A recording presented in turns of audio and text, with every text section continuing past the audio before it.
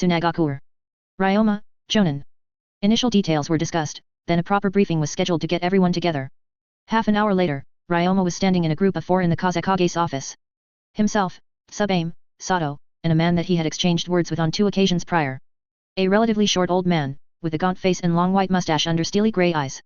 He wore a loose black jacket over his flak vest, with the symbol of Suna prominently emblazoned on the right shoulder, and the word Captain emblazoned on the left. Under he wore loose white robes, which were tied off at the ends with scarlet, braided cords.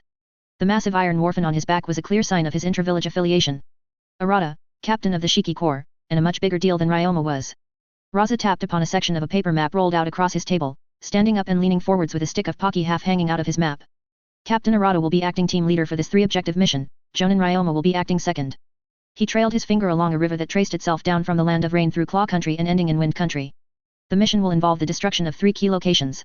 It is imperative that they are destroyed completely, and the team is extracted before IWA has an opportunity to respond.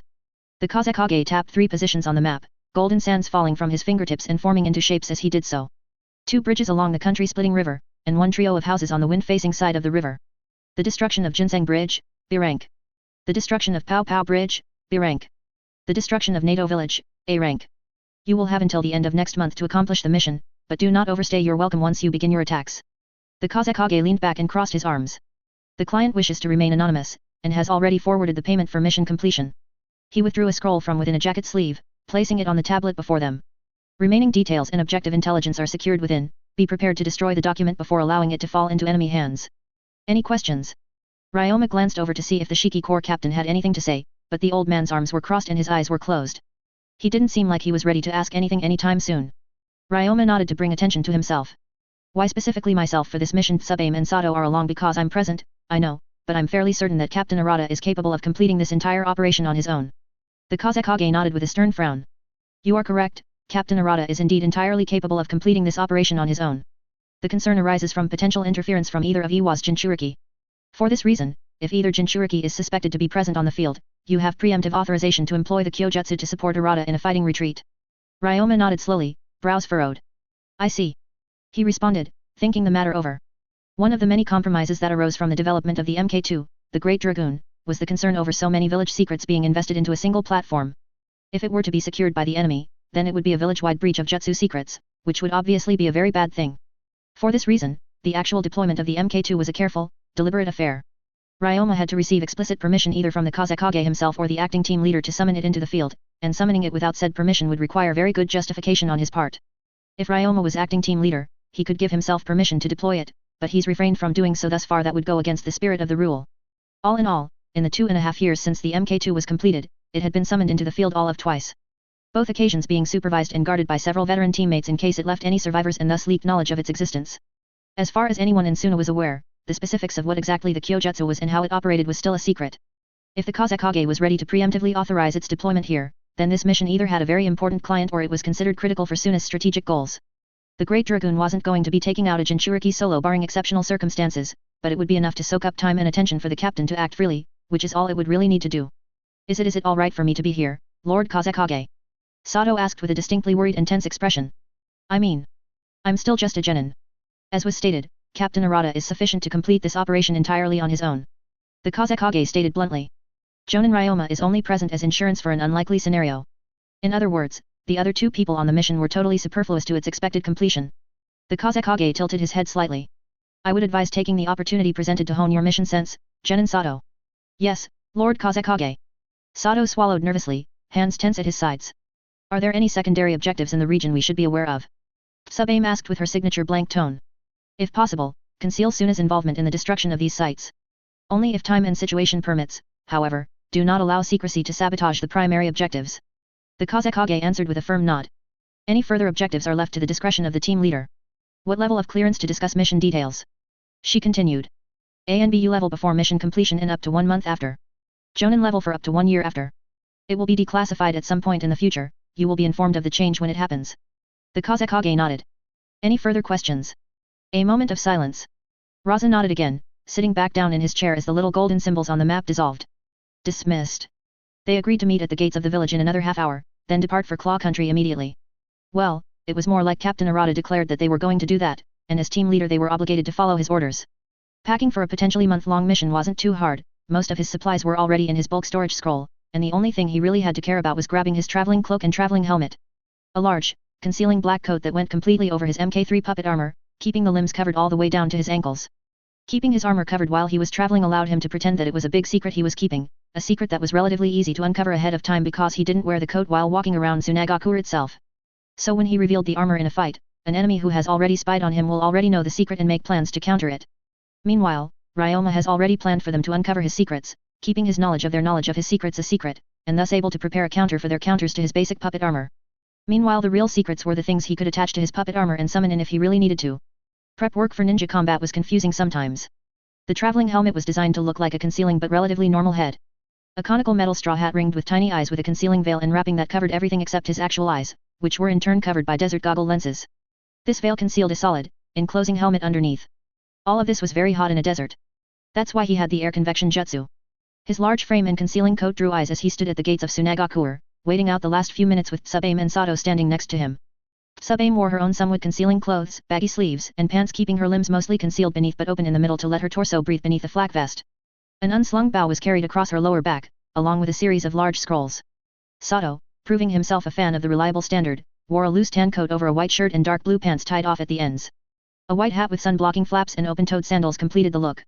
Exactly upon the agreed-upon minute, the captain of the Shiki Corps appeared in a swirl of wind, looking almost exactly as he did just half an hour ago. He eyed each of them up for a moment, before grunting in something akin to satisfaction and immediately starting a brisk walk beyond the reaches of Tsunagakur. Introductions. Captain Arata grumbled, glancing back at them. I specialize in wide-scale destruction with Warfin techniques. I am highly proficient with all other ninja arts. Ryoma waited a half moment to see if the captain would continue at all, but he didn't. He nodded shallowly, reaching up to lower his helm jaw through the veil and say his own introductions. I'm a puppeteer specialized in close-ranged and hand-to-hand combat, with passing capability in wind, earth, and summoning ninjutsu. I use the occasional genjutsu. Please inform me if anyone touches any of my weapons. It's a fast-acting paralytic. The captain turned his short gaze towards the next in line. Tsubaime nodded and started to speak. I specialize in all ranges weapon use, hand-to-hand combat, and single-target elimination. I use a handful of ninjutsu, tools, and poisons to supplement this. I will prioritize targets that threaten Jonin Ryoma, a standing order from Lord Kazekage. The captain turned his stern eyes to the final member of their four-man team. Sato jumped a little when he realized eyes were upon him. Sato Taro. I know a few ninjutsu, the basic 3 water, 2 wind, 1 earth. I'm decent at staying quiet. That sounded more like a question than a statement. The captain stared at him for a few moments longer, before grunting dismissively and turning his gaze forwards again. That seemed like the end of the introductions phase, so Ryoma turned to Sato and asked another question. Do you know how to make and prime an explosive tag? Sato looked at him with a vaguely insulted expression. Ah yes? I've been at this as long as you have. Ryoma tilted his head in mild confusion. How are you still a genin? Explosive tags and knowing when to pull out alone can carry you into Chunin. He should know, because that's exactly what carried him into Chunin. Most of the killing power of a bolter came from its ability to shoot explosives and then explode itself. Really? Sato gave him a troubled grimace, turning aside and reaching up to rub the back of his neck. Well, I don't have a team to take the Chunin exams with. I'd need to get one. You can take the Chunin exams alone, you know? That's what I did. Ryoma replied with a little shrug of his heavy shoulders. I know I was going to sign up for the next one that happened in Suna. Sato denied with a wave of his hands. I don't want to risk taking on the exams alone in another village. Sensible enough, he supposed. Ryoma nodded and faced forwards again. That's why you're still a genin. The captain growled at the front of their little pack, sliding down the sand dunes before them with a practiced bend to his knees. Sato's shoulders rose defensively as the old man turned to glare back at him. Caution is important, but a coward is useless. I am not a coward. I have an entirely reasonable level of risk assessment. Sato defended, slapping himself on the chest as they started running up the next dune. I know what kind of monsters win the Chunin exams. I'm nowhere near ready to take those guys on. I'm waiting for a home territory advantage to strike, that's just good sense. The objective of the Chunin exams isn't to win. Tsubaime correctly blandly, making Sato stumble forwards and flail for a few moments as he steadied his run. She continued after letting him straighten up. It's simply to demonstrate your abilities, and advertise those abilities to potential clientele in the finals. Whether or not you get promoted as Chunin is entirely divorced from winning or losing. Sato looked simultaneously baffled and irritated at his long-held belief being challenged like this. Wait, so I thought you had to. The Chunin exams are a polite formality at their core. Ryoma began with a shake of his head. They exist as a way to demonstrate young talent both to rival villages and civilians. Against villages, we have a way to see how their next generation of ninja compare to our own in a way that doesn't compromise the security of any secrets or jutsu of actual importance. For civilians, we get a way to demonstrate our abilities and capabilities as tools for hire for their particular needs. An event conjured up by that third Hokage, allegedly for the sake of improving relations. Captain Arata grumbled with a shake of his head. Fiction for the nobility and merchants. We agreed to its terms for the opportunities it provided, the chance to further our strategic intelligence. Wait, so what's the point of even sending genin to the exams if they don't matter for promotion? Sato threw his hands forwards with an incredulous expression. It was part of the terms we agreed upon. All genin must attend the chunin exams for the duration of at least one trial before promotion. Arata continued with a distant rumble, before breaking out into a series of raspy chuckles. The first exam was a shit show. Taking place in Konoha, no one was there to actually compete, just to scout their village. All the genin we put forth were withdrawn and promoted after the first trial. So Konoha won by default, hey? Ryoma asked with a dry amusement. They held this grand tournament for the second and third trials, telling the precise truth, that every other village decided to withdraw in the first round. Arata continued with a crackling laughter. The present nobles and merchants see this: every other village loses a tenth of their clients in a single move. That old bastard third played us. Ah ha ha ha ha. Months to recover from that disaster. Which is why we play along more these days. Ryoma raised a hand palm up, looking to Sato as the captain continued to laugh to himself. You personally don't have to win to make chunin, but no great village wants to lose any of their revenue to their rivals. Right. That makes sense. Sato glanced at him with a frown, before looking straight ahead again. I might sign up for the next one. When is the next chunin exam anyways? Ryoma asked, rolling his jaw in thought. July, in Hot Spring Country, right? That's correct. Sub-Aim confirmed with a nod. It's probably something to prepare for, Sato. Ryoma nodded, before letting an amused grin form on his hidden face. He shrugged in an exaggerated manner. Unless, of course, you just want to be a genin forever. Ah, shut up. Sato growled. Not everyone can be Mr. Prodigy. Some of us are actually normal, you know. You have explosive tags, you'll do fine. Ryoma waved him off. The only thing you have to worry about in Hot Springs is the insane murder cults. Wait, what? Sato stopped short, brows furrowing as he stared into the side of Ryoma's head. Insane murder cults? In Hot Springs? Yab. You know the average religious extremist over there is a B-rank threat, right? Ryoma teased with a carefully factual tone. That's also where the green demon women with scary faces and magic hair live.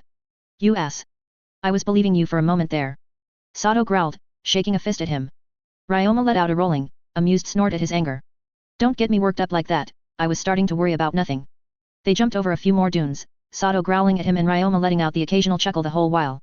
After a few minutes, Sato had calmed down. Hey, so.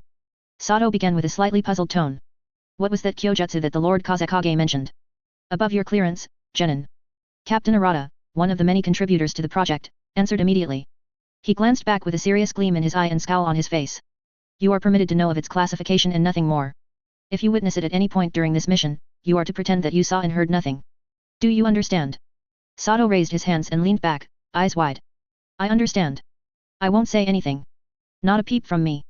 After a few moments, the captain turned his gaze forwards again, and Sato dropped his hands. Nervously, he glanced over at Ryoma before swallowing and asking another question. Am I allowed to ask what a kyojutsu is? I've never heard the term before. If you have to ask what it is, then no, you're not allowed to know. Ryoma clarified with a shake of his head.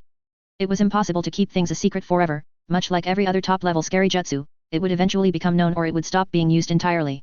What the current secrecy ensured was that they would have at least a few years of missions with it as a complete surprise. Completely pointless for deterrence strategies, but Suna already had pretty good deterrence in the one-tail sand demon and living in a place that no one wants to invade. I wouldn't worry about it. Right. Sorry. What pace are we setting for Claw Country, Captain Arata? Sub-Aim asked. The current one. Lunch during noon, dinner at sunset, 6 hours of sleep.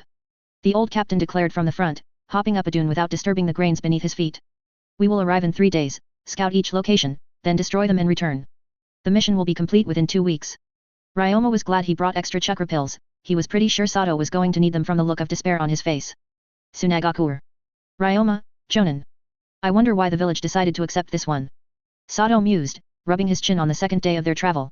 The desert had started to shift into arid, rocky plains by this point, and the occasional cloud stifled the merciless sun above for brief periods. Claw is normally IWA territory, right? Seems kinda risky to be making a move like this, we just got out the last war. This is mostly just a tourist trap kind of village, right? You are free to wonder. Captain Arata replied carelessly, hopping over a rock formation and sliding down a hill. The rest of them followed immediately after, kicking up lines of dust behind them. The captain's tone indicated that he had some insight that the rest of them were no privy to. Well, insight that Sato and Sub-Aim were not privy to. Ryoma was almost certain about who the client was and why they were doing this. After all, the destruction of key sites under IWA influence in Claw were outlined in his wartime drafts, even if the precise specifics were not. Well, If you're trying to puzzle something like that out, it's best to start with figuring out how Suna will or will not benefit from any given mission. Ryoma replied with a hint. Regardless of who the client is, Suna is equally affected by any given mission completion. One of the Kazekage's duties is filtering out missions that would be ultimately harmful to Suna's strategic interests, something normally delegated to someone in administration. He crouched slightly, cycled his chakra, and kicked off in time with a flexing of the Mk3's legs. One of the main advantages of wearing puppet armor that was so form-fitting was that his effective physicality was bolstered by his chakra strings. The strength, speed, and movement of a puppet was based around effective operation via what was essentially wire-guided telekinesis, not his own physicality. X plus Y. So long as his timing was consistent, his overall physical performance would be directly enhanced by his skill with chakra strings, and things that could cripple one variable would not usually cripple the other variable, meaning that his overall survivability was also increased. In short, puppet armor worked like power armor. He soared 50 feet into the air, well over the outcrop that should have diverted his path, landing on the other side with a heavy stomp that kicked up a wall of dust. He emerged from it at a running pace, immediately in line with the rest of his team once more. A leap that barely took any effort on his part, one he could do essentially all day without any strain. Stop showing off. Sato complained. Ryoma's helmet concealed his crooked grin. Most missions accepted have no real strategic benefit to Tsunagaku save that someone is paying us to do them. Ryoma continued without acknowledging his cool little jump. If a mission this big was approved, then someone in administration decided that its completion will be a net benefit to Suna. So if you want to figure out why it was accepted, you need to view it from that angle. Angle of completion, hey. Sato muttered, brows furrowed as he hopped over a creek. If we're attacking IWA like this, doesn't that mean we're ready to go on the attack against them? We still have Pakara of the Scorch release, after all. If we're going on the attack, why would we destroy the bridges before a massed invasion? Ryoma pointed out with a raised finger. All that does is slow our own advance into IWA, and losing the initiative in an invasion would only ramp up the costs involved. Ah, then it's a defensive measure. Sato proclaimed, punching his palm. We're worried about IWA making moves against us soon, so we're preempting them by destroying the quickest routes for them to resupply in friendly locations. That would also align with the destruction of the village. NATO is aligned with IWA interests from what intelligence indicates. Sub-Aim mused, twirling over a shrub and slide hopping back into a normal pace. Destroying it and the bridges would limit Iwa's ability to resupply near the border, forcing their supply lines to travel several more days in both directions and discouraging aggressive action against Suna until the bridges and settlement can be rebuilt. They managed to figure out the ramifications, but not the reason. There's no intelligence that he was aware of that indicated IWA was planning to make aggressive moves against Suna, but if they were discouraged from attacking, then Suna would not have to worry about any of its fellow great ninja villages interfering with its upcoming actions. Konoha was allied to them, and IWA would be on the defense with nearest resupply pushed back by nearly a week. So long as Suna made no further action against either, they were free to do whatever they wished. Ryoma decided against explaining this. It probably wasn't appropriate, and the OPSEC risk if they got captured and interrogated wasn't really worth it. Something like that, for certain. He agreed with a mild tone. Might be prudent to start discussing our actual plans for destruction here, how and in what order. My fan is sufficient to destroy each location's center, but the sprawling nature of the village will leave survivors. Captain Arata stated bluntly, turning his head slightly to glance at him. For this reason, you will employ the Kyojutsu to assist in the extermination of the survivors. Allowing any witnesses to flee will compromise the secrecy of the mission. A familiar feeling crept up in his chest. Cold and empty. Are you certain, team leader? That would compromise the potential secrecy of the Kyojutsu itself should unforeseen factors interfere and prevent total eradication of the objective. I am certain. Captain Arata confirmed sternly. If unforeseen factors interfere to such an extent, then the Kyojutsu would likely need to be employed regardless to ensure extraction. More importantly, the Kyojutsu will speed the destruction of the objective, allowing the team to extract earlier. It is more wise to employ it than not in this instance. So that's how it was then. Ryoma knew Captain Arata well enough by brief meetings and reputation. When he declared a direct order, he did not rescind it. He inclined his head shallowly. I see. And the destruction of the other two locations? We will need to travel several days to reach both. We will move quickly. If I may offer a suggestion, team leader. A somewhat niche application of the summoning technique would allow me to summon myself to a location, provided I have a sand clone present. He nodded slightly. I cannot effectively control the clone at such a distance, but I can send a mental command to it to perform the summon jutsu, which it will perform as soon as the command reaches it many seconds later. I can destroy the furthest bridge and then summon myself to Nato village, if you can carry my insensate sand clone the distance and keep it alive until it is time to attack. Wait, you can do that with the summoning jutsu? Sato asked with an amazed expression. That would cut off days of travel here. For one person, with a high delay, at a predetermined time or signal, requiring a large amount of preparation to actually utilize. Ryoma added with a shake of his head. Flying Thunder God, it most certainly wasn't. It's a useful facilitator technique, but niche as I said. I would be unable to protect you after you summon yourself, not until I link up with the rest of the team once more. Sub-Aim declared sternly, glaring into the side of his head. I do not like this plan. I'll be with Captain Arata and Sato after I summon myself. Ryoma countered with a shake of his head. You can escort me to the furthest bridge and then exfiltrate after its destruction. If anything, it's you who will be in the most danger here, moving through Claw Country alone. She narrowed her eyes at him, a sharp glare attempting to cut through his solid metal helmet. Naturally, as she didn't have a jujutsu, her sharp glare was ineffective against his armor. Are you certain you are capable of this, Jonin Ryoma? Captain Arata asked with a firm stare. Ryoma's reply was interrupted as Arata leapt high into the air, unfolding the immense iron fan on his back and flipping over to stay on top of it. The reason for the sudden acrobatics was obvious with the wide crack in the earth that groaned before them. Smoothly, Ryoma reached out with strings and grabbed both Sato and Tsubame, tossing them hard through the air in a parabolic arc. Throwing you. He stated bluntly. Wah-ah! Sato exclaimed as he tumbled through the air, spinning as he was tossed. Tsubame let out a slightly more dignified sound as she right-ended herself. Wah. Teammates tossed, Ryoma bent his legs, tensed his thighs, and flexed his feet. A massive, low-angle leap sent him forwards over the gap fast enough to make the wind hiss outside of his helmet. He flipped once through the air, controlling his angles with the strings on his armor, and landing feet first on the other side. Another massive plume of dust came to life where he impacted, significantly obscuring his vision. Catching you. He called out again. A net of strings extended from his fingers and latched onto his teammates as they fell, correcting their posture and momentum as he started stomping forwards again, out of the cloud of dust. After a few seconds of letting them get accustomed to their new facing, he dropped them to run on their own. They were openly glaring at him, brushing themselves off as they dashed alongside him. He couldn't lift himself with his chakra strings and thus fly in defiance of gravity, but he could still control himself in the air to a degree with them, namely in angle and positioning. It was somewhat difficult to explain what separated the two types of movement, and he hadn't figured out all the exact specifics of it quite yet. Every time he thinks he does, he runs straight into another edge case interaction that he hadn't anticipated prior. The inventor of puppetry, Monzaemon, could allegedly fly himself around with puppetry strings no problem, but there was no way of verifying if that was actually true. The captain dropped out of the sky in front of them, landing smoothly and resuming his earlier running pace. I'm confident I can do this. I use the technique semi-regularly for mission extractions. Ryoma replied now that the obstacle had been overcome. HMH. Very well then. You and Jonin Tsubame will travel to Ginseng Bridge and ensure its destruction by no earlier than Friday 23:30, and no later than 2400.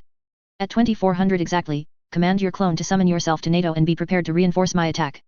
After NATO is destroyed, we will proceed to Pao Pao Bridge and eliminate it as well, then exfiltrate back to Suna. Friday hey? Arata was setting a pretty brutal pace for them here. Understood. When do we split off? Make your preparations now, we will split immediately. Arata declared with a decisive nod. Two smaller groups will better slip through whatever border patrols they maintain. Ryoma nodded, performing the hand seals and expending 4 motes of chakra. Sand clones always took about 1/10 of his total chakra to perform, and he had 44 motes these days. 12 personal, 32 peripheral. Almost immediately, the dust clinging to his form and surrounding their steps swirled together and took his shape. Clone Ryoma, Cloma, nodded as he ran along. Ryoma quickly unsealed a vial, biting a finger and collecting a few drops before capping it off again and handing it over to the clone to secure. The summoning jutsu required a few drops of blood to perform, regardless of what you were summoning, unless you were cheating somehow. Genin carry the clone. Sato groaned in despair, and Cloma grinned as he angled his run over to him. You are troubled. Tsubame declared much later that night, as they stopped briefly to eat and recuperate. She stared at him with a placid expression, slowly taking a bite of her ration snack. Troubled? Ryoma asked with a raised brow, eating another bite of warmed meat from a can. It tasted like salty can meat, which meant it was perfect and nostalgic. What makes you say that? Your chattering ended as soon as we broke off from Group A. She observed. And it slowed when Captain Arata commanded you to participate in the destruction of NATO village. Ryoma stared at her blankly for a few moments, slowly chewing his ration of salty can meat as he considered how he should respond. After a few moments, he swallowed, then nodded slowly and looked back down to his food. Yet I suppose I am. He took another bite, no longer disguising the contemplative look on his face. Does the threat of the Kyojutsu being revealed bother you that much? Oh no. He shook his head. It's not that at all. It's certainly something to consider, but Captain's reasoning was sound enough to justify the command. I don't have a particular issue with that. The destruction of NATO village itself, then. Ryoma was quiet for a few moments, taking another bite of the canned meat. Oh look at that, all gone. He sealed it away into his bulk scroll as he chewed, and moved on to the next meal item. Dried fruit bar. Yes, that's it. He agreed with a nod after swallowing. No matter how sound the reasons, or how absolute the strategy, attacking a civilian target isn't something that I'm going to ever be excited about. And yet it was his plans that may have influenced the Kazekage into ordering this very mission. He didn't say it was absolutely his fault, because it would be egotistical to assume everything that happens was caused by him, but he was pretty sure. They did very little to deserve this, other than having the misfortune to live in this particular place at this particular time. Ryoma shook his head. If I am to kill them, I should at least have the decency to do it solemnly and light a few expensive candles after I get home. Anything less would simply be rude. He found himself almost wishing for an interruption that would disrupt their mission here, even if that meant Suna's position would be slightly worse off for the next phase of the plan. Wishes, of course, wouldn't do anything here. I wish I didn't have to kill you. Oh wow, thanks a lot, Jackass. That made everything better. He rolled his eyes at the thought. I see. Sub-Aim replied softly. That's good. Ryoma glanced over at her, her gaze downcast at the little candle that served as their current campfire. Barely more than a single light and a thing to warm ration tins on. He huffed, waving a hand. Don't worry about it. Instead think about how fun it's going to be to blow up the bridge. He let out a chuckle. I got explosive tags to spare if you want to have the honors of charging and detonating them. Let's aim for the biggest boom we can, alright. She nodded resolutely, face still blank. They reached their destination after 2 more days of mostly silent travel, to the currently unoccupied stone bridge that spanned the immense river. Perhaps more than 500 feet across, built of immense, solid blocks that rose out of the waters themselves and just barely high enough in the center for ships to pass underneath. It was a truly impressive bridge, taking nearly an hour to set all charges along the supports and stay hidden from the occasionally passing merchant at the same time. The explosive seals had been gradually charged as they traveled over the previous days, allowing their reserves to remain more or less at full by the time they were primed and ready to detonate, supported with a handful of explosive tags for good measure. They elected to stay low and quiet, waiting for almost the last moment to actually trigger the explosion. As soon as the bridge went down, he'd be summoning himself back to the village and get ready to deploy the Mk2. Hidden in the distance, he crouched next to Sub-Aim behind a natural earthen mound and under dense shrubbery, staring at the primed stone bridge in the distance. The minutes ticked away on his mental clock, slowly, gradually, until it hit midnight. He sent the mental command for his clone to summon him, raising his hands into a seal. Sub-Aim copied him with a slightly different hand seal and command. Release. Explosion. Almost simultaneously, explosions rippled through the supports keeping the bridge up, stone shattered and groaning as it began to tilt. The bridge itself crumbled in slow motion, breaking up as it toppled and crashed into the swift water below with tremendous splashes. He grinned at the deathless destruction, the childlike joy at seeing something blow up never really getting old. He gave Sub-Aim a thumbs up. A moment later, the command finally reached his clone, many miles away. Ryoma disappeared in a plume of smoke, and reappeared in another. The air was less humid here, the stars were darker, and the air filled with the smells of city life. A howling hurricane was screaming towards the town in the distance. His sand clone dissolved into dust, chakra expended, and Ryoma raised his thumb to his teeth to bite. There was too much smoke around. The hurricane crashed into something immense and metallic, slowly growling down and losing power against the smoke-shrouded barrier. An immense toad loomed between him and the village, massive iron shield in one warty hand and house-eclipsing sword in the other, a speck of bright white on the forehead. A dramatic voice boomed out boisterously. Ahaha! Don't you know? The gallant Jiraiya always arrives at the very last moment to save the day. Nato Village. Ryoma, Jonin. Jiraiya of the Sunin, one of 3 legendary ninja who received their titles from Hanzo himself, for their immense achievement of actually surviving an extended battle against him mostly intact during the Second Ninja War. Student of the 3rd Hokage, previous leader of Konoha. Teammate to Tsunade and Orochimaru, both equally legendary ninja in their own rights, and mentor of the current 4th Hokage, who may be the single most dangerous ninja alive. Jonin, run to Pow Pow Bridge immediately, do not stop until you reach it and link up with Jonin Sub-Aim. Complete the mission and return to Suna from there. Ryoma ordered harshly, hands immediately going through the seals to produce a sand clone. Dust from the previous clone swirled together again, reforming his shape. 4 motes expended. 40 motes remaining. Every name in that list was a S-rank ninja by an unquestionable margin. A monster capable of clearing entire battlefields of lesser ninja on their lonesome. Titans of chakra and skill that shaped the rest of the ninja world around their antics. But what about? That was a direct order, Jonin. Ryoma barked and glared, Sato immediately flinching back and then leaping away. Clone Ryoma, Cloma, leapt forwards towards the source of the horizontal hurricane as the giant toad continued to loom in the distance. Ryoma reached into his vest pocket and withdrew a chakra pill, immediately crunching down and swallowing the fruit, nut, and meth mixture. Almost immediately his reserves started to noticeably replenish, hypercharged by the drug. Jiraiya the Gallant was known for 2 main patterns of behavior. The first was his lecherous attitude, visiting whorehouses, spying on women's bathhouses, writing fairly popular smut adventure stories, and similar. The second thing he was famous for was butting his head into missions and situations that had nothing to do with him or his village and immediately throwing himself into supporting one side according to his moral sense. The second thing made him immensely frustrating for most villages to negotiate with. Ryoma whipped out his field scroll, rolling it across the ground in front of himself and starting to unseal components. He threw his bulky outer jacket off, hurriedly grabbing accessories and locking them into place on the Mk3's frame. Cloma landed next to Captain Arata, who stood with iron fan unfolded, glaring at the giant toad in the distance. Jiraiya. The old ninja growled, before glancing in his direction. Jonin, where's the genin? I ordered him to evacuate the region and complete the last objective. Cloma quickly responded, withdrawing a pair of kunao in defensive posture. The kyojutsu has yet to be employed, employing it now will absolutely compromise its security now that Jiraiya has appeared on the field. What are your orders? Arata glared at the giant toad in the distance, before huffing. We will attempt negotiations. If negotiations fail, be prepared to support me against the Sunin for as long as you can. Collateral damage will have to suffice for partial mission completion. Do not employ the kyojutsu under any circumstances. Ryoma was afraid he was going to say that. Arata leapt forwards, jumping twice, and landing just to the side of the immense groove his wind had carved into the earth. Cloma leapt to follow, landing next to him in a crouching, ready stance. The immense toad leaned forwards to look at them, planting its toed knuckles into the ground to kneel, still holding its massive sword, and tilting a huge eye down. On top of its head, the tall, white-haired form of Jiraiya stood with one leg raised, locked into a dramatic kabuki pose and grinning down at them, palms facing towards them and fingers splayed wide. Jiraiya of Konoha. Our mission calls for the destruction of this village. Do not interfere. Arata boomed out, clearly abandoning the optional objective of secrecy in the process. He slammed the end of his iron fan down. In many ways, Ryoma was very glad that Jiraiya was here, making his team leader abandon the need to totally wipe out the village to maintain secrecy. That meant he didn't need to deploy the Mk2 to stomp a small town worth of civilians to death. Not yet, at least. Perhaps ironically, the Mk2 was explicitly designed for that kind of work, built as a prototype for a model designed to annihilate the hordes of plant zombies that were coming in the future apocalypse. Of course, a design suited to wipe out hordes of plant zombies was also very applicable to wiping out hordes of normal people, something that Ryoma didn't quite realize while designing and constructing it.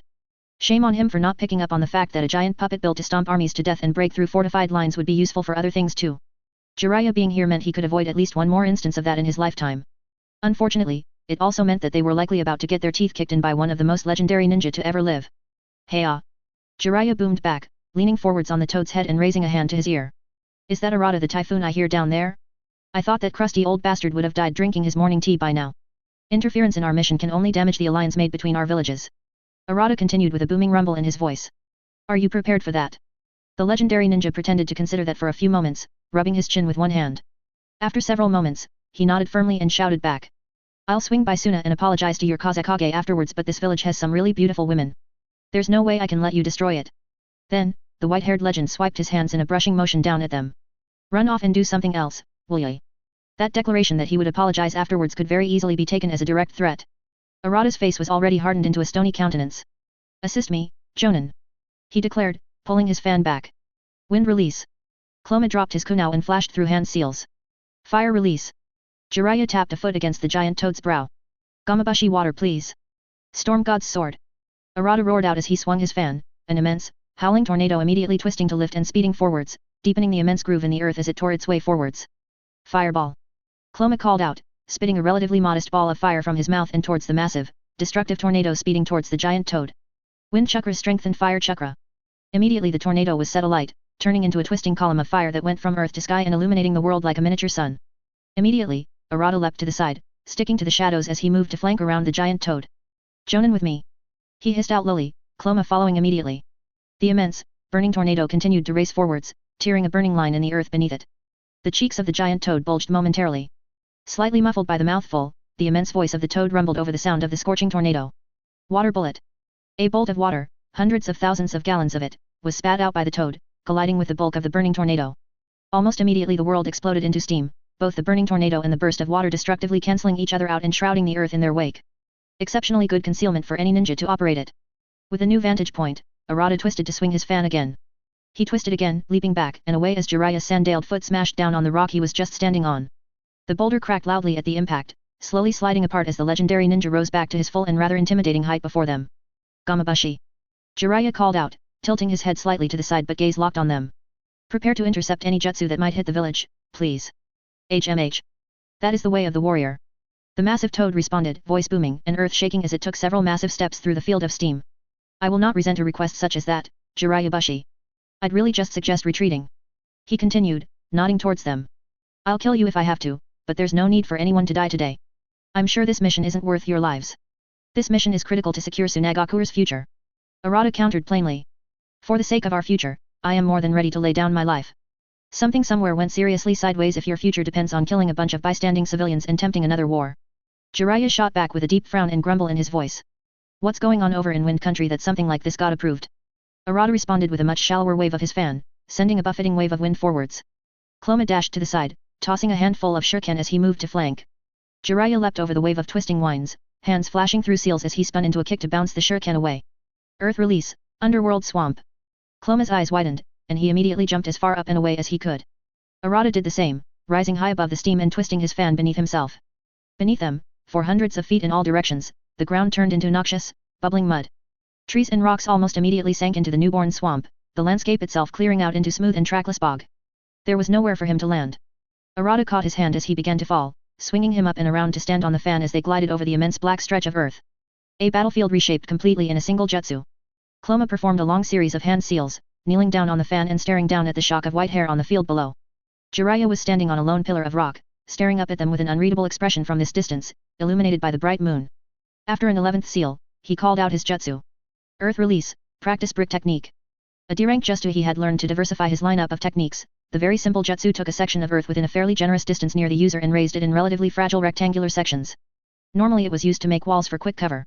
Below them, dozens of earth pillars rose from the otherwise inhospitable swamp in a 4 meter by 4 meter grid pattern. Arata flipped his fan around as Cloma dissolved into sand, falling out of the sky and landing on one of the pillars. From the distance, more and more earth pillars began to rise out of the ground, letting a more laden Cloma leap forwards upon them to cross the swamp and return to Arata's side.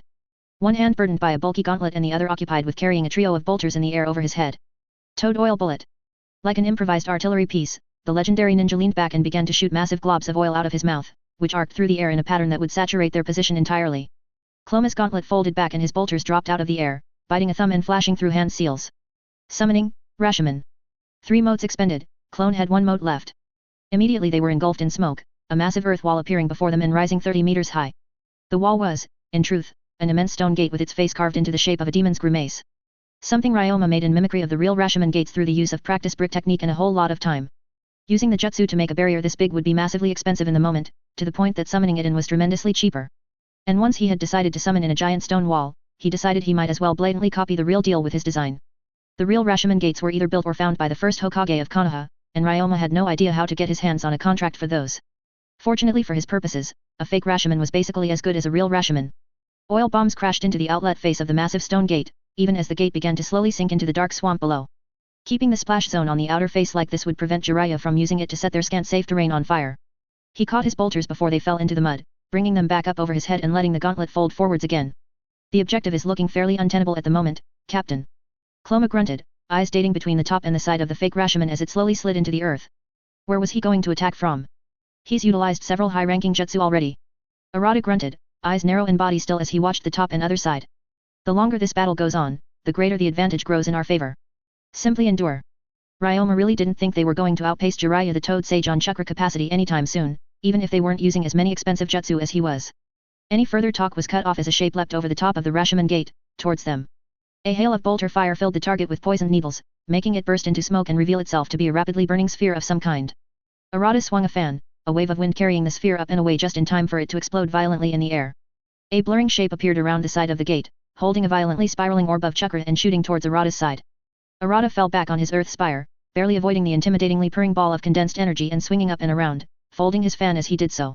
The side smashed into the figure's underbelly, practically folding it before smashing it up through the air. Arata stabilized and unfolded his fan, ready to attack the puff of smoke. A clone. A second Jiraiya blurred out from the side, following shortly in the wake of the first with yet another ball of spiraling chakra in hand. A hail of bolter fire deflected by simply holding the orb up and letting the sphere of energy grind thin metal rods to dust unheeded.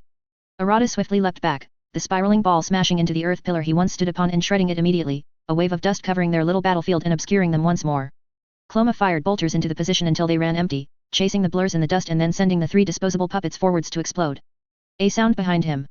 He twisted into a heavy haymaker. The Toad Sage caught Cloma's arm and twisted. Many meters away, Ryoma blinked as the second clone suddenly stopped existing. He rolled his shoulders and rose from his hidden position, as prepared as he was ever going to be. A layer of heavy black sand covered his form, and he began to run down towards the equally dark swamp. He twisted himself sideways, jumping and landing on the side of the earth pillars before using them as stepping stones to race forwards. Despite his regular use of jutsu, the chakra pill ensured he was still nearly full. A later crash was more than worth the current increase in battlefield endurance. In the distance, another hurricane bloomed to life, kicking up waves of drowning mud and shredding the back of the Rashomon gate in the process. He narrowed his eyes, continuing to race forwards and rapidly gaining visual clarity upon the scene. Arata and Jiraiya were engaged in ferocious hand-to-hand combat, Arata using his immense iron warfan deftly to defend and prevent himself from being overwhelmed by the heavy hands of the much taller ninja currently bullying him into a corner of the spires. He triggered the flare launcher on his right bicep with a thought and a twitch of his toes, sending a trio of hissing red stars into the sky to hang above the battlefield, illuminating everything clearly for many feet. The wind shiki thrusters on his legs triggered with another twitch and thought, sending him racing forwards in one incredibly fast leap. The Toad Sage glanced towards him, twisting into a kick that sent Arata flipping back to crash against the sinking Rashomon. A moment later Jiraiya had turned into a stance clearly intended to intercept him again. Don't block! Ryoma roared, bringing an arm back and aligning his muscles with his frame. A pair of wires shot out from thigh-mounted attachments, grounding him to the rock pillar beneath the Toad Sage's feet. His thrusters twisted and fired again. Just before impact, Ryoma's momentum had entirely changed, suddenly going up and over the legendary ninja's head. Jiraiya's eyes followed him up, widening as the intercepting stance changed into a hasty block. Ryoma's gauntlet, heavy and built explicitly for punching things, crashed into the Toad Sage's crossed arms. A blink, and a line of pillars shattered violently, falling into the mud as the legendary ninja smashed through half a dozen. Just before the final line of pillars, Jiraiya caught himself and swung around, unsteadily flipping up and righting himself once more. This left him completely open to Arata who would. An iron fan smashed into his side. Move, young fool. He hadn't been watching for an attack from his ally, of all people. Ryoma flew back, wires dislodging and side bruising with the impact. He skipped over one pillar, then landed properly, swinging around to bleed off momentum. He coughed, focusing his gaze up. Just in time to see Arata ensnared in a warty tongue, thrashing violently as he was pulled into a little frog-shaped gourd. The gourd shook violently 3 times, before stilling as a cork slotted itself back into place on the mouth of the frog. I'll give you one thing, you certainly pack a punch. The Toad Sage declared, wiping off the side of his mouth as he rose to his full height.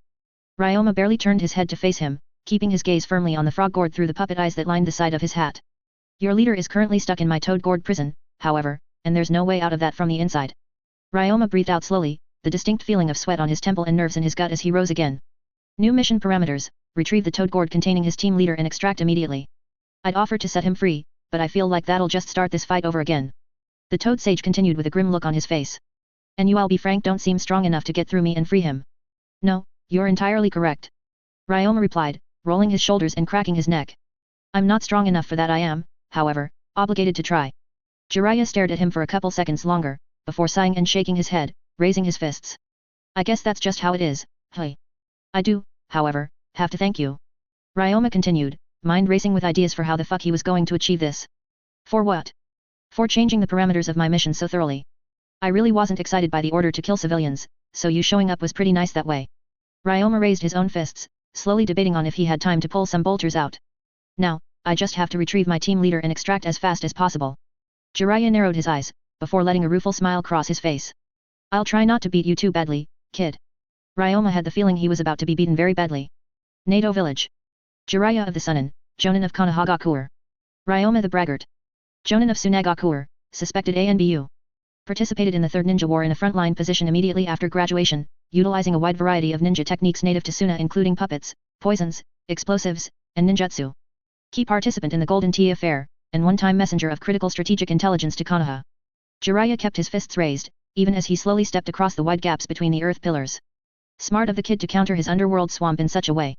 Opposite to him, the braggart slowly moved in a counter-circle, fists also raised in a firm and direct stance. Bundles of wood and metal stuck fast to various parts of his body, some sort of puppet contraptions. Normally, a puppeteer would need to use their hands to control a puppet, and the braggart's hands were occupied with holding onto the nasty gauntlets of his. These must be controlled in some other manner, but he didn't immediately see how. Not going to try to stop me? I'm getting closer to the gourd, you know. Jiraiya asked with a half-serious grin. Didn't you say something about getting your team leader back and getting out of here? He really wanted to just outright ask what was going on down in Wind Country, but they didn't give him a straight answer last time he tried that. Most recent intelligence indicated that they were being squeezed a bit by their daimyo, but still had more than enough funding to last well more than a decade. With the Konoha alliance, they should be more open to missions in tea, grass, and hot springs. Furthermore, Minato had already confessed his plans to suggest more frequent shared operations to alleviate some of their funding issues and strengthen the alliance. More than a decade of funding left at minimum and things looking up for them in the long term. Why were they making moves into IWA now? Jiraiya needed more info. The braggart tilted his head, the eye-rimmed hat and glaring lenses over the pure white shroud giving him a distinctly creepy vibe. The bomb has already been planted. Jiraiya's eyes widened slightly, flashing down to see. Nothing. He swung his hair around, channeling chakra through it as he did, and hands smashing into a set of seals. Needle Jizo. A fluffy white barrier of iron hard, sharpened hair covered his form just in time for another barge of Senbon to smash into it and bounce off. They had been fired from the blocky tubes mounted on his opponent's hips. One eye peered through the extended armor of iron-sharp hair, seeing the braggart flip back to hang over the side of the pillar while pulling a scroll out of his vest. The armor was new, from the last time Jiraiya looked at the kid's file back in Konoha a couple years back. He still wasn't sure of all its tricks yet. The giant fake Rashomon was also new and Jiraiya knew it was fake because Orochimaru could summon the real things. Sarutobi gave each of them one jutsu from the Forbidden Scroll, a reward for something or another. Jiraiya had picked up his first hair technique from that, Tsunade had picked something else that he didn't remember, and Orochimaru had chosen the flashy Rashomon gates. They sounded different on impact, metal instead of stone. His hair slowly untangled from around his body, one long tendril snaking over to delicately grab the toad gourd and hand it over to him. He would keep the jutsu running, but an underworld swamp at the same time was really too costly. He tied the gourd to his belt as the braggart pulled back up from the side of the pillar he had been hanging from, 3 new stickbug-like puppets dangling from a set of strings on his left hand. The gauntlet there had folded back and locked over his forearm, leaving the hand free. All that just to pull some puppets out. Jiraiya smiled. I probably would have just let you, if you asked nicely. No, he wouldn't have. No, you wouldn't have. Damn, this kid was good, hey? You should feel honored, Jiraiya the Sunin. You're the first person who gets to face my new and improved bolters. The braggart declared, gesturing towards him with a low fist. Oh yeah, what's new and improved with them, hey? Jiraiya asked, cracking his neck and widening his stance. I added a canister of compressed air so they can hiss in an intimidating fashion. He declared dramatically. True to his words, the floating, rectangular stick bugs started to make little hissing noises at him. Jiraiya stared at them for a few seconds longer, before raising a brow. Is that it? He asked with an unimpressed tone.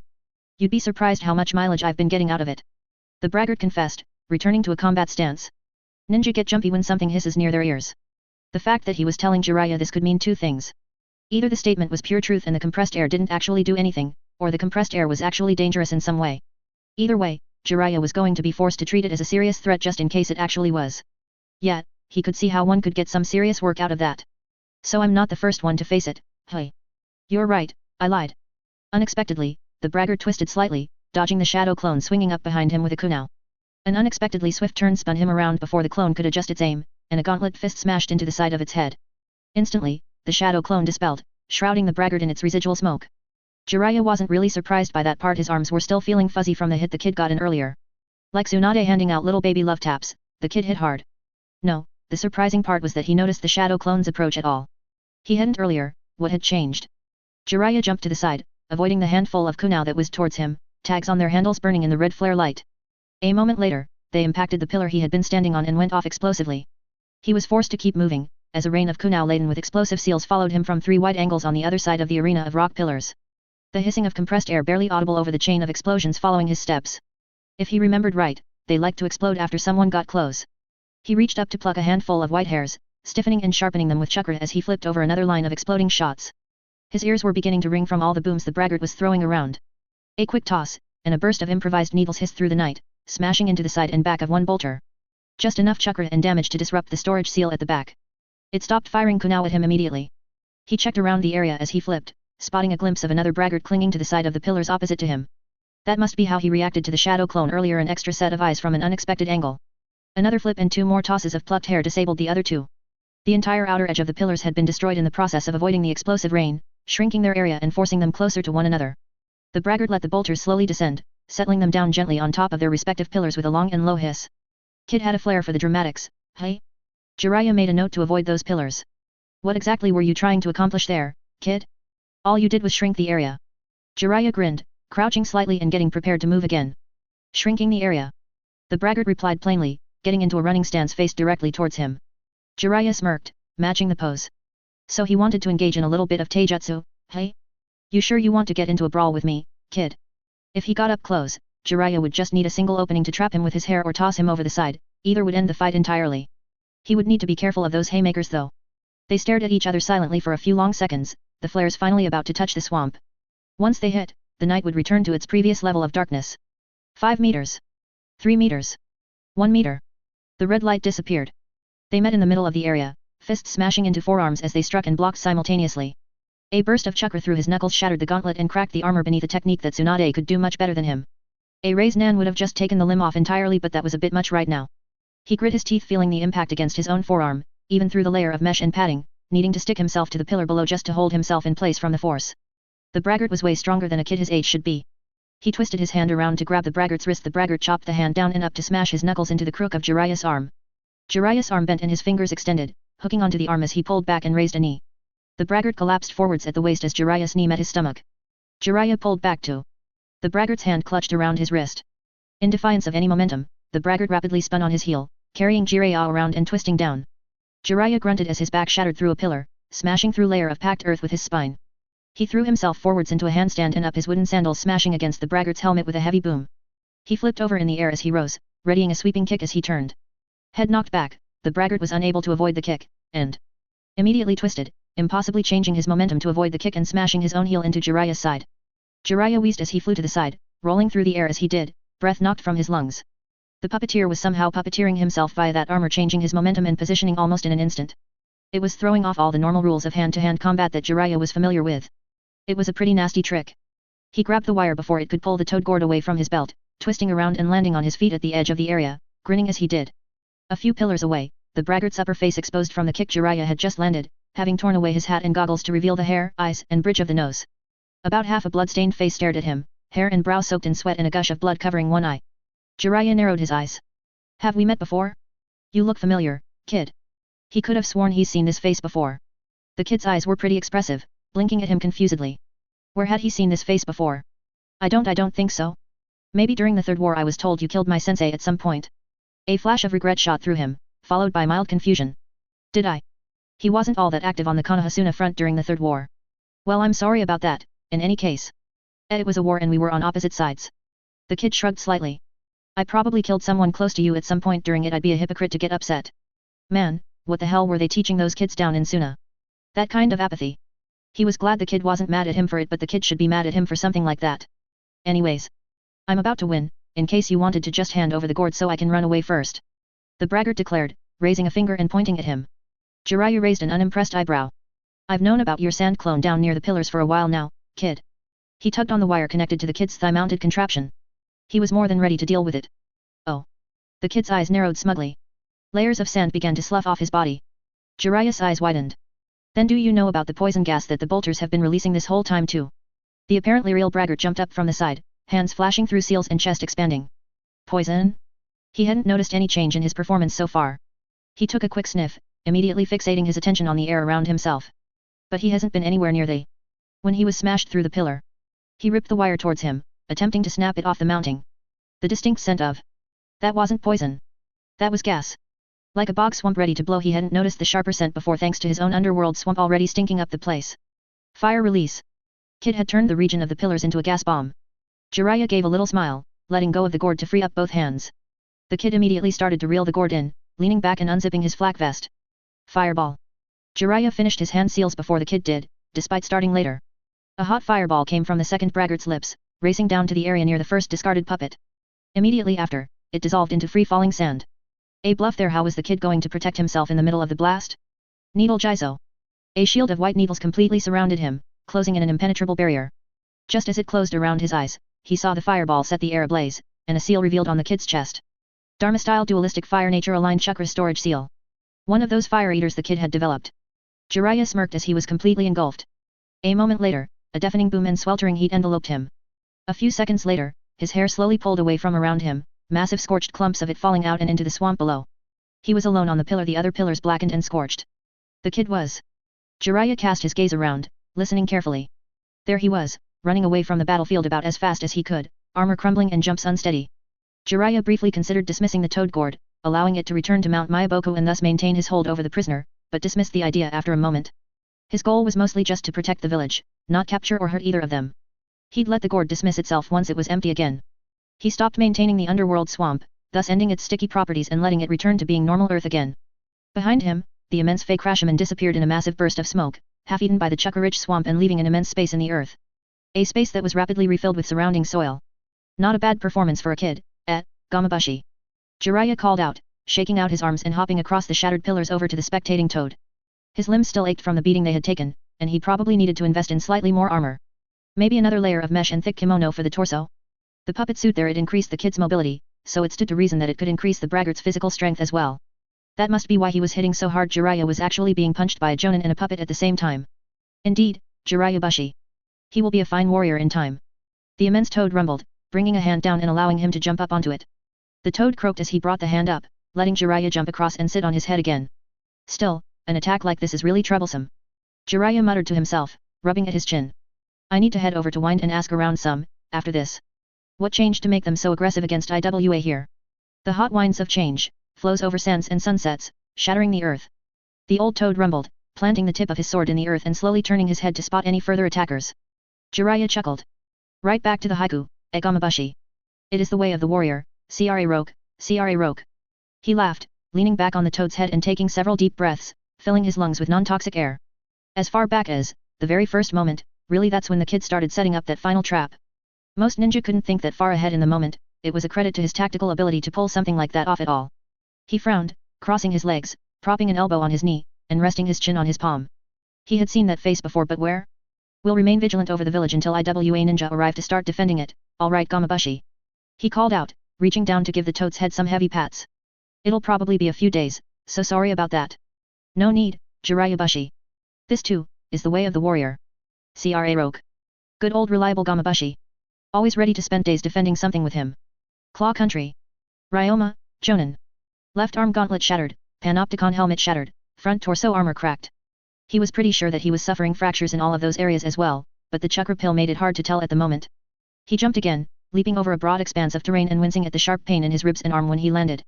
He did not let himself stop moving, tucking the toad gourd under one arm and withdrawing a scroll. It was getting difficult to keep the fingers on his damaged arm moving, which would cripple his ability to perform hand seals. He scrolled through the scroll. Eventually he reached the slot in question, tapped a thumb on the slot, and withdrew a medical pill. He forced his damaged mask open and crunched it down as he leapt again. The pill was a general utility painkiller, antibiotic, and metabolic booster. The painkiller and antibiotic components were self-explanatory, but the metabolic booster actually increased the rate at which Ninja healed by a fractional but measurable percent. Primary ingredients of the medical pill included garlic extract, caffeine, honey for taste, and opium. It wasn't anything near what an actual medical ninjutsu could do, but it would keep him functional long enough to catch up, complete the objective, and then crash hard. Surprising no one, Jiraiya of the Sun hit very hard. Ryoma was going to be feeling this for a while after. He glanced down at the toad gourd, staring up at him with unblinking and unimpressed eyes, and briefly considered trying to figure out how to unseal Captain Arata right now. On one hand, it would give him strong backup to aid extraction. On the other hand, he was still pretty close to the village, and getting Arata out right now might just provoke counter orders to go back and complete the objective, undoing all his hard work to retrieve him from the toad sage. Ryoma really didn't feel like letting that happen, so the best move would be to catch up to Sato and be far enough away that the captain declares the objective infeasible before trying to figure out how to unseal him. He tucked the scroll back into his flak vest, carefully testing all of his fingers as a numbness began to slowly spread out through his chest. His subsequent leaps and dashes through the claw countryside provoked slightly less pain than before. It would be a full day and a half before they reached the next objective, and he was going to crash long before that. Once he had crashed, he'd be pretty useless for the rest of the mission. First, he needed to find and link up with Sato again. The MK2 had a sensor shiki with a range of about 3 kilometers mounted in the cockpit, but summoning it into this situation was explicitly against Arata's orders, and probably not for the best regardless. He should really get around to learning how to perform that jutsu on his own. Tactical information was always going to be useful. In the meanwhile, he bit his thumb, forcing his hands through the right signs and palmed the ground as he landed. Summoning, Great Bolter. The basic bolter was a masterpiece of technical refinement. Ryoma was pretty sure he was never going to top the utility of something so cheap, disposable, and omni-useful. Even the upgraded bolters that incorporated poison gas canisters weren't strictly an upgrade with the increased cost. The Great Bolter design was perhaps the complete opposite of the basic bolter. It was a big expensive puppet that contained everything he knew about various ninja arts. The primary reason that it existed at all was so he could have something like the MK1 without needing permission to pull out the MK2, a great big puppet full of expensive things that let him fight lots of weaker ninja and smaller summons. He had 3 great bolters currently stored in a workshop bunker underneath the inn. He landed on the top of a massive wooden frame, 3 meters tall, 3 meters wide, and 5 meters long. It contained an armored box that connected to 6 blocky legs, a swivel mount on top to hold a large cannon-adjacent structure, several eyes built along the sides, and a decent amount of interior space for him to hide in. It was basically a tank with legs. He slipped through the hatch in the roof and settled into the driver's seat below, groaning with emotion and reaching out with strings to take control. His vision expanded out omnidirectionally once more, and the legs flexed to push the massive puppet into a standing position. Then, the legs folded in and the wheels folded out, turning the wooden tank with legs into a wooden tank with wheels. Another application of his strings, and the rotor for each set of wheels began to turn, driving the Great Bolter onwards through the countryside without an engine. The roads were very bumpy and his suspension wasn't great. He was very glad that he couldn't feel much at the moment. He focused on breathing as he drove along towards the final objective, disregarding most stealth for simply moving faster and with less strain at the moment. As big and comparatively loud as the Great Bolter was, it was massively more quiet than any conventional vehicle, mostly because it didn't need an engine of any kind and was mostly wood by weight. Only a thin layer of steel plating on the exterior, the joints and frame were actually metal, making it quite a bit lighter than it should be as a result. He twitched the single bulb electric light on, near the back of the interior. Great Bolters were only barely worth building, being a great big target with limited mobility and armor only thick enough to bounce off low-grade attacks. All the same old problems that the old Wood Dragoon had, but worse because they were somewhat larger and not quite as bad because they were much faster over land. He had been thinking of making a flying model using propellers, but experimenting with flight wasn't something he had much time for recently. He could save flight for the MK2 of the Great Bolters. The inner frame rocked like a ship in a stormy sea as the legs unfolded and the Great Bolter jumped, aided by onboard shiki thrusters, clearing a section of broken road and smashing back onto the ground beyond it, clumsily shifting back to wheeled mode afterwards. Tools and utensils behind him clattered, and the bed frames rocked about noisily. The interior was essentially a micro-apartment. With no need to account for an engine, he could fit in all his quality-of-life features like one bed, some storage, and a single stovetop. He continued to roll along the road that was in no way designed to handle a vehicle of this scale, keeping an eye out for. Ah, there he is. The great bolter pushed out its legs again, slamming clawed hands into the ground as it skid to a stop along the road, leaving grooves in the earth as it did. Ryoma rocked around in the command chair as it did, eventually coming to a stop with vision swimming. Shaking the dust out of his ears, he pushed up from the seat and popped out the hatch. Sato. Get in. He called out to the dark wilderness. 47B. He called out the pre-designated password. A few moments later, the ever-squinting genin poked his head out of some distant foliage. Ryoma, what the hell is that? Puppet transport. Get in, we need to move. He growled, sliding back down into the command chair immediately after. A few moments after, the nervous genin landed on the top of the great bolter, cautiously moving to the hatch and poking his head through. After a moment of nervous inspection, he slipped through. Ryoma made the hatch slam closed behind him, immediately pulling the legs of the great bolter up and spinning the wheels along again. Sato exclaimed as he was rocked by the sudden acceleration, balancing himself out after a moment. What there's a whole apartment in here. Did you make a train with legs? More or less. Ryoma grunted, tongue feeling heavy in his mouth, the numbness had already reached his head. He grabbed the toad gourd from under his arm and tossed it back. Captain Arata is sealed in that, try getting him out. Sato fumbled with it. Captain Arata is he got captured. Briefly. Ryoma explained with a pained furrow to his brows. Start by uncorking it or something, I don't know how it works and I'm going to crash sooner or later from the chakra pill. Chakra fucking, Sato growled, shaking his head and sitting down on the floor of the great bolter to inspect the toad gourd. I'm not a sealing expert, how the hell am I supposed to figure this out? He complained. It's not a seal, it's a barrier. Ryoma corrected, head rocking about from the holes in the road. Just pop the cork and see where that gets you. A pop behind his head, followed by a burst of smoke and the sound of sandals landing on wood. Someone fell back on the floor, coughing with the new smoke that filled the interior. Genin Sato, Jonin Ryoma. The growly voice of Captain Arata came out behind him. Report. The Toad Sage captured you in a toad gourd, team leader.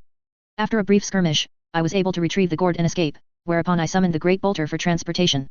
Ryoma began to explain, eyes closed and vision focused entirely through the puppet eyes that lined the great bolter's frame. Those were not subject to his own physical frailties, and much more stable right now as a result. I met with Genin Sato, who was able to free you after a brief time with the gourd. I took a chakra pill and medical pill earlier. I suspect I have fractures in my left arm, ribs, and a concussion. The entire frame of the great bolter rocked as they swerved around a hilly road, the wood groaning as it was strained. Captain Arata stepped into his line of sight, the old glower leaning close to his face. Open your eyes. Ryoma obeyed, and the captain looked into them for a few moments, before nodding and pulling back. Your suspicions were correct, you are suffering a concussion. Oh, that's good. Ryoma replied, closing his eyes again and rocking in the padded seat as they sped down a hillside. The objective was not destroyed, then. Arata continued with a grave tone. It was not, Captain. Ryoma replied with an unsteady shake of his head. Oh boy, he could really feel the medicine now. He made a conscious effort to slow his driving speed, just in case of a crash. I was in no way prepared to handle the Toad Sage on my own. Extracting you was difficult enough. Where are we going now, Jonin? Towards the last objective. Jonin sub-aim should meet us there. Ryoma started, before his face scrunched up more and he leaned forward slightly. She was going to be pretty mad at him, for getting into a fight with one of the Sunin. I'm going to crash before we arrive, Captain. I'll be pretty useless for anything once I do. Acknowledged. Captain Arata replied, arms crossed and eyes glaring at nothing in particular. Genin, be ready to carry him again once he collapses. We cannot afford to slow our pace. Sato groaned in time with the great bolter, as they sped around another road corner. Team Arata reporting a partial mission success. Captain Arata growled in the air-conditioned safety of the Kazekage's office. Ryoma's predictions ended up being pretty accurate. He had crashed sometime later that same night, woke up a few times hungry and in pain, and finally regained most of his functionality somewhere in the northern Suna Desert on their way back from destroying the second bridge. Partially draped across Sub-Aim's shoulders with his left arm in a splint and ribs bound with layers of bandages, Ryoma must have made for a pretty sorry sight as they made their way back to their Supreme Commander's office. Sub-Aim had made sure to silently express her displeasure at his state with an unshakable ambience of irritation. The Kazekage stared at the Shiki Corps captain for a few moments longer, eyes narrowed. Report. Both bridges were destroyed, but the destruction of Nato village was interrupted by Jiraiya of Konoha, who intervened on behalf of the civilians present. Arata shook his head in an irritable fashion, planting his fan on the stone floor. No significant damage could be performed on the village before he forced us to retreat. The Kazekage turned to stare towards him, then shook his head slightly. The Kyojutsu was not deployed, at least. He stated bluntly. The Great Dragoon, currently stored in a high-security bunker underneath the Puppet Corps HQ, had at least one person constantly monitoring it. Through this, the Kazekage would always be aware of if it was summoned into the field or not. No, Lord Kazekage. Ryoma shook his head tiredly, then nodded towards Arata. Upon the Toad Sage arriving at the field, Captain Arata specifically forbade its deployment. I believe this was the correct move, and support the decision. The captain glanced towards him, then forwards again. Injuries. The Kazekage continued with a frown, leaning forwards in his chair and reaching forwards to take up one of the written reports. Jonin Ryoma is the only one with notable injuries. He suffered a concussion, severe bruising, and suspected fractures in the battle against Jiraiya of Konoha. Arata explained shortly, his long mustache twitching as he spoke.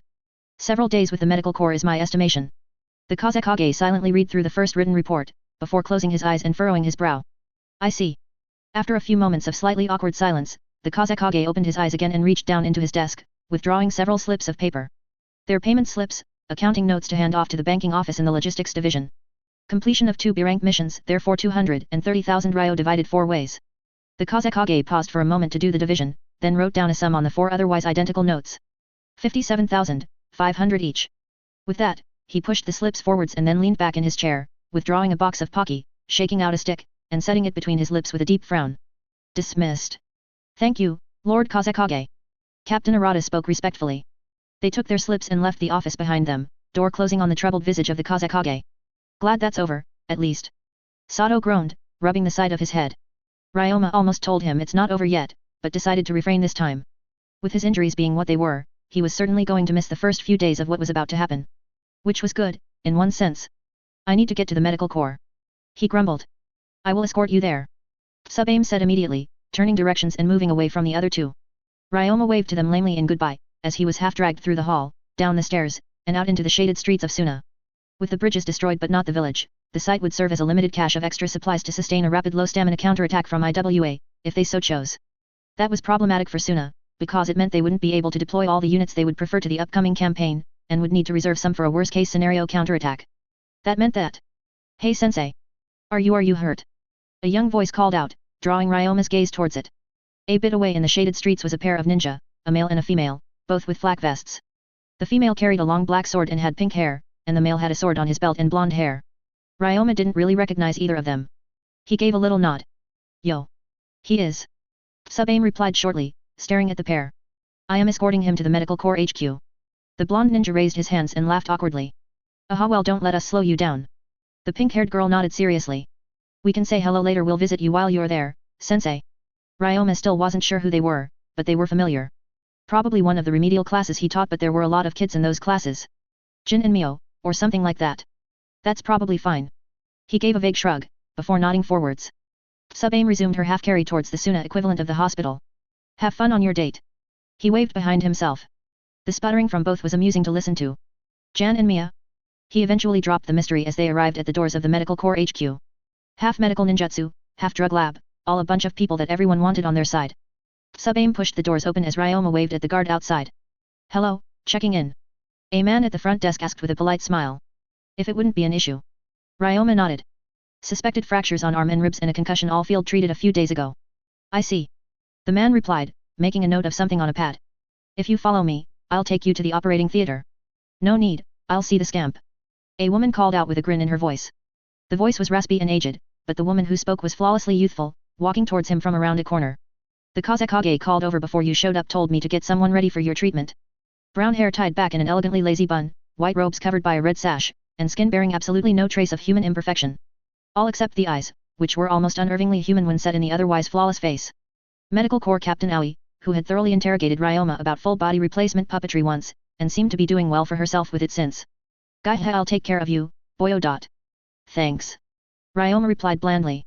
The best way to deflect teasing was to pretend to not notice it at all. Tsunagakur. Ryoma, Jonin.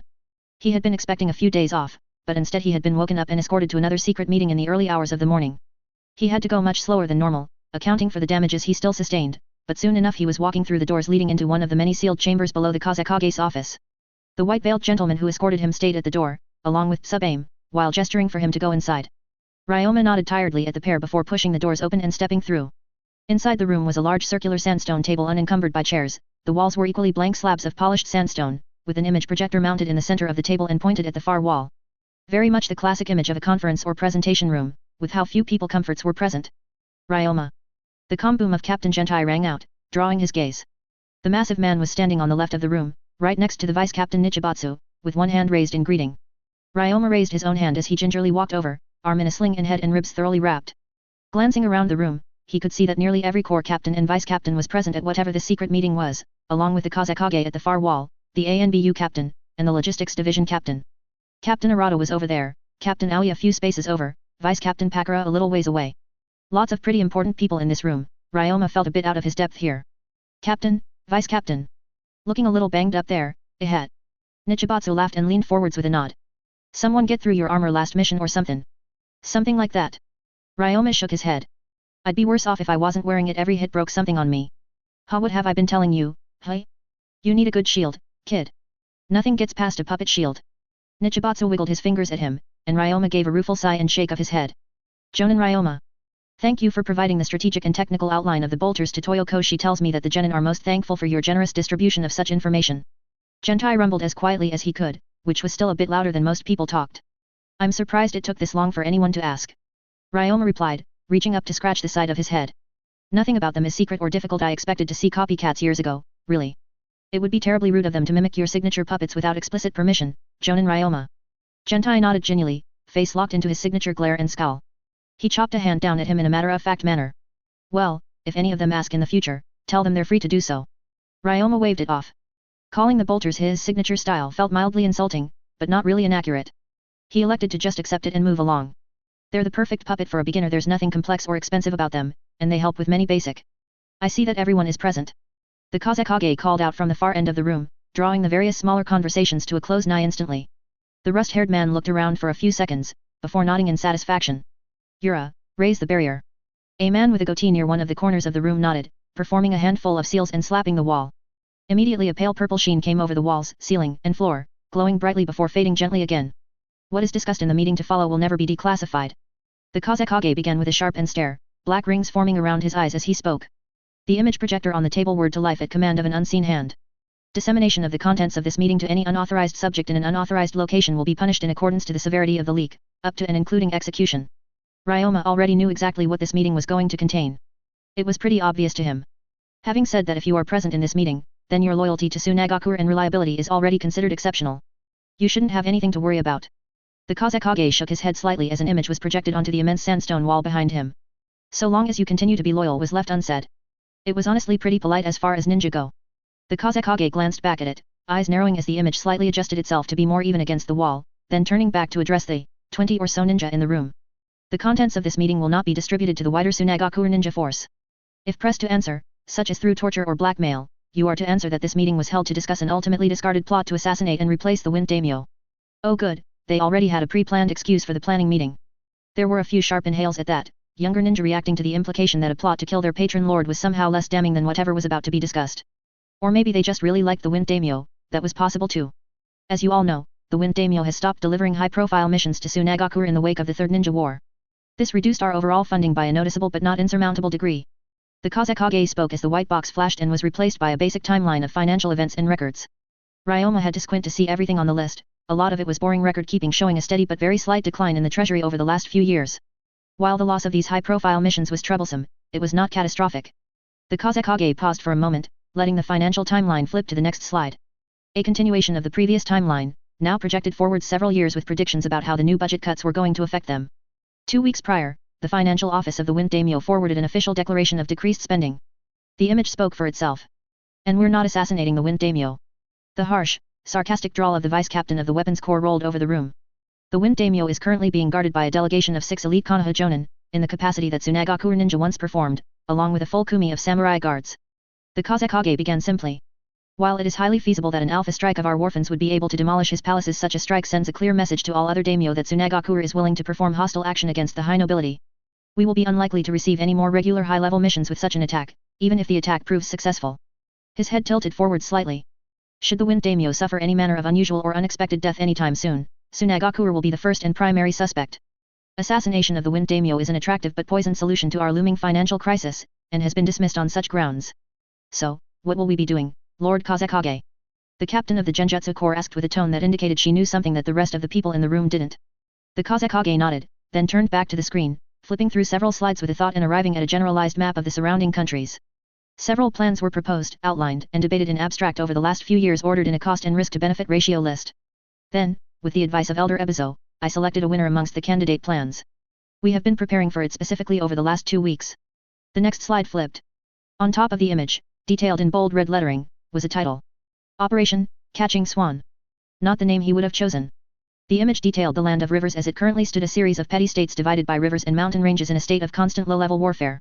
On the map were two green provinces, Tanagakuer and the Tsunagakuer property purchased from the first Hokage so many years ago. All other provinces were colored in yellow, orange, or red, and bore little stylized banners of their local factions. The land of rivers is the primary source of foodstuffs into Tsunagakuer, and any unified power in the region would bear an outsized leverage over our village. As a result, with aid from the local ninja of Tanagakuer, the land has been kept in a relatively balanced and divided state.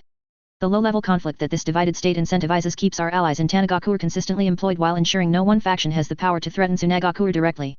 Operation Catching Swan will require the destruction of several key stabilizing figures in the region, including Tanagakuer, destabilizing the region and provoking another open war among provinces in the region.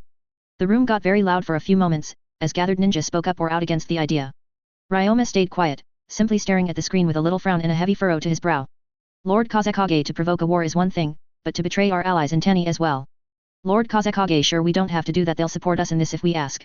Can't we simply draft them into Tsunagakuer's ranks? That's how good ol Ritu did it. Raza raised one hand. The room went silent, aside from a single figure with arms crossed. Ninjutsu Vice Captain Pakura remained standing, glaring at the Kazekage. Why the hell do we need to attack them? The lack of direct respect showed off how angry the fellow S-ranker was at the moment. If a war is provoked in the land of rivers, Tanagakuer will naturally be the primary beneficiary of jobs produced by the conflict. Raza explained patiently, a hard, black-ringed stare focused down on his only nominal peer in strength in all of Suna. For this plan to ensure Suna's financial stability, Suna must be the primary beneficiary. Otherwise the effort is wasted, and the long-term component of the plan will not benefit us. We will have started a war for no long-term gain. Pakura kept staring at him for a few seconds, tilting her head forwards and to the side. She ignored how the ninjutsu captain was currently glaring at her, a silent indication that she should shut up.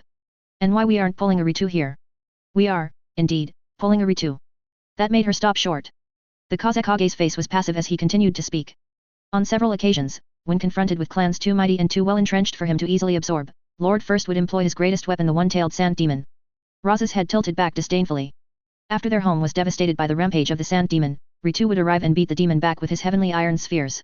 Once suppressed, he would press the survivors into service under his banners, and in this way all ninja clans that called the Land of Wind home were unified as Tsunagakuer. Of course, unleashing the sand demon upon Tanagakuer would be entirely too obvious. As a substitute, Jonin Momochan has spent the last few weeks locating and securing a summoning contract with the snake clan of Ryokai Cave. A Jonin in the back raised his hand for everyone to see, a bland-looking fellow with a gaunt face and black semicircles painted under his eyes. He will be responsible for the summoning of a gargantuan serpent while under disguise, the same kind famously utilized by Orochimaru of the Sun and from Konoha. Once Tanagakuer is sufficiently destroyed, a nearby Tsunagakuer team will arrive on the scene to engage it in battle and drive it away. Freshly weakened, the survivors will be unable to resist incorporation into Tsunagakuer. This was not his plan, Ryoma realized belatedly. His plan called for an alpha strike on Tanagakuer followed by quiet eliminations of any potential survivors thereafter, for years to come. In many ways this plan was more risky and more kind than his plan had been. Then again, they had precedent of this working in their history. Ryoma supposed he was thankful for it as much as he knew the incorporation of even more low-level ninja into their ranks would destabilize them further. Pakura let out a low breath. I see. Apologies for the disruption, Lord Kazekage. Raza nodded shallowly. Once these stabilizing figures are destroyed and Tsunagakuer establishes their presence in the land of rivers, we will use our newfound dominance of the market to support pro-Suna figures in the region, both openly and subtly depending on the situation. The ultimate goal of which will be the unification of the region under the banner of a Suna ally, no matter what faction actually ends up achieving long-term victory. While the war will bolster our economy in the short and mid-term, the newly unified, pro-Suna river country will secure our long-term economic stability. We're making our own daimyo. The captain of the barrier corps stated plainly, arms crossed and lips pulled down into a frown. In essence, the Kazekage flipped to the next slide. With Konohagakuer our nominal allies, they will be more hesitant than normal to interfere with our operations in the land of rivers, meaning that only IWA remains a problematic border. To prepare for this operation, a preemptive warning strike was launched into their nearest sources of resupply in Claw Country, which was only partially successful on account of unexpected interference from Jiraiya of the Sunin. What? Isn't that a direct strike against our alliance? Why? The captain of the ninjutsu corps hissed, leaning forward slightly and slapping a hand on the table. The mission called for the destruction of Nato village. Jiraiya declared that he was intervening for the sake of the civilians who lived there. Raza explained flatly. Damn soft Konoha ninja. High and mighty pricks declaring an alliance and turning against it the moment it's convenient. Shifty bastards. Ryoma elected against pointing out that Tsunagakuer was currently in the process of betraying their long-term allies, and they really didn't have a moral high ground to judge other villages with at the moment. With the destruction of the secondary targets but not the primary target, IWA will have the logistical capacity to launch at least one short-term retaliatory campaign against Tsunagakuer should they so choose. This campaign, if performed, will be unlikely to escalate into full-blown warfare again, as Uegakuer cannot afford such. Raza let a grim note come to his voice. However, in the unlikely event that IWA does decide to launch a full-scale invasion of Suna while a significant number of our forces are preoccupied in the land of rivers, the most likely outcome is the destruction of our home and the end of Tsunagakuer as a major power. There was a dreadful quiet at that statement. Eventually, the Kazekage continued. For this reason, we will be unable to fully deploy in the land of rivers. A strong garrison will need to remain behind in Tsunagakuer to defend against this worst-case scenario. He nodded at Pakura. Myself and Vice Captain Pakura will have to remain in Suna should the worst occur. It will be up to the individual excellence of all ninja deployed in the land of rivers to fulfill their objectives there. We do not have the capacity to absorb too many losses or incomplete missions, lest it undermines the image of strength Suna must project at the moment. A great and public failure will spell long-term doom for Tsunagakuer. What a perfectly ominous way to motivate everyone into working harder. What team will be asked to face the summoned snake in Tanagakuer, Lord Kazekage? Raza glanced in his direction. Ryoma had a distinct feeling. Jonin Ryoma will take on a mission near the region and respond to the attack on Tanagakuer. He will deploy the Kyojutsu to confront the summon, revealing it in a dramatic and destructive show of force. It will be deployed frequently throughout Operation Catching Swan, in the most publicly visible high-profile missions. Raza shook his head. The Kyojutsu's benefits as a war machine are still questionable, but it will almost certainly impress many less than wise clients if deployed strategically. If nothing else, it will advertise Tsunagakuer's ability to produce very large and very expensive war puppets. Ryoma exhaled slowly as eyes in the room turned towards him. Captains, vice-captains, and a handful of elite jonin that he wasn't too familiar with.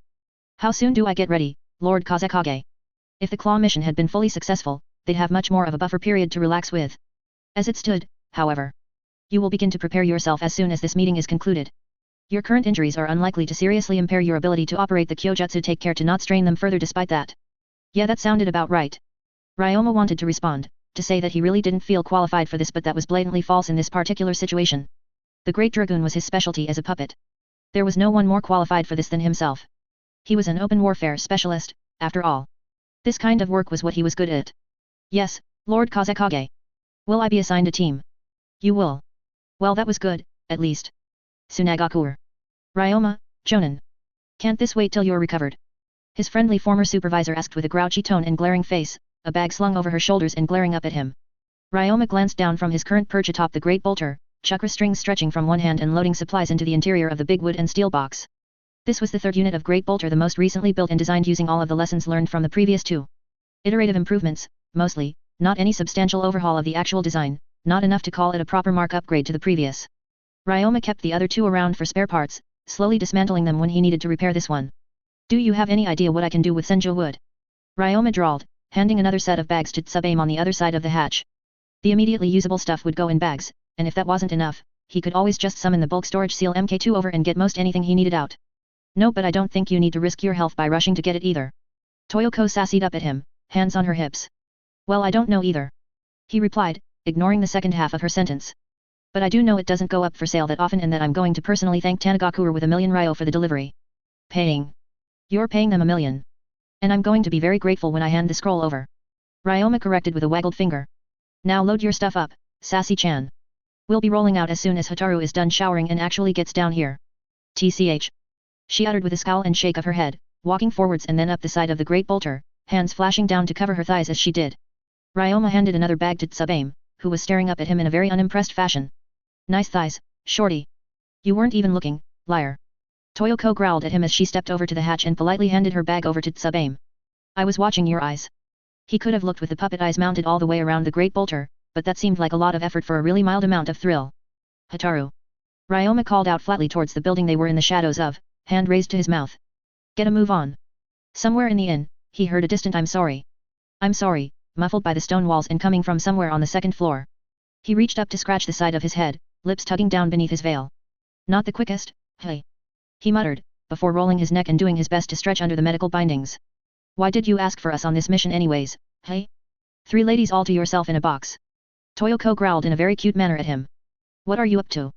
Getting 3 people versed in puppetry with no outstanding current responsibilities to help me bounce ideas around about what I could do with the expensive wood I'm about to buy. Ryoma replied flatly, turning his gaze down to her again. I asked Tsuyumaru first, and he said he'd be busy. I can't ask the captain or vice-captain to come along on a shopping trip with me, so that just leaves you 3. She furrowed her brows at him, arms crossed and a finger tapping against the crook of her arm. In other words, you're my second-place choice, congratulations on winning by default. He gave a thumbs up and smile as her face twisted up into a silently irritable look.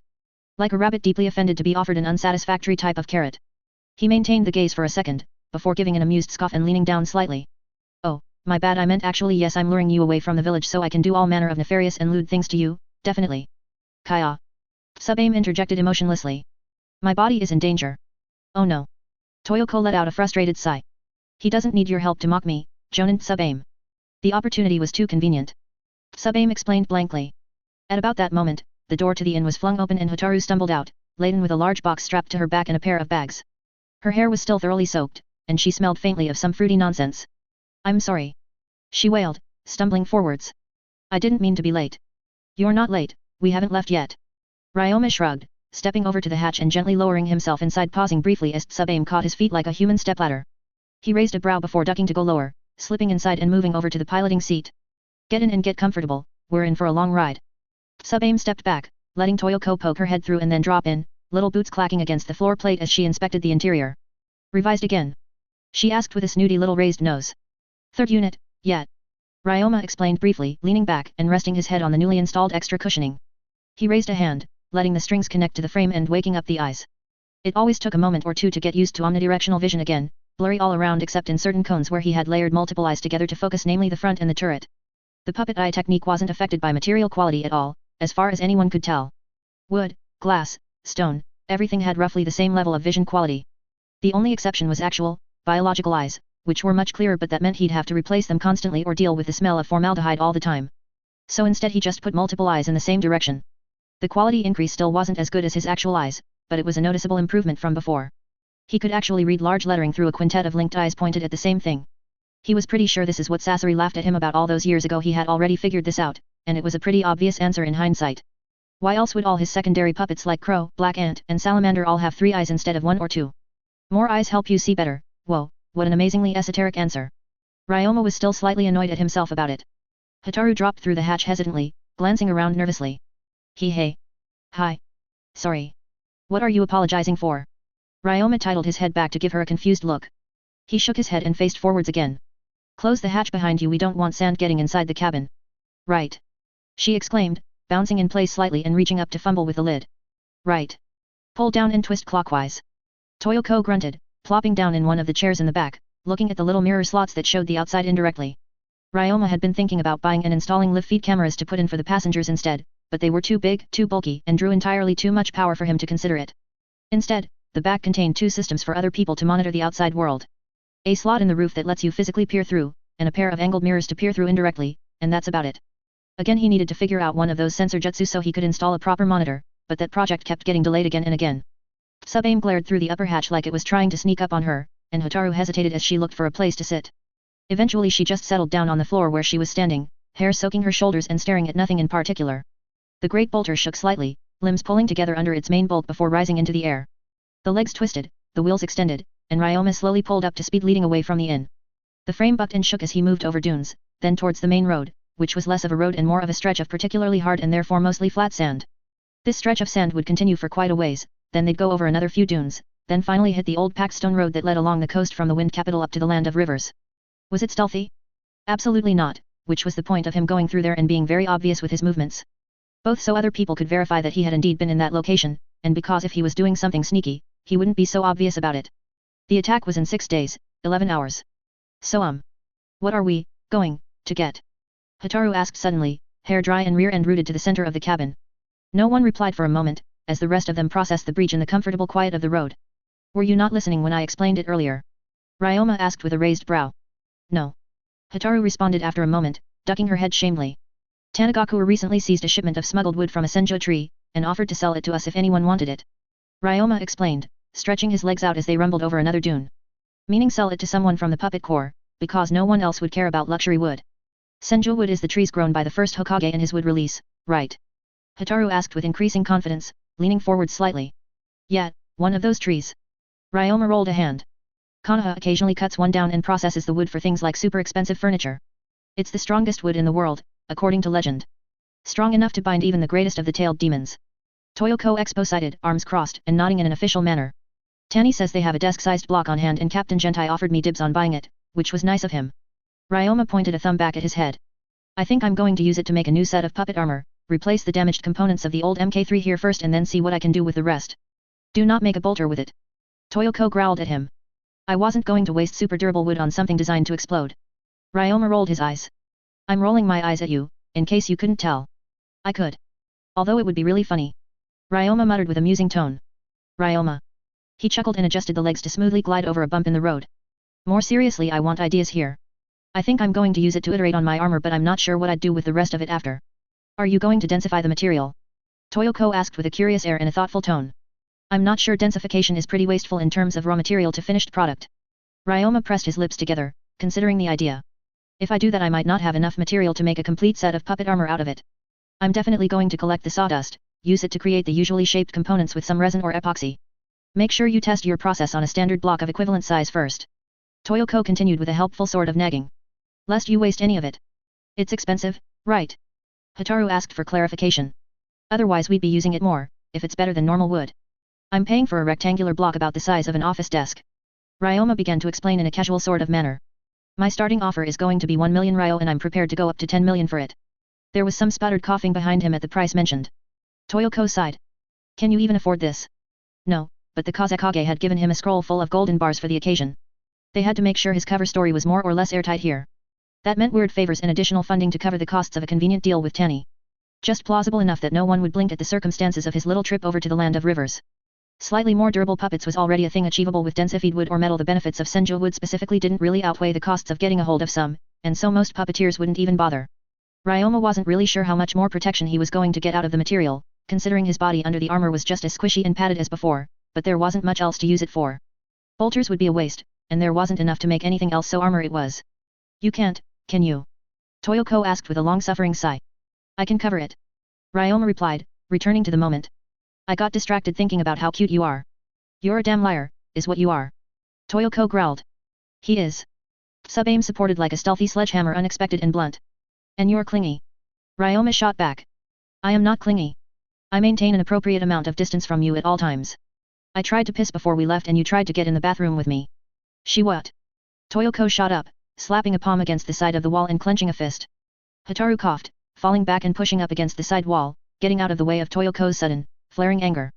The restroom is the most vulnerable period for the human animal. It would be trivial for an assassin to. I'm a grown-ass ninja. I think I can handle a bathroom bandit on my own. Ryoma growled, chopping a hand towards her. Toyoko marched towards the front of the great bolter, away from the perverse puppet-limbed woman and sitting next to him, glaring back suspiciously. Sub-aim pulled her gaze from the forward hatch and met gazes with the short woman in uniform. Sub-aim's eyes narrowed. The last time you assured me of your safety, you battled one of the Sunin. He what?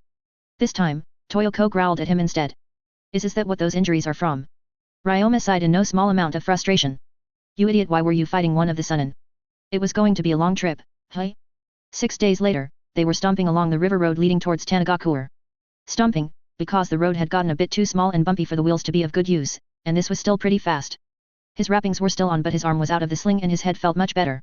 Days of rest and driving, while tiring, were still less strenuous than actually walking here on foot. He slowed his stomps at the foot of a bridge, the turret swiveling around and eyes sweeping across his immediate surroundings. This looked like a great spot for an ambush. He stretched mightily, before pushing up and back to the hatch.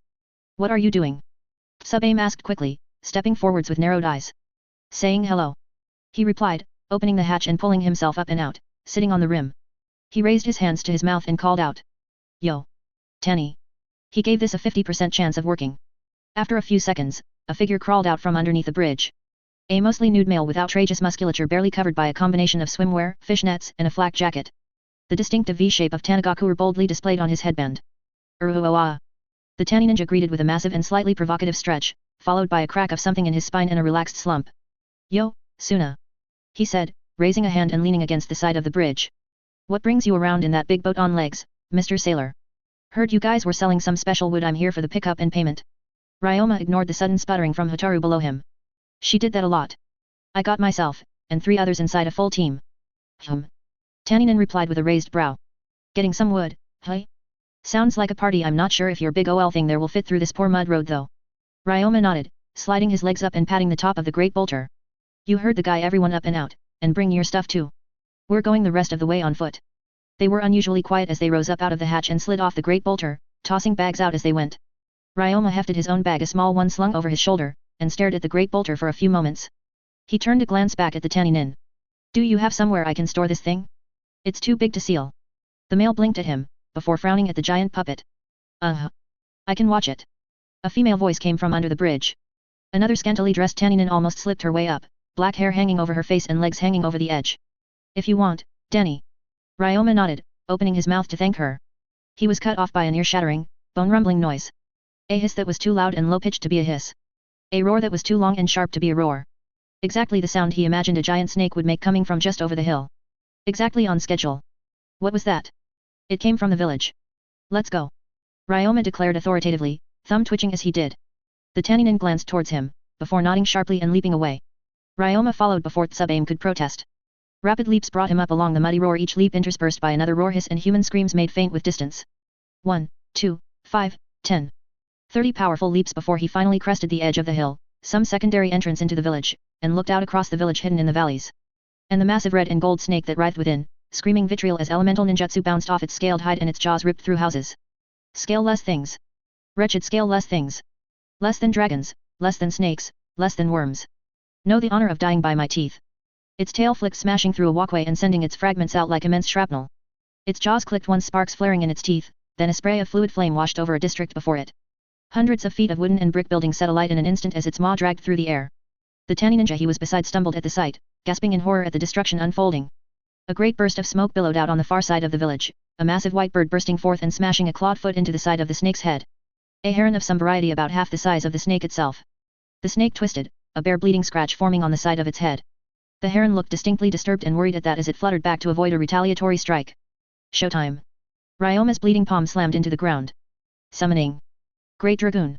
He was engulfed in smoke, and the earth shook as a 5-meter, 15,000-pound giant of wood and steel arrived on the battlefield. Tanagakuer. Ryoma, Jonin. The MK2 was something of a personal disappointment to Ryoma. Sure it was, objectively, a far more potent puppet than the MK1 had ever been, and included a great deal of his planned upgrades, but it was both downscaled from his initial designs due to the realities of physics and not nearly powerful enough to matter against the opponents to come in only a few more years. Toyoko, sub-aim. Long-range support from this position. Hataru set up a defensive perimeter and keep them protected. He ordered as his hands jumped through additional seals. A sand clone rose out of the scattered particulate around him, and Ryoma slapped its hand with his bleeding palm before jumping up and crawling into the hatch in the back of the MK2. Ryoma, fall back. We aren't prepared to fight. Sub-aim yelled at him, lagging on the hill behind him. The MK2 was filled with what he could only describe as teething issues, a compounding series of smaller flaws and inefficiencies that added up to significantly damage its intended performance. Ryoma had been expecting the MK1 to be a shitty boondoggle when he started planning it, so he hadn't run into the same kind of disappointment. His mistake here was getting his expectations up about his own competence in mechanical engineering and design. Ryoma would likely appease her if he said something like "we can't abandon our allies" or something like that, but knowing the full context of this event made it hard to lie like that. The sand clone Ryoma, Cloma, instead barked out. Initiative. Damn it Ryoma. You're still injured. Toyoko yelled up, a bit behind sub-aim on the hill and doing her best to catch up. Summoning the Mark II is you idiot. Whatever she was about to say next was cut off by the hiss roar of the immense, rampaging serpent down in their allied village. It attempted to chase the massive heron briefly, before stopping at the edge of the mountain valley and twisting back to crush more buildings under its scaled bulk. Ryoma took a steadying breath as he connected his chakra strings to the MK2. 12 from his actual body, 5 from the clone outside. Behind his head in the piloting chamber, a large wooden wheel slowly slid clockwise. 180 degrees of rotation and 8 clicks later, and it locked into place. The circuit seal was completed, and the artificial chakra network of the MK2 came to life. A vibrant green glow traced its way through lines of black ink all around the piloting chamber and from there into the rest of the massive puppet. Chakra storage seals had a number of fiddly quirks associated with them, the most immediately relevant one being the plateaus of stability. Each seal had a limited amount of chakra it could store, depending on the quality of the seal, so to increase the storage capacity one merely needed to link multiple such seals into the same network. However, this introduced instability into the system, and if you didn't do it carefully, the entire seal would fall apart in an improvised bomb. Certain quantities of storage seals were more stable than other quantities. The exact science behind why this was, he didn't know. 1, 2, 4, 8. Ryoma theorized that the next plateau of stability was at 16, 32, and 64, but none of his designs in Suna were stable enough to stack that many seals together for extended durations. With 8 seals and 6 motes per seal, the MK2 could store 48 motes of chakra at a time. A little bit more than his own reserves. Ryoma's reserves were not all that big. Ponderously, the MK2 rose from its kneel, eyes beginning to burn a vibrant green and the same light spilling out from the gaps in its toothy grin. Cloma hopped up, hooking fingers around the forearm to toss himself all the way up to its shoulder. One hand held in a half seal. The giant snake made a sudden twist, smashing another building as it avoided the heron's scarred beak and then twisting into a devastating tail lash that sent the immense bird stumbling back. From what he could estimate, the snake was large enough to swallow the Mk2 whole. The Great Dragoon made one massive step forwards, immense springs in its legs groaning as it began to move. Ryoma kept his eyes on the sensor shiki in the cockpit, a hexagram that could sense chakra signatures and ratios of yin and yang out to 3 kilometers in all directions. The massive fire-breathing snake was probably the largest glowing dot, and the high yin ratio indicated that it was probably female. A yin-heavy signature moved onto his position. Sub-aim landed next to his clone on the Mk2's shoulder. Thought I told you to provide ranged support. Cloma pointed out with an irritated tone, the Mk2 making another massive stomp forwards, picking up speed with the flexing of its springs. This is not a mission. You have no present authority to command me. She shot back, a small puff of smoke coming off her as she began to withdraw her own weapons. Two signatures, one heavy yang and the other heavy yin, approached from behind. Cloma glanced to see the Tani ninja similarly jumping up to him. They landed on his other shoulder a few moments later. Suna. Are you resolved to aid us? The male asked sharply, kneeling slightly unsteadily, rocked about by the massive steps of the Mk2. We're allies, aren't we? Cloma responded tensely, staring dead ahead at the immense, writhing snake. It smashed into another building, teeth sparking as it swerved around a wave of sharpened river water, and another handful of chakra signatures vanished from his screen. The Great Dragoon raised a hand, pointing its arm at the rampaging snake. The male nodded sharply. We need to drive it out of the village center. Battling it there is causing entirely too much destruction. I'll see what I can do. Cloma nodded, changing his half-hand seal into another. Scatter when we reach the buildings. I can't fight properly if I have to worry about people on my puppet. They nodded, bouncing off a few moments later and landing on rooftops on the outskirts of the village. Sub-aim didn't move. That includes you, Sub-aim. Cloma continued. I can't fight effectively if I'm having to worry about turning you into a red smear the whole time. Emphasizing his point, the Mk2 brushed against a building and noisily shattered its clay tiles in the process. Staying on my shoulder is going to get me killed against this thing. Chunin Gentai was correct to label you an idiot. Sub-aim declared, bursting off his shoulder and onto the rooftops, quickly moving away forwards and to the left. He had been about to say something else, but she was already gone. He sighed inside the cockpit, and made a note to buy her something afterwards. Maybe some expensive snacks or something. The speaker lowered itself in the cockpit and clicked on the fuzzy sound of a microphone turning on followed. The serpent twisted around an arcing artillery salvo of disgusting, bubbling acid, jaws clicking and teeth sparking as it readied to fire another stream of liquid fire at its attackers. A pair of 3-foot missiles smashed into the side of its face, and a wooden giant roared from the other side of the central river with a booming, faintly mechanical timbre. Hey Dickass! The world seemed to shake with the force of the explosion that followed, and the serpent briefly disappeared behind a wave of heat, light, and force. The serpent staggered, bulk smashing into the building behind it, scattering dust, bricks, and tiles with the impact. Missiles weren't a massive improvement over his explosive kunai, not at ninja scales at least. The vast majority of ninja battles took place at 10 meters or less, after all, and all a missile did was be a somewhat faster, longer-ranged version of his explosive kunai. They weren't incredibly advanced missiles either, more like fireworks than anything else, so if he needed a bigger boom he could just put more boom on a kunai and fire that. Of course, slightly faster and longer ranged wasn't too important for human scales, but it was very important for the scales that his Mk2 operated at. He was already going all in on the pricing, there wasn't much point in skimping out on the ammo after. Each of these missiles had 4 explosive seals wrapped around their body at full, 6-mode charge. The equivalent to about 24 of his explosive kunai, each. Not even half a bolter. 8 missiles remaining. Continue the attack. A distant voice roared, a half-dozen ninjutsu coming from rooftops and smashing into the staggered form of the serpent. Water rose from the river in killing shapes, and earth shattered into spikes and brambles around it. All converged onto a single point, making the immense beast disappear behind the resulting dust and rubble. It wasn't dead. Ryoma could see its chakra signature on the hexagram.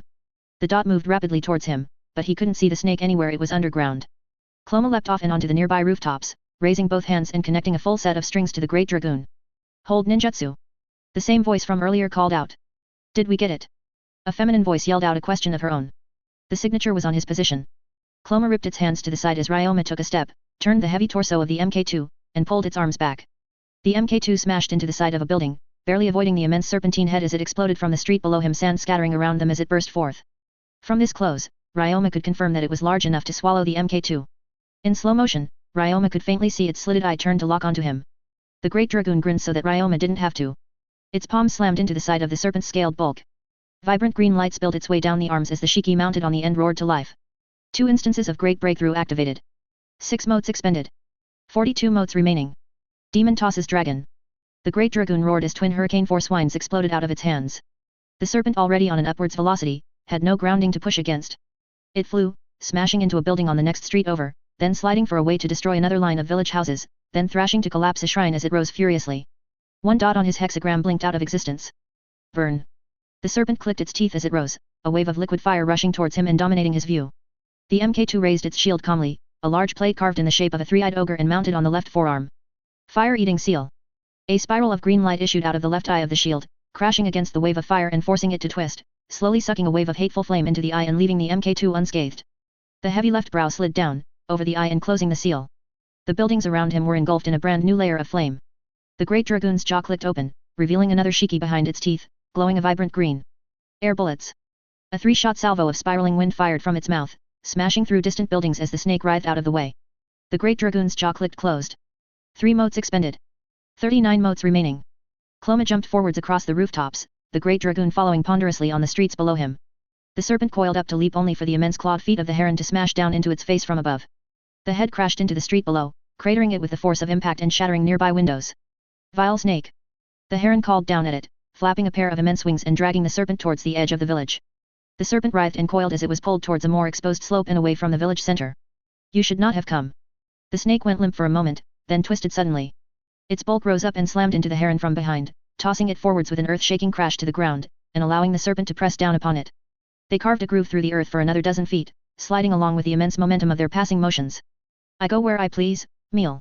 The serpent continued to coil for a moment, audibly crushing the bird beneath it for several long moments.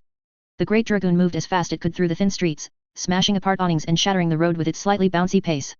The right arm rose, firing another missile up and out of the streets just in time for Cloma to leap off the roof and stick to the side. Chakra strings detached from the great dragoon, which pretended to slump against the nearest building, crushing brickwork and windows with its bulk. They reattached to the missile, as Cloma asserted his control over the firework to angle it through the air. For a few moments, Cloma knew what it was like to fly. He let go after those few moments, dropping out of the air and flashing through hand seals. The snake twisted out of the way of the missile, letting it crash into the injured heron. The heron shook with the impact briefly, then disappeared in a cloud of smoke, returning to wherever it had been summoned from. The serpent almost seemed to grin as its teeth sparked. It opened its mouth, licks of flame beginning to emerge from the maw as Cloma fell through the air. The snake staggered and screamed suddenly, a line flashing through the air and smashing into its left eye, hitting with a tremendous boom and spray of boiling blood. The side of its face gouged out by an invisible drill. A ripple of spiraling wind followed in the wake of the arrowed sub-aims technique. Cloma smirked as he landed, a blood-stained hand smashing into the ground. Summoning. The snake's head returned just in time for the palms of the great dragoon to burst out of a cloud of smoke and smash into its snout. A toothy, wooden grin greeting its remaining good eye. Demon tosses dragon. 6 motes expended. 33 motes remaining. The serpent rolled as it was tossed, smashing through a handful of exterior buildings, immense trees, and then against a rocky face of the mountain itself. The hurricane force winds from his palm strike tossing it and carving a line of destruction in the earth in its wake. The great dragoon was not a discriminate puppet. It twisted one arm around to have the ogre-faced shield face towards the snake, brow clicking up an eye beneath glowing green-red. You drop this, monster. The serpent's earlier wave of fire raced forwards as it escaped the eye seal, setting the earth alight with flicking tongues. The shiki on his other palm glowed green. Wind feeds fire. 3 motes expended. 30 motes remaining. The hurricane force chakra from his palm drove the snake's flames into sweltering heights, washing over it completely and shrouding the entire mountainside with flames. The heat was intense enough to feel even through the armor of the great dragoon, making Ryoma calmly sweat in his seat as he lowered his limbs and focused on the hexagram. The snake was still alive, and moving through the earth again. He raised the sluggish arms of the dragoon to point at Toyoko's position on the mountainside, then raised one finger, then held it briefly. The chakra's signature was heading. He pointed at the ground beneath his feet, then kicked back as Cloma yanked the great dragoon through the air. The feet landed a moment later and carved grooves through the earth as the snake's head emerged once more, maw already full of flame and angled down at him. It had learned. The great dragoon raised its shield as fire washed over it. Cloma was incinerated in an instant, the briefest sensation of being reduced to ashes coming to him from the active link. Half a moment later the fire-eating seals activated, devouring the flames that engulfed him with spiraling cones and snapping shut after. A thunderous boom and pained hissing roar echoed through the valley as Toyoko's artillery puppet landed a direct strike into the serpent's maw. Half a moment later the serpent disappeared in an explosion of smoke. A sandy hole was left behind where its head had emerged from the ground, wide enough around that the entire great dragoon could slide down. The battle was done, then. The sounds of crackling fires drifted over the village hidden in the valleys. A proper Warfan user probably could have killed the snake in a few well-placed bladed storms. The Mk2 struggled to do anything but toss it around. The great dragoon turned about slowly, using its basic eyes to take in the village around it, massive grooves carved into it and fresh sinkholes dragging nearby buildings down. Fires raged across several districts, already being addressed by a handful of ninja with water ninjutsu pulling from their central river. Chakra's signatures were approaching his position. He spun the wheel behind his head, slowly disconnecting the chakra storage seals from the central array and letting the green glow fade from the frame. As soon as it was safely turned off, he dismissed the frame. Ryoma fell out of the air as a cloud of smoke replaced his giant puppet, landing harshly on the burned earth and immediately hopping up.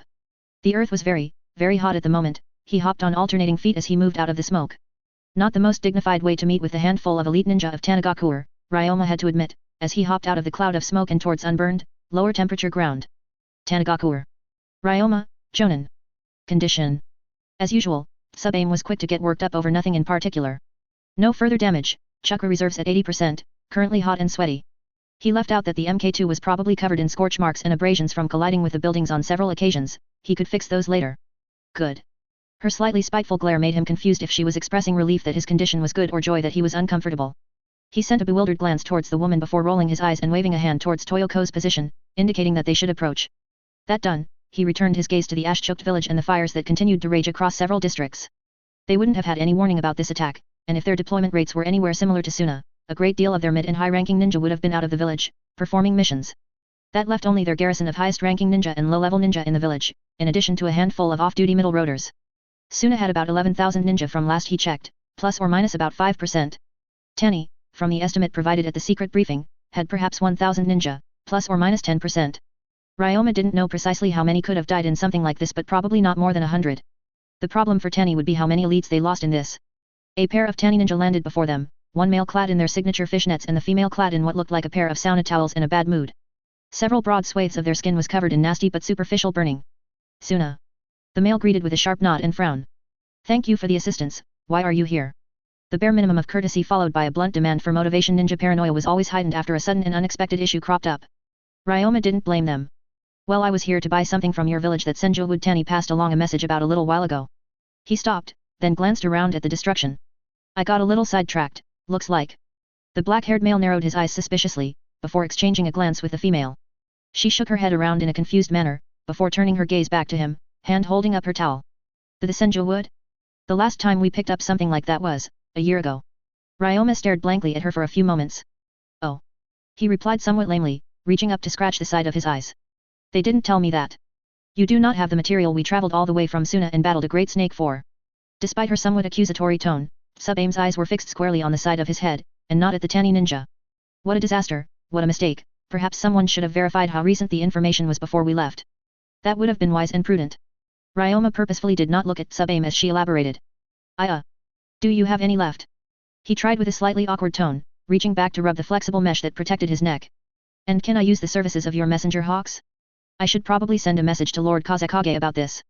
He gestured vaguely in the direction of the destroyed hillside and burning buildings. Some of which were already doused from last he checked, with towers of steam starting to rise through the air. Sub-Aim maintained her glare at the side of his face. The pair of Tanny ninja glanced at each other somewhat awkwardly. You'd have to ask Lord Ichiranagi. I'm not sure how much time he has for you at the moment. Ryoma nodded in understanding. Would you like us to help with the disaster relief or camp outside the village until things are stable? Remain outside, if you would. The woman stated bluntly, nodding at him. Perfectly reasonable, he wouldn't want some ninja from another village poking around while he was trying to put out fires and pull people out of rubble. Ryoma nodded in turn before waving them off and turning back to trek back up the hill, towards the crack in the ridge that led out of the valley. We'll wait out by the bridge then. A few moments later they leapt away again, towards the center of their village and out of sight. Ryoma continued walking up the hill, focusing on the dull pain in his ribs from the raised steps so he could ignore the glare maintained on the back of his head. At least one of them was following behind them, but he couldn't keep track of them with his helmet still shattered like it was from his encounter with Jiraiya. Time on the road didn't exactly permit the free time needed to fashion a new traveling helm, and all that. He was stuck with his combat, gas, or scout helms, and none of them were especially appropriate for the situation. Ryoma! Toyoko shouted, sliding to a stop a few dozen meters up along the hill. He waved lazily as he continued walking up and along. She had an expression that was simultaneously elated and also furious. IU deployment of the MK2 in a situation like this, it's good that it's so overbuilt, otherwise we would have lost it, you stupid brave moron. She gesticulated rapidly as she spoke, as if gesture would help her communicate her delighted outrage to him.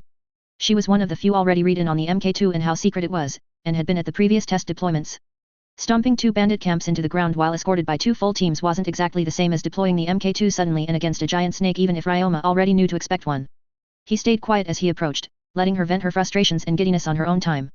And the Pomshiki worked perfectly. Of course, tossing a giant snake around wasn't their intended usage, but in the textbook execution of a wind-fire combination ninjutsu using the captured fire technique was everyone in Tanny saw that. Everyone in Tanny saw it. This is really bad, this is really bad. Hotaru spoke up, fingers splayed out in a collection of spider-like puppets gathered around her. The iconic Gijomoris or whatever they were called, a design she had been iterating upon for about as long as he's known her, which wasn't very long admittedly. What was that? Big. Above your authorization, Chunin.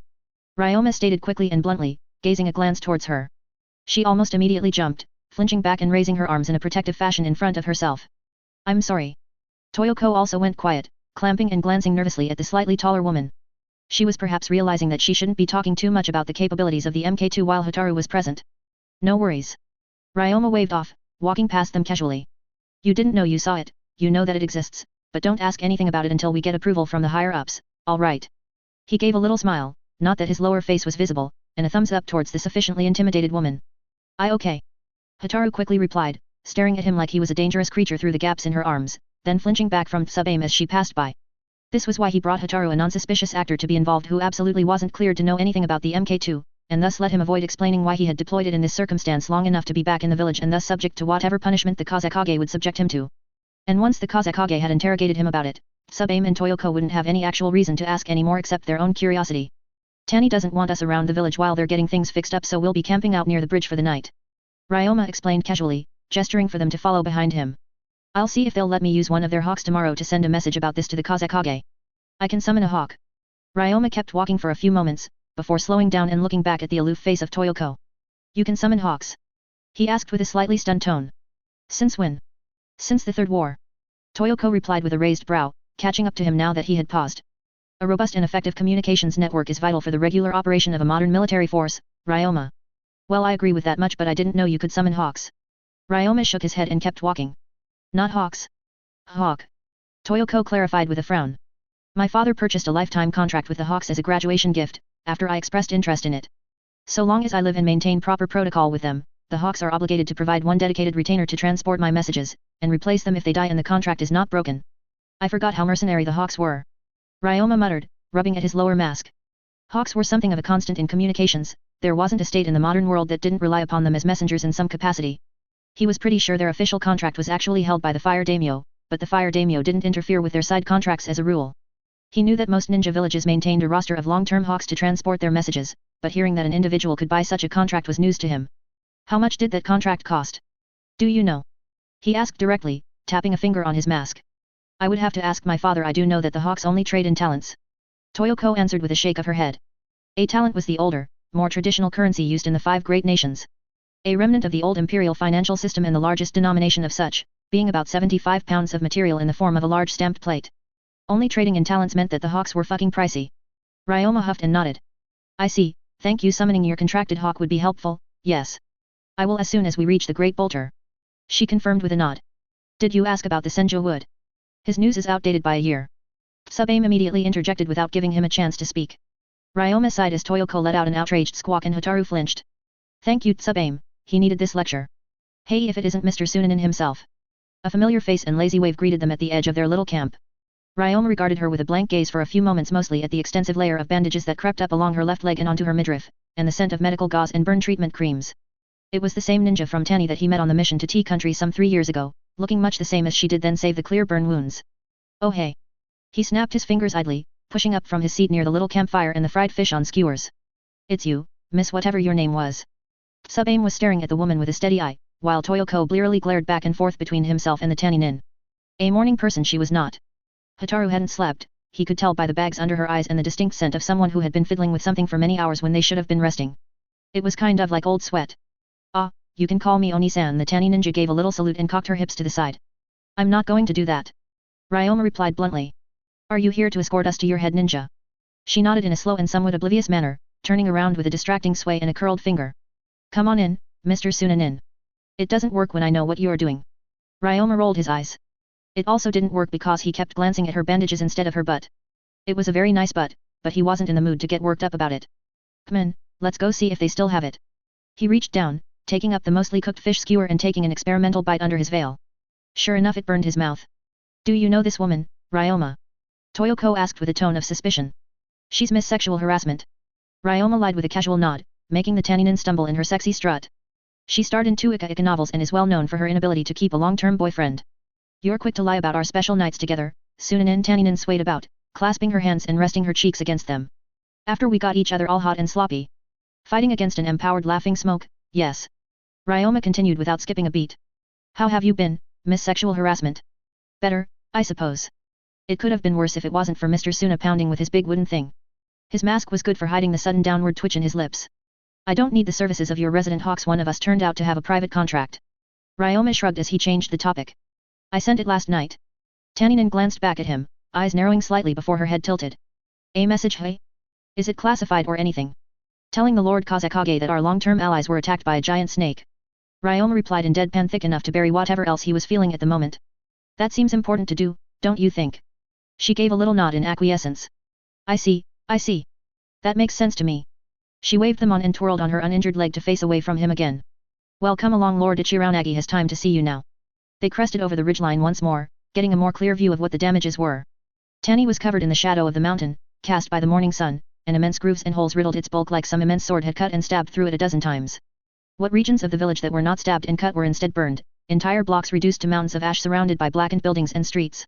Glancing to the side, the most significantly burned region was outside the village proper, a conical wave of black destruction that swept along the northeastern mountainside and reduced everything there to toppled stones and burned brush. His work. Tani, needless to say, did not look to be in very good shape at the moment. The great snake had been rather strategic in its application of fire to supplement its destruction. Of course, damage to a village itself was mostly superficial. All it took was time and money to replace it, and ninjutsu could be used to put up new walls faster than any conventional construction technique. The electrical and water infrastructure would take more time, as would the furnishings and roofs, but that wasn't too bad either. No, the most devastating blow a ninja village could suffer is a loss of ninja. Those were the most expensive things they had. There he is. Taninin helpfully pointed out, finger extended forwards for a man who stood on the hillside overlooking the village. A tall and buff fellow wearing a flowing haori, a sumo wrap, and very little else. The haori had what looked like abstract depictions of koi swimming around on it, and his light brown hair was done up in a traditional-looking bun. Despite the sumo-adjacent attire, Ichiranagi frame bulged with muscle absent of almost any concealing fat. Ryoma idly noted that he was actually taller, now that they were getting closer. Taninin dropped into a full kneel as they reached speaking range of the head ninja of Tani. Lord Ichiranagi. She greeted with quiet respect. He glanced their way. Ryoma gave a little nod and wave. Ichiranagi nodded, then faced forwards again. Ninja of Suna, Tanagakura owes you a debt for your intervention, and as the boss of this village, I am obligated to answer it. I'm told you came to purchase the Senjo wood, yes. That's correct, though I hear it's been some time since you've actually had it. Ryoma rubbed the mesh at the back of his neck. I forgot to check how recent the information was. That's my fault. It's no matter. We retain half of the block. The other half has been sold to a private collector already. Ichiranagi declared with a frown. It is a commodity that lacks abundant buyers. Oh, that's good. I can work with half. Ryoma nodded casually, reaching into his vest for a scroll of money. I'm willing to begin at 1 million for. Sold. It is yours. The head ninja nodded down at the kneeling Taninin. Ain, go retrieve the block, it should be in the bunker underneath the HQ. Go by the secondary route, the main route is blocked by collapsed rubble. Yes sir. She replied, rising from her kneel and bouncing away carefully. She only hopped on her uninjured leg each time, he noticed. You would have agreed to whatever price I first suggested, wouldn't you have? Ryoma asked ruefully. I would have. Ryoma sighed and shook his head, a little smile on his lips as he tossed the money scroll over. Ichiranagi caught it easily, slipping it into an inner pocket of his haori. Ryoma was about to ask something else, but was cut off as Sub-Aim declared something sharply. Wharfen from the southwest. They all stiffened slightly, turning their gaze in the direction mentioned.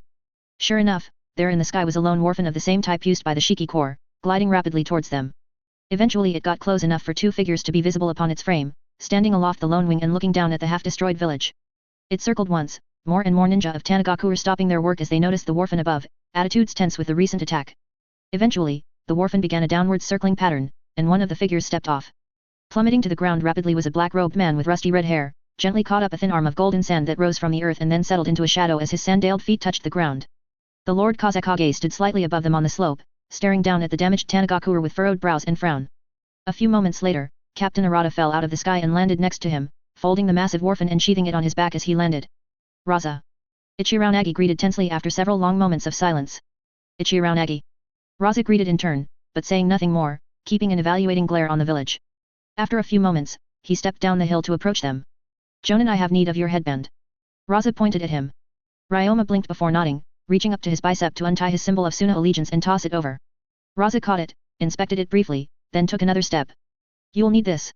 The Kazekage declared, staring into Ichiranagi's eyes and headband held towards the head ninja of Tanagaku. The valley was dead silent for a few moments. Raza. Ichiranagi replied coldly, eyes narrow. What are you saying? The damage sustained by Tanagaku is sufficiently crippling that Suna will be obligated to base a larger garrison in the region as a first line of defense to protect Tani from a major power, as per the terms of our treaty. Raza explained, equally cold. Suna cannot presently afford to do this. To resolve this, I am absorbing Tanagaku into Sunagaku effective immediately. The head ninja of Tanagaku will be inducted as a corps captain and his current ninja structured beneath him in accordance with the corps system. The silent, seething outrage was almost deafening. Ichiraonagi's fists clenched hard enough for the knuckles to pop. He closed his eyes with a completely calm face, taking several long, deep breaths. Not a soul dared to break the silence. Then, suddenly, Ichiraonagi's hand moved. It took hold of the headband. "You're a bastard, you know that." The head ninja spat out. "I'll dedicate a larger portion of the budget to getting your core HQ set up in Tsunagakure. Have your ninja pack extra in their bags." Raza responded just as cold and calm as before. "The trip is long if you don't know it." Konohagakure. Jiraiya of the Sunin, Jonin of Konohagakure. It had been a while since he'd been back home. Not since the attack Minato called him back to help with, and that was more than a year ago. He sighed and shook his head, a small rueful smile on his lips as he walked along the packed dirt that lead back into the bustling hidden village. "Hey! If it isn't Lord Jiraiya." A pair of familiar Uchiha stood at the gates, turning to face him with grins and waves. The regular gate watchers of the Konoha police force, men almost as old as he was at this point. "What brings you back to Konoha, H.A.?" Jiraiya waved as he walked up to them. "Nothing in particular, this time I was in the area and thought I'd drop by, see what everyone is up to these days." He chuckled and raised his hands, wiggling the fingers in a groping manner. "Maybe check out the hot springs again while I'm at it." "Hee ha. Same ol Jiraiya hey." The one on the left rolled his eyes, leaning back against the wall. "I'd ask if you were worried about your reputation, but that's a lost cause at this point." A mirror in the distance flashed, and the one on the left inclined his head. "Well, don't let us keep you, Lord Jiraiya. Me and this Jerkus are the same as we've always been." The delay was just long enough for the barrier team to evaluate his chakra signature and confirm that he was indeed himself at the moment, and relay that to the guard watchers. The signs were almost invisible if you didn't know what to look for. Jiraiya chuckled, waving them off and resuming his walk into the village. The broad streets full of people, the kids playing with sticks and dogs, the occasional ANBU jumping openly across the rooftops, a reassuring gesture for the guys on the streets. He raised a hand and flagged one down, hopping up to kick off against a street pole, then again off the side of a noodle shop, then again to reach the roofs proper. A few moments later, one of the passing ANBU landed next to him, Mantis by the mask. "Lord Jiraiya, do you need something?" Mantis asked in a curt, polite manner. "That dweeb student of mine, is he at the office or at home right now?" He dropped the hand after flashing one of the old codes with his fingers. "I'd got some info for him, but if he's busy." "Lord Fourth was at home, last time I was informed, Lord Jiraiya." Mantis nodded. "Is there anything else I can help you with?" "Nah, that's all. Go on with whatever it was you were doing before." Jiraiya waved off. "Thank you, Mantis." "You're welcome, Lord Jiraiya." With that, Mantis hopped away, and Jiraiya turned towards the center of the village with a little frown on his face. He knew more than anyone what a workaholic his student was. If Minato was enjoying some family time at the moment, he'd hate to interrupt it. Jiraiya sighed. This was one of those things that was a bit too important to delay, unfortunately. He shook his head, hopped in the direction of the Namikaze house, and hoped he wasn't about to crash something nice and relaxing. After he interrupted that Tsuna attack in Claw Country, he waited for an IWA team to swing by, briefly explained the gist of what happened, and moved on. He made sure to describe the attackers as ninja from rain instead of wind, as a small courtesy for Tsuna with their alliance in mind. Would they believe that? Probably not, but it was enough to throw them off a bit. Hunter Toads sent after their trail found a destroyed bridge at the end, then a path leading back into wind where the sand swallowed the tracks. His toads didn't do well in the desert, so he went on foot down to his contacts in the wind capital after, and started asking around under a cunning disguise. He jumped down from the rooftops, wooden sandals making loud clacks as he hit the street below. A second to rise from his braced position later, and he stepped forwards to knock a pre-designated pattern on the doorframe leading into the cozy family home. He could hear the sounds of children laughing in the walled yard behind the house, putting a merry little smile on his face as he waited at the door. A return knock came from the other side of the door before it swung open. Blonde, spiky hair with face-framing bangs and bright blue eyes. His student, goofy long-sleeved blue turtleneck shirt and all. "Jiraiya. I thought I felt you show up. Come in." Jiraiya slipped off his big wooden sandals as he passed through the door, letting his bare feet tread across the hardwood floor inside. "Thought? I know I trained you better than that." Jiraiya chuffed, slapping his student on the back. "You knew it was me the moment I was at the gates." Minato laughed awkwardly, reaching up to rub the back of his neck. "Well, yeah, I suppose I did. I'm not interrupting anything, am I?" Jiraiya asked more seriously, smile falling a little bit and glancing around the house. No one was actually inside save the two of them, the rest were out in the yard, it seems. "Oh, our youngest said their first words this morning and Kushina demanded I take a day off to celebrate." Minato chuckled ruefully, reaching up to scratch his cheek. "I had to ask Lord Danzo if he wouldn't mind handling the paperwork for a day." "Ha, that old bone bag." Jiraiya leaned in and nudged him in the side with an elbow. "Why didn't you ask Hiruzen, hey? I'm sure he would have been happy to step in for a day." Minato's face fell and he pressed his lips together. "Well, I didn't want to bother him. He's been in a pretty dour mood recently, which is my fault, of course, so asking him to step in would be a bit awkward, hey?" Jiraiya nodded in understanding, rolling his jaw. "I'll have to ask what's gotten him down, but later. He waved both hands in front of himself. "I'd hate to interrupt a happy moment, but I do actually have some news." The door to the back swung open, and Jiraiya glanced over curiously. long, vibrant red hair and deep violet eyes, wearing a long green dress and cozy apron. Kushina of the Uzumaki clan, the last that he knew of, and his student's spicy sweet wife. His face fell in a combination of dismay and disbelief at her clearly pregnant stomach. Another. How many are you two up to already? Jiraiya cried out, waving both hands around. Kushina's face twisted into an evil grin as she stepped up to Minato, who looked sheepish. I'm not stopping till we're at 9. I got to at least match the fox. She grinned competitively, embracing her husband from the side and holding him like an oversized trophy as best as she could while being visibly pregnant at least. She pat her stomach in a triumphant manner. This one will be 4. 4. Jiraiya asked, confused. Their firstborn wasn't all that long ago, which meant twins. She announced with a toothy grin. Jiraiya played up his surprise by comically falling back on the floor, feet in the air and body wiggling from theatrical astonishment. He pushed up with their shared laughter, opening up for a hug, which Kushina returned in an instant. Head, it's good to see you're doing well, Kushina. You old pervert, what brings you back to Konoha this time? She laughed, stepping back and leaning her head against Minato's shoulder. Jiraiya's smile fell, and he scratched the side of his head awkwardly. Well, I don't mean to interrupt your celebration today, but it's serious business again this time. Kushina huffed slightly, cocking a hip and nodding. Anything that would affect the kids? I don't think so. He shook his head. Not immediately, at least. It's about money in Wind Country, of all things. I see, I see. She nodded with crossed arms, before leaning over and kissing Minato on the cheek.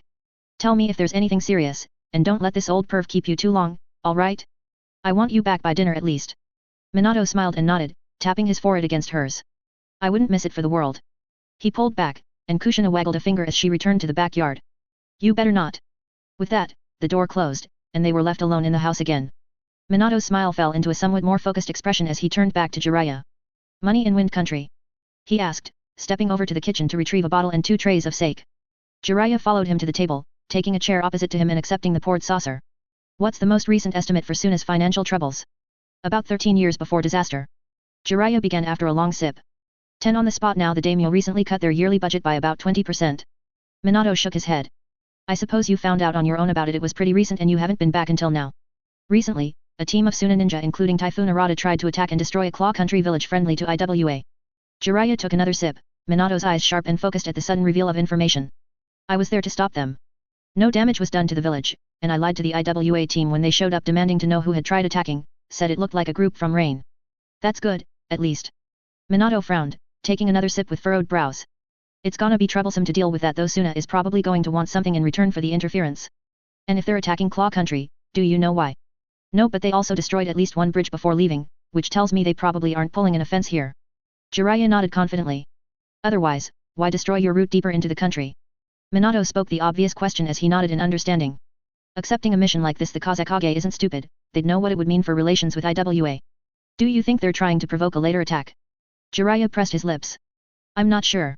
That's possible, but I'm not sure what they'd really gain from a move like that. Not unless they're intending to start bleeding off IWA teams to keep their rivals weak. Playing the long term. Minato nodded, before frowning and shaking his head. I don't think they'd make a move like that with the recent budget cut from the Wind Daimyo though. Wars between ninja are always costly, and they especially can't afford one of those right now, not unless they're anticipating more aid from Konoha than we're prepared to give. I'm not sure.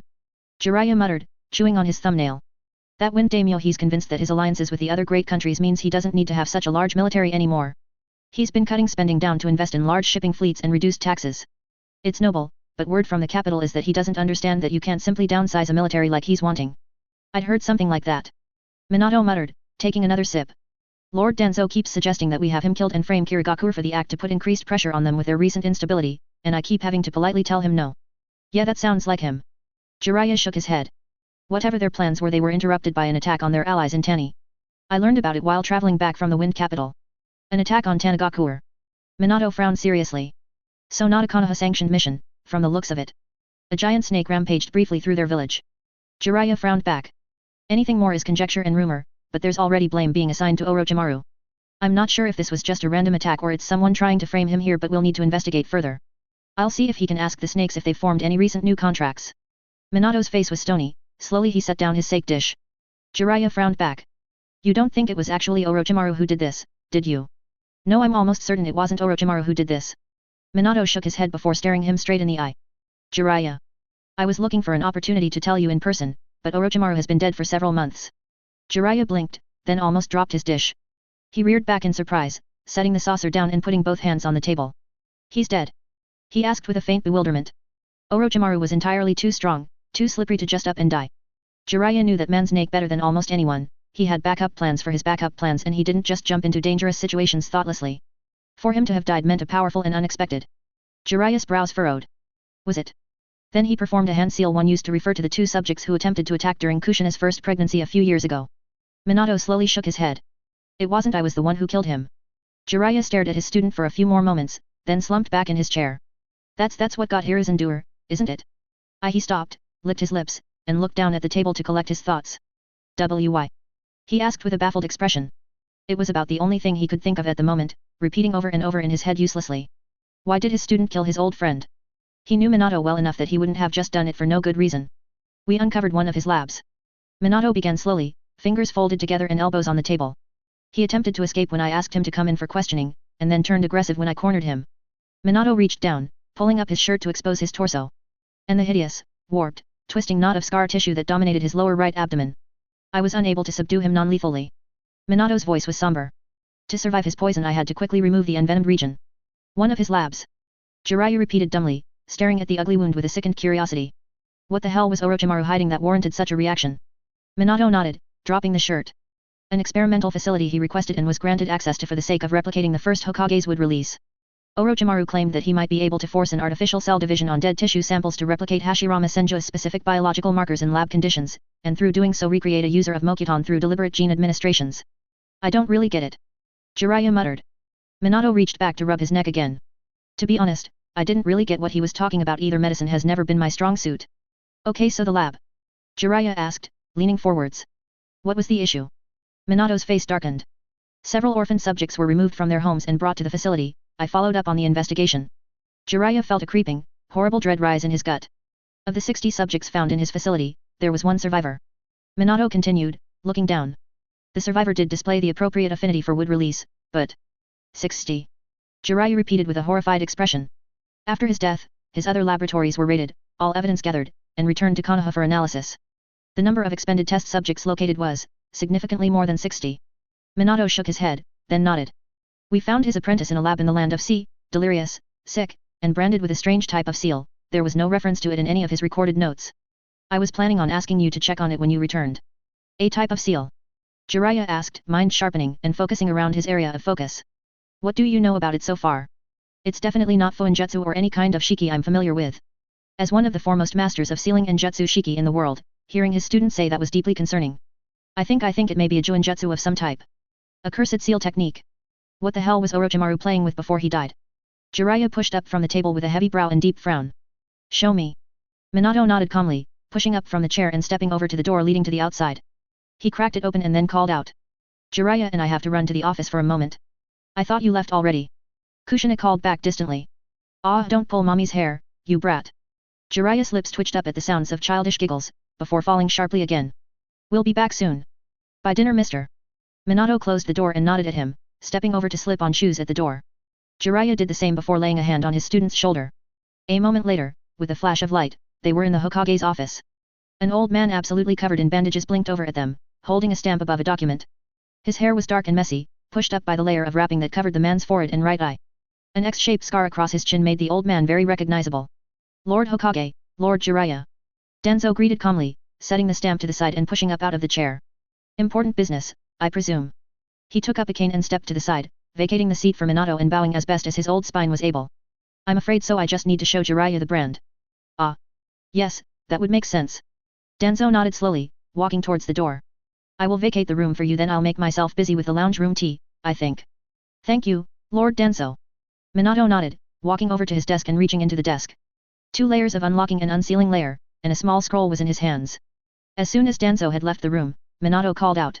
Seal the chamber.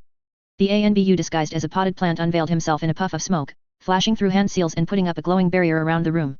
Minato unfurled the scroll across the table. Jiraiya leaned forwards to look at the inscription. The office was silent for a few moments. What the fuck is this? Jiraiya quietly muttered. 3rd Shinobi War Zone. Koto, Suna ANBU squad leader. The foremost virtue is motion. Motion was life. Motion was energy. Motion was victory. The principle applied to all things, but most especially to warfare. To remain still was to surrender movement, initiative, action to the enemy. Field Commander Ebizo understood this principle well, hence the nature of their deployments. So long as Konoha and IWA maintained their aggressive pushes into Suna-aligned territories, Suna would need to maintain a roaming defense of the entire northeastern quadrant. Positions needed to be held, attackers fended off, defenders repositioned, and the next attacks defeated. Their numbers were not sufficient for a fully static defense, and neither was that the way of the ninja. That was the way of the samurai, of the footman, to hold and hide in fortresses. To wage war as a ninja was to be fluid, and to sublimate motion. Constant motion required constant energy. The young were rarely able to maintain this pace for long. A 3-meter giant of wood crashed down upon the battlefield, kicking up waves of ash with a creaking of steel and groaning of plates. Koto landed soon after, waving his hand at his subordinates. Support the weapon. He commanded firmly through his veiled features. Kizubo, Ichu, and Masaki gave a hand seal to show affirmation, then leapt forwards to take positions around the wooden giant as it advanced. Koto watched them go for a moment, then turned his gaze down to the sand-filled trench he had landed next to. 37 Sea Lizard Squad, you are hereby relieved of this position. Return to HQ for further orders from Field Commander Ebizo. A head poked its way out of the sand, then 2 more. Heads wearing the headbands of Suna. The sand fell from around them, pouring into tunnels beneath their feet and revealing a trio of ninja giving affirmative salutes. 37 JANBU, this position is in a precarious state. There's at least a dozen enemy ninja waiting for us on the other side of the ashfield. Abandoning it would mean to allow them to penetrate into our defenses. No. He interrupted with a shake of his head. Distantly, a chorus of explosions rang out. My group will eliminate the enemy. Eliminate the enemy. The team leader responded with a grimace and furrowed brows. Are you sure? Positive. Koto grumbled, nodding briefly. This extended conversation was keeping him away from his team. Another series of explosions rang out, followed by the sounds of whistling needles and howling whines. Return for recuperation and redeployment. That's a direct order from the field commander. The team leader saluted with a frown. Our remaining supplies are here, good luck. He said, tossing a little scroll his way before signaling for his team to head out. They jumped out of the deep trench and away towards the southwest. Koto leapt forwards, towards the ensuing clash. It took a few moments to pass through the clouds of ash the wooden giant had left in the wake of its tremendous wind-fueled leaps. He emerged on the other and quickly spotted his team. The shattered remains of earth walls were erected at scattered locations, discarded metal fragments were scattered around, and a handful of bodies littered the ashfield. There in the center, moving ponderously onwards with arms raised and salvos of random metal fragments launching at a steady pace, was the wooden giant. Its vaguely egg-shaped body suspended on thick clawed limbs, and its face was a heavy demon mask. It grinned, twisting erratically to bombard hastily erected defenses. What the hell is that? Keep harassing it, don't let it pin you. The Suna ANBU are here, we can't get a steady shot ga. Koto jumped again, hand flashing and a trio of kunao flying through the air, down behind an earthen wall.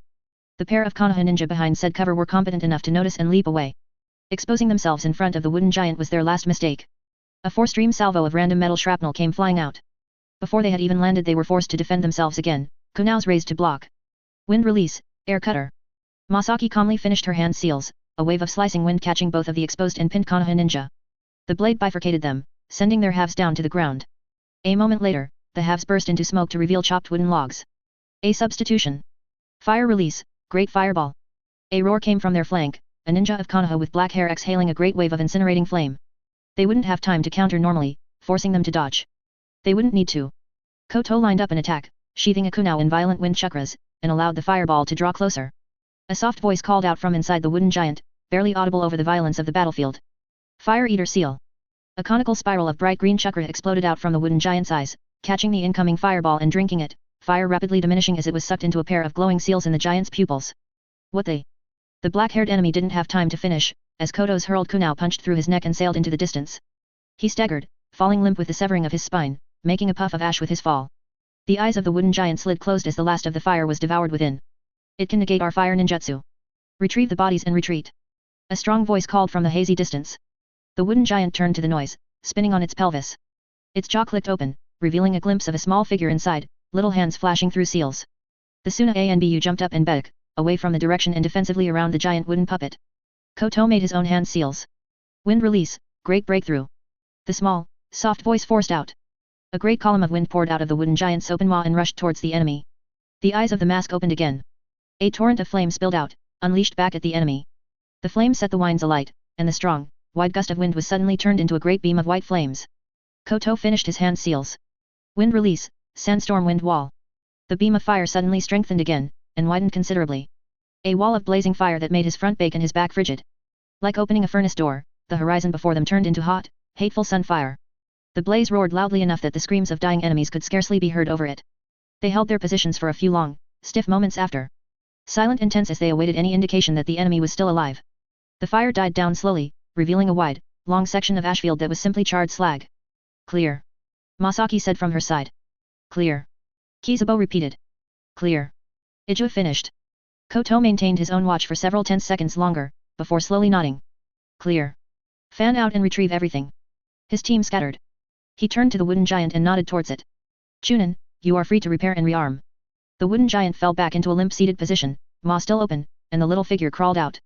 Tan robes, wooden sandals, and a straw hat. His brown hair was sticky and limp with sweat, and his eyes were ringed with exhaustion. Priority escort Chunin Ryoma. Up-and-coming puppeteer. Connections to missing in action Sasori of the Red Sands. Pilot of the Wood Dragoon mass combat puppet. Ryoma was young, and the youth had little in the way of stamina for war. Ryoma immediately staggered, legs shaky from disuse, then shook himself and retrieved a series of scrolls from his crumbled satchel. He began to mutter, strings of flickery green chakra extending from his fingertips and making various components of the wooden giant dissemble themselves. Seals and compartments were revealed, and he began to transfer scraps of metal from his bag scrolls into the storage sections of his puppet. An explosion in the distance caught his attention. He immediately swiveled, turning to the source. Kizubo. Ijo called out, worriedly. Masaki moved forwards to investigate, disappearing into the cloud of ash.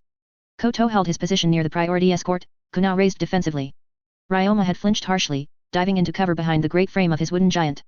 Strings made it rise into a suddenly ready position, the puppet coming to life ready to defend its master. Man down. Masaki called out, moving out from the smoke and carrying 2 corpses with her. A small fire shouldered behind her, and she placed the corpse near Koto's feet. Kizubo, legs blown off and only stumps near the hips remaining, coughed up at him. Shit. He groaned. 2-layered self-destruction seal.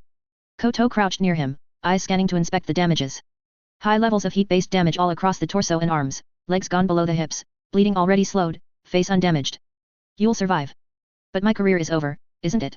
Kizubo groaned out beneath a white veil. He leaned his head back, suppressing a writhe of pain.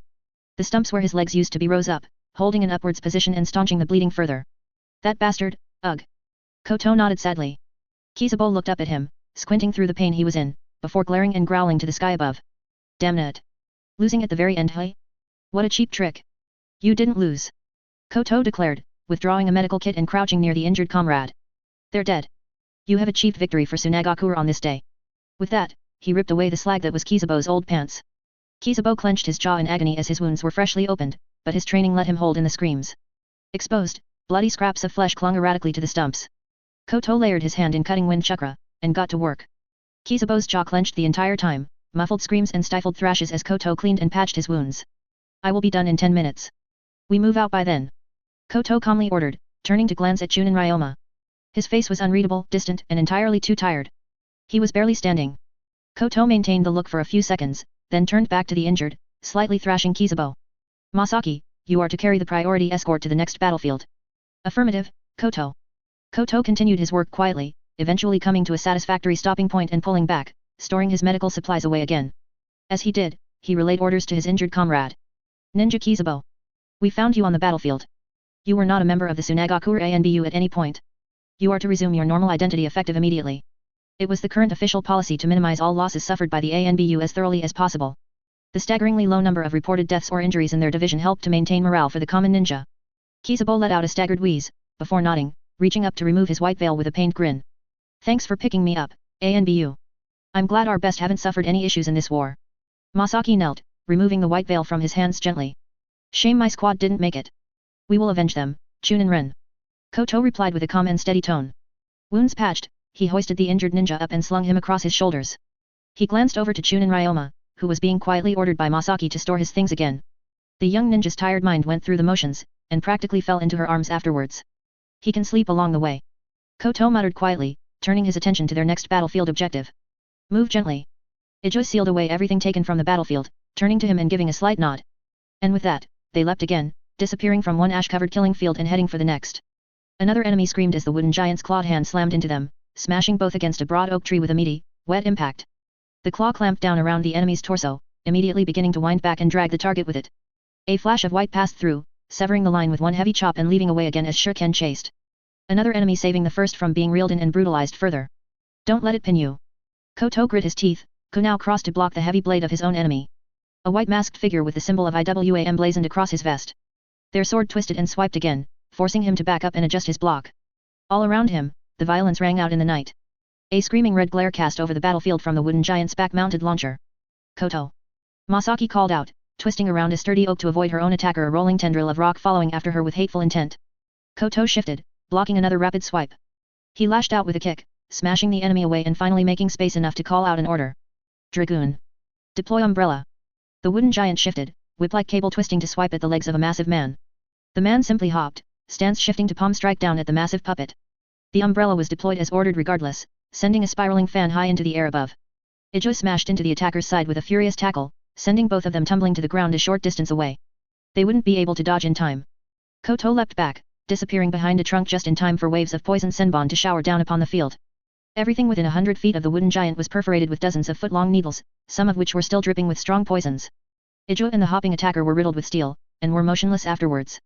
Koto moved out, leaping forwards and clashing knives with the white-masked ninja, interrupting a heavy charge towards the giant. Your opponent is me. Koto growled, now igniting with clawing whines. The white mask smashed a knee into his gut. Koto doubled over, soaring through the air and smashing into a distant trunk. The battlefield blurred and sounds grew fuzzy, but he maintained just enough presence of mind to tumble to the side and out of the way of a heavy chop that scored the bark.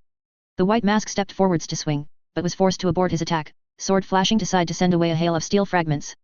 Koto threw his kunao, layered with furious whines. The white mask was forced to jump.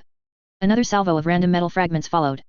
Time slowed as Koto saw the hissing explosive tag attached to last shot. He threw himself back. White mask moved his sword to block again. The explosion engulfed him, and Koto was showered in a spray of messy gore. He flipped around, vision swimming, trying to steady himself again. A wave of churning earth covered the field, engulfing the wooden giant's legs and sending it tumbling to the ground. Koto's hand flashed, sending his weapons flying towards a heavy ninja at the edge of their battlefield, his hands clamped on the ground. The heavy ninja lifted his hands, forced to abort his jutsu, and jumped away to dodge. Falling right into the path of Masaki's blade of wind. The bifurcated halves of the IWA ninja tumbled to the ground messily. Koto jumped forwards, towards the wooden giant in the middle of the field of churned earth and arms raised defensively. Masaki joined him a moment later, breathing heavily and blood trailing down her forehead. The wooden giant was on its back, half buried in the earth. He crouched next to it, tapping it lightly on the side while keeping his jumbled awareness on their surroundings. The pattern of taps was returned a moment later, the wooden giant's arm clawing in an attempt to pull itself out of the ground. The limb shook violently, then snapped out of place with a loud ringing of steel and dull thud of wood. The torso slumped back to the ground heavily, and remained motionless for a few moments. Clear. Masaki said. They waited for Ijo to repeat for several long seconds. No sound came. Koto looked around the churned earth, but could not see any body. He closed his eyes. Clear. He said with a low and heavy voice. The heavy mask of the toppled puppet slid open. Chunin Ryoma crawled out, straw hat now crumpled, covered in bruises, drying blood, and reeking of sweat. He pulled out, falling out the side of the giant puppet and landing heavily on the ground. He stayed there for a few moments, before pushing up and turning to stare blankly at his fallen puppet. Are you harmed, Chunin Ryoma? Koto asked bluntly. I won, right? He asked faintly, distantly. Koto pulled back, staring down at the young ninja with silent observation. The young ninja pushed up from his kneeling position, unsteadily standing up to his feet. I won. I'm alive and they're dead, so that means I won. That's what you said. Koto turned his gaze from the back of the young puppeteer's head. That's right. I won. I'm alive so I won. Ryoma continued to repeat, voice drained. Masaki stepped forwards, crouching before the young ninja. He turned to her with a motion as ponderous as his now fallen wooden giant. She reached into her vest and withdrew Kizabo's white veil. She glanced up at him. Koto considered it for a moment, then gave a brief nod. The circumstances were acceptable. She tied it up around the lower face of the young puppeteer. You'll need this. She said softly. The veil and mask made it significantly harder to read the young ninja's expression. That was good. All that could be seen was his slumped shoulders and shaking limbs. Koto reached into his pocket and offered the young ninja another chakra pill, judging that he'd need the energy more than Koto would. Retrieve everything from the field. We return for repairs and unit replenishment, then deploy again. Motion was the key. They just had to keep moving. Tsunagakuer. Ryoma, Jonin of Tsunagakuer. Things were quiet for the month following the impromptu annexation of Tanagakuer. Officially, Ryoma was punished with a suspension of ninja duties, solitary confinement, and re-education. That all sounded like he was being thoroughly interrogated, possibly tortured, for the crime of revealing the Great Dragoon to so many people without explicit prior approval. In practice, it was just a month for him to buff out the battle damages the Great Dragoon had sustained, recharge its chakra reservoir, refill its ammo, and similar. The only actual work he was forced to do was draft a few proposals for a second, improved Great Dragoon iteration. He even had time to figure out how to work Senjawood, which went straight into making a more durable helmet and torso plate for his puppet armor. Senjawood was such a massive bitch to work with that Ryoma was feeling very confident in his new protection. It took his best saw layered with wind chakra to even start cutting through it, and even that was like trying to saw through steel rather than wood. Saturating the block with chakra made it slightly more pliable too, but soft steel was still a pain in the ass. Of course, being locked away like he had been meant he wasn't exactly up to date with what had been going on in the outside world. It was entirely possible that tensions were boiling over and the village was on the verge of civil war or something. Judging by the guards grumbling as he walked past them and the prices of various goods going up by another few ryo, things were mostly normal. The most noticeable thing were all the stares he could feel on his back. At least Sub-Aim was acting normal, that is to say, standing near him with a flat expression. Your client is the leader of the Takeda clan. The Kazekage began to explain to the 8 ninja gathered in his office. A stick of Pocky hung out of the side of his mouth. Self-titled Hatamoto Takeda initially requested the most powerful ninja Suna had available to escort his son and heir, Takeda Canada, as he negotiates a dispute with one of their economic interests. Raza rolled the Pocky to the other side of his mouth. Suna officially cannot fulfill this request, our most powerful ninja currently busy with other matters, and has renegotiated the contract to send a team of less powerful ninja that were currently available. The client is under the impression that each of you are merely secondary options subbing in for more powerful ninja. Under no circumstances are you to dispel this notion. Raza pushed up from his chair, unfurling a scroll across the table as his eyes were ringed with black. The scroll was a map of the land of rivers, with a number of territories sketched across and points of interest labeled. Glittering sand, both golden and black, began to crawl across the scroll to form new markers and borders. Your mission is threefold. The first objective is the completion of the mission as defined by the client's contract. The second objective is to succeed bombastically. Clarification requested, Lord Kazekage. A tall figure wearing a demon mask asked. His hair was cut short and black, his head partially wrapped in bandages, and his arms completely bare. What is entailed by bombastic success? The mask was enough to identify him as a member of the Weaponry Corps, unofficially known as the Assassin Brigade. Which was kinda strange now that Ryoma was thinking about it. You'd think most ninja would at least dabble in assassination, having a whole corps labeled for it seemed like overkill. The harsh voice was enough to identify him as the vice captain of the Weaponry Corps. It was a voice he recognized from that totally secret meeting that was held a bit more than a month ago. To sell the image of a more powerful Tsunagakuer, you will be required to not merely defeat your opposition, but to defeat them with great theatrics. Raza nodded with a slight downward tilt of his lips. Decisive, absolute victories that display great strength and confidence. The client, believing you all to be rank and file, will see your flashy displays and presume that ninja and Suna are all roughly equivalent to such. In short, advertise Suna. Raza rapped the desk with the back of his knuckles. Do you understand? I understand, Lord Kazekage. The Weapon Corps member replied with a deferential nod. Raza turned to him next. Jonin Ryoma. The Kyojutsu is officially declassified and can be deployed without prior approval, so long as you complete an after-action report detailing the situation and justification for its deployment. Punishment may be levied upon you if the situation does not justify its deployment. You specifically are ordered to seek out as many reasonable opportunities to deploy the Kyojutsu during the course of this mission. Eyes turned towards him and Ryoma nodded. 3 simple rules to follow. I understand, Lord Kazekage. He'd normally question why he was even being deployed on a mission like this. He wasn't exactly the flashiest guy around, but the Great Dragoon was a pretty obvious reason. It was big, it was kinda strong, and it looked very impressive to people who didn't know much about puppetry or combat in general. The fact that he could pilot a giant puppet meant he was a natural fit for showing off the strengths of Suna, and playing it off as average or unremarkable would just be him being honest with his assessment of the thing. Overall, the mission was shaping up to be pretty simple. There is a third objective that will be on a need-to-know basis. Raza continued, withdrawing a second, smaller scroll that was tied with a red ribbon. The acting field commander and second will be required to read this scroll, memorize its contents, and then destroy it. He placed the scroll on the table next to the first, much larger scroll. The client's son, Takeda Canada, is supposed to await you at the border of the Takeda clan territory along the southern coastline. He is accompanied by a number of samurai guards and a small host of common soldiers. He expects your arrival within 2 weeks. Are there any questions? Mission rank and estimated payout. Ryoma asked, tilting his head. A rank. 800,000 ryo.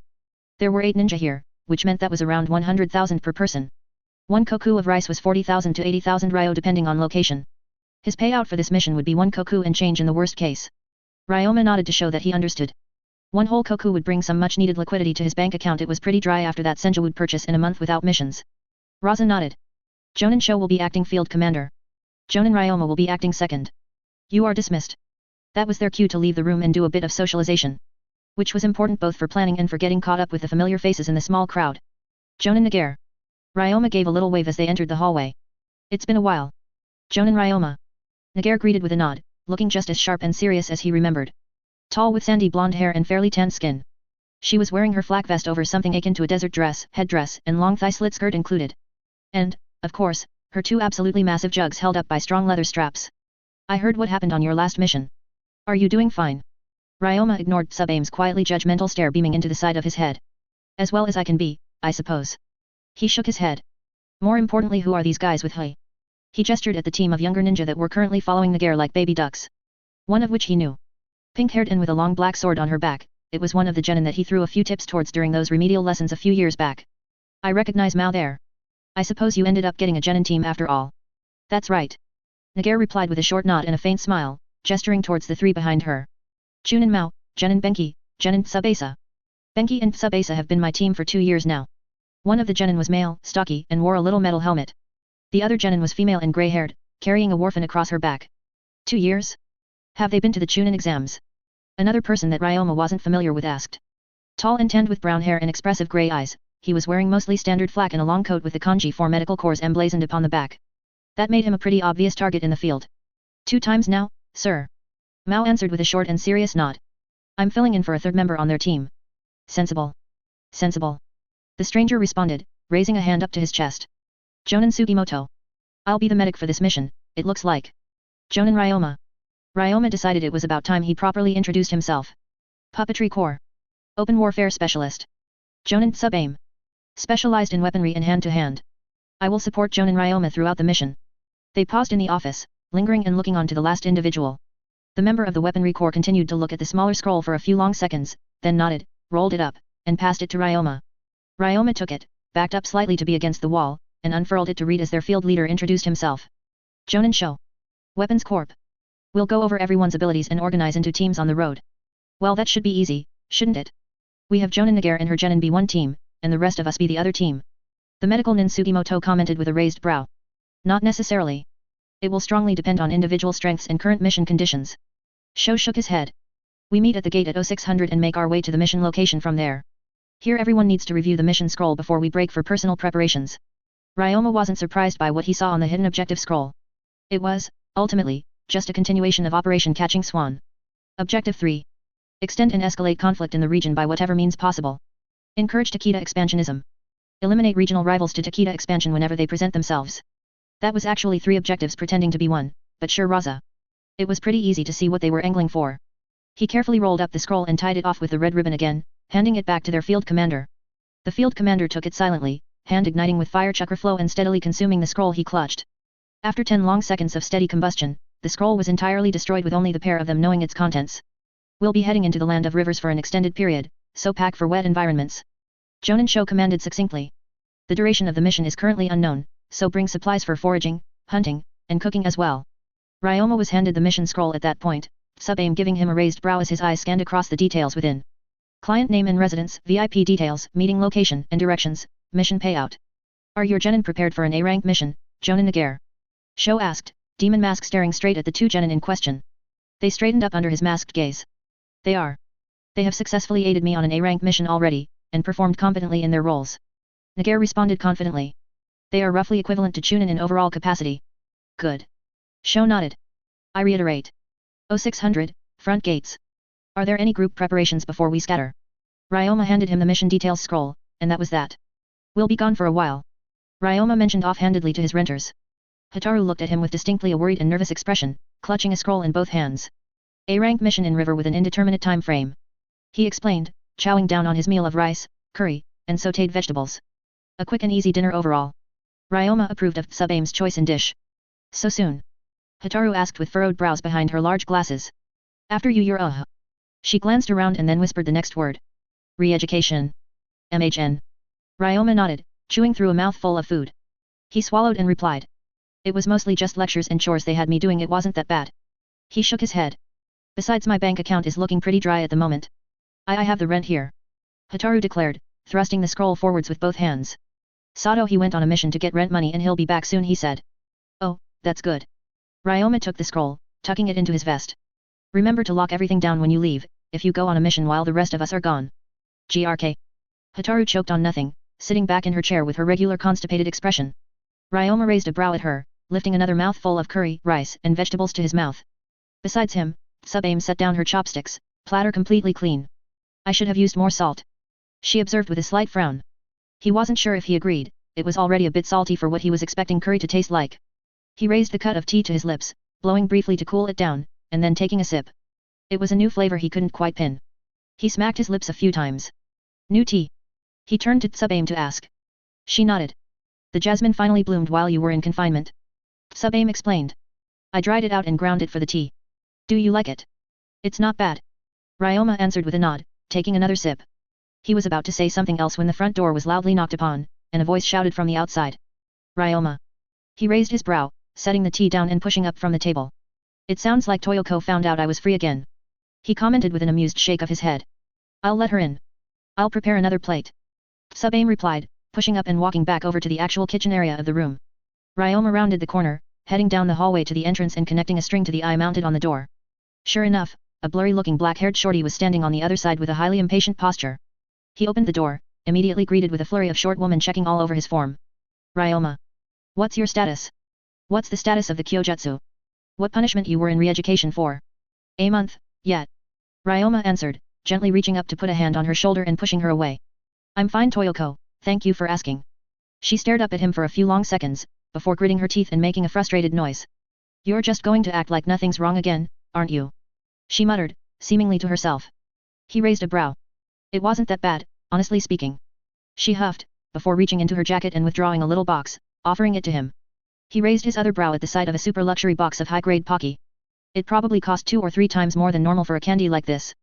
Oh, thank you. He nodded, opening the box and retrieving one of the sticks. I'll eat this during my mission. Mission? Toyoko asked, staring up at him with squinting eyes. He nodded absent-mindedly. No rest for the wicked, and all that. I've another mission to the Land of Rivers, one of those A-rank escort jobs. When are you going to be back? Toyoko asked with a calculating and somewhat irritable look on her face. Ryoma shrugged. When the client is done with their business. Time frame is ultimately unknown. His sentence was cut off by the black-haired woman tackling him, dangling from his shoulders like some great limpet, and smashing her lips into his. The Pocky stick snapped off and clattered to the ground as he reared back and stabilized himself, back colliding with the door frame. Toyoko held her ground, sweet lips doing their best to capture his with a furious determination. He barely had time to figure out that this wasn't an attack he should respond to with violence before she let go, falling back onto the ground with a rapidly reddening face. We're going on a D-date when you get back. She ordered, poking at his chest. A bit of chocolate smeared across the side of her lips. So you better stay alive and come back soon, okay? Ryoma nodded dumbly, elemental wine slowly dying down from around his hands. She stared back, confidence rapidly eroding as he maintained his gaze. And we're going to kiss a lot more, okay? She forced out, eyes rapidly beginning to flicker around nervously. All right.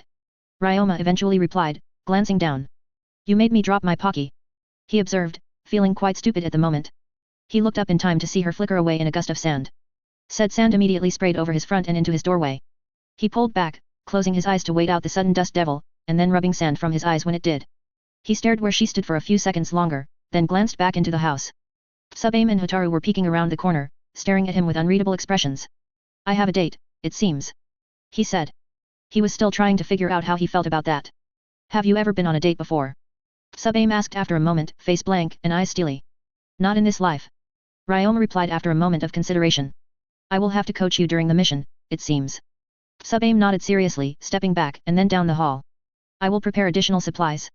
It was about that moment Ryoma realized that there was probably an extra portion of dinner out that no one was eating. Free food was the best food. Wind Country. Ryoma, Jonin of Tsunagakuer. Our mission will be an extended escort accompanied by a large number of common soldiers and samurai. Jonin Sho, their field commander for this mission, began between bites of his rice balls. His demon mask was pulled up and to the side, keeping his eyes covered but revealing a strong jawline and lips that naturally settled into a frown. I believe it is plainly apparent that we should maintain a polite, professional attitude around the samurai. No matter how rudely they might act. What if they try to pick fights with us?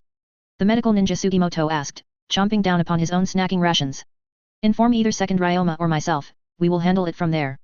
Sho nodded authoritatively, then turned towards him. Second Ryoma, let me handle it if I'm available. If I'm not available, use your best judgment to resolve the situation in our interests. Meaning in a way that supports their secret, third objective if possible. Ryoma nodded to show that he understood, using a wooden straw to drink from his canteen of water. The straw was advantageous, as it let his face veil hang normally and kept his cool and hip vibes up. Not that he was lacking too much, considering the immense slack form of the great boulder he was leaning back against. It had been carrying them overland for most of their journey so far at the most furious pace its wheels could manage. That was about as fast as the average Jonin jogging, sans any actual speed-enhancing jutsu like the body flicker being used. Which was, it sounded better on paper than it actually was, if Ryoma was being frank.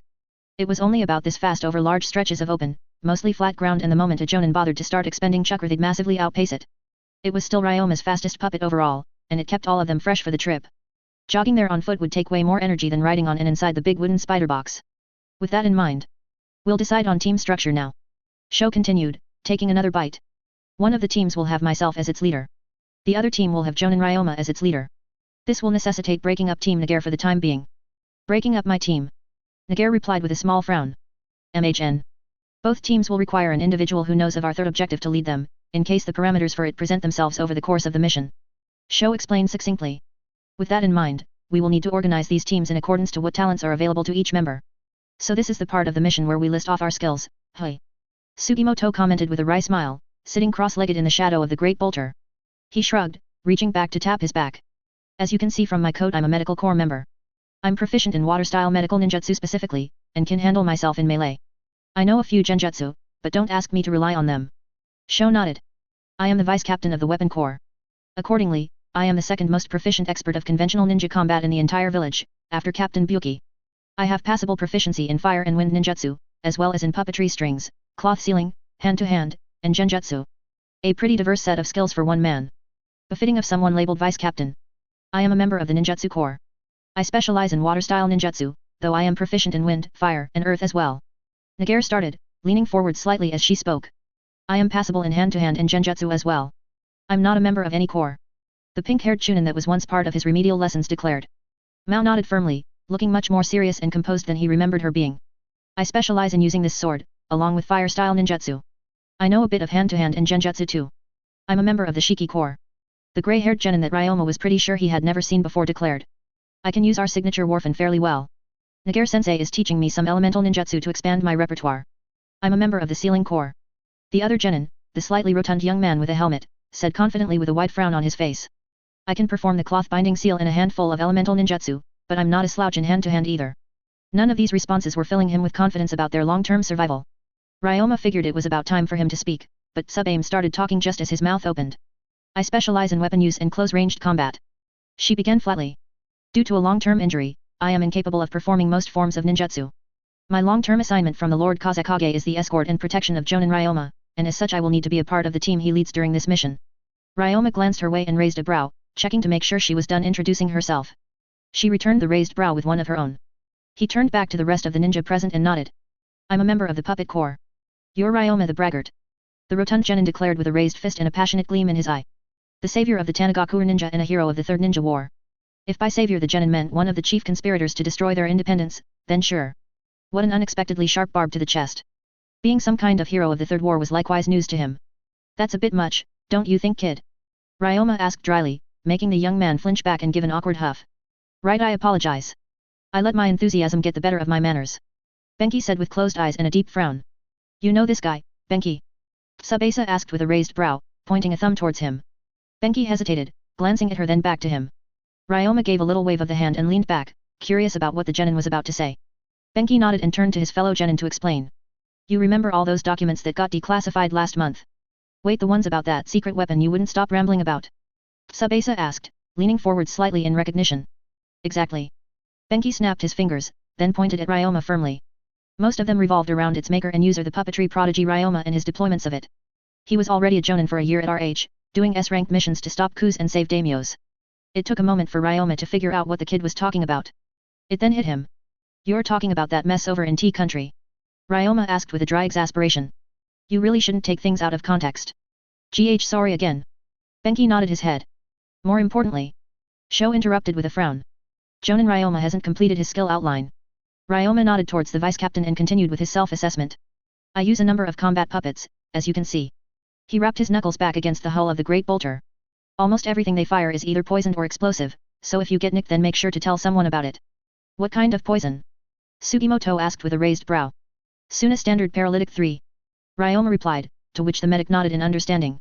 I'm proficient in wind and earth style ninjutsu, and I'm starting to dabble in fire and water ninjutsu. I can hold my own in hand-to-hand and in genjutsu use. Overall, I'm best suited for close combat roles. My long-range options are limited. What puppets do you have available? Sho asked with a thoughtful frown. Ryoma reached into his vest to withdraw a scroll, then unsealed a MK2 bolter in a puff of smoke. A small, rectangular puppet with a central barrel, a single wooden eye, 4 thin legs, and a canister of compressed, poisonous, explosive gas. My most common puppets are my bolters, the Great Bolter, and the Great Dragoon. There was no need to mention his puppet armor right now. It was mostly just a supporting element for his close combat capabilities anyways. They're suited for general disposable usage, transportation, and massed combat scenarios respectively. With the Lord Kazekage's orders to seek opportunities to utilize your Great Dragoon, Any team built around you should be built to alleviate its weaknesses. Sho nodded. What are they as you understand them? What a distinctly suspicion-arousing question. Ryoma raised a brow. It lacks precision, and is generally slow and cumbersome. It also has no real way to take targets non-lethally. I'm well protected by it, so Medic Sugimoto is probably best reserved for your team. Likewise, a fan user is redundant with its wide-range attacks. That would mean Jonin Tsubasa will be part of Team 1. I presume that Jonin Tsubame can provide a precision element to account for the first weakness. Sho asked. I can. She replied confidently. Slow and ponderous. Sho frowned, repeating the weakness aloud and clearly considering it. We will operate in 2 brackets of general mobility then. My team will be the mobile element, your team will be the static element. Jonin Nagare, are you faster than Chunin Mao and Genin Benki? It was almost insulting to ask a question like that, if a Jonin was slower than a Chunin or Genin. Nagare pressed her lips together, before nodding. I assume I will be part of Team 1 then, and they will be part of Team 2. Benki's proficiency in the cloth binding seal technique will also alleviate the Great Dragoon's deficiency in non-lethal capture. Sho declared, shifting his mask back into place over his face. Chunin Mao's file said that she has been deployed on a mission under Ryoma's command in the past, so that should be familiar ground for her. Second, do you have any input into this arrangement? Ryoma tapped his chin with his index finger a few times, thinking the distribution over. A vice captain, medic, ninjutsu specialist, and fan user on one team. Jonin, Jonin, Jonin, Genin. Meanwhile, he would be working with a Jonin, a crippled Jonin, a Chunin, and a Genin. 2 of which he didn't have a strong familiarity with. On paper, his group was simply weaker in a head-to-head combat footing. On the other hand, he didn't think moving anyone around would necessarily be a wiser move here. Slowing down the mobile element wouldn't be wise, while switching out their fan user for the Swords Ninja would remove their cheap and easy wide-range attacks for the dubious benefit of having a slightly more fit Chunin on their side. He sighed and shook his head. He'd have to work with what he got. No, that team arrangement seems to be the best we're going to get unless the mission comes across some very specific team requirements later on. Sho nodded. The teams can be rearranged if the matter arises. And that was that. It looks like we'll be working together again, Ryoma-sensei. Pink-haired Mao commented as they traveled, sitting in the back of the great bolter as it sped down the stone roads of Wind Country towards the land of rivers. Ryoma was driving them, sitting in the piloting chair near the front of the massive puppet, but that didn't take up most of his attention. So long as they were traveling in a straight path, he could keep the great bolter going straight and steady with just the chakra strings produced by his feet. Yes, it seems like that's the case. It's been a few years, hasn't it? Tsubame poured a cup of tea from a heated kettle, stepping lightly over the gently rocking puppet interior and handing it over to him. He took it with a thankful nod, detaching his veil to sip it.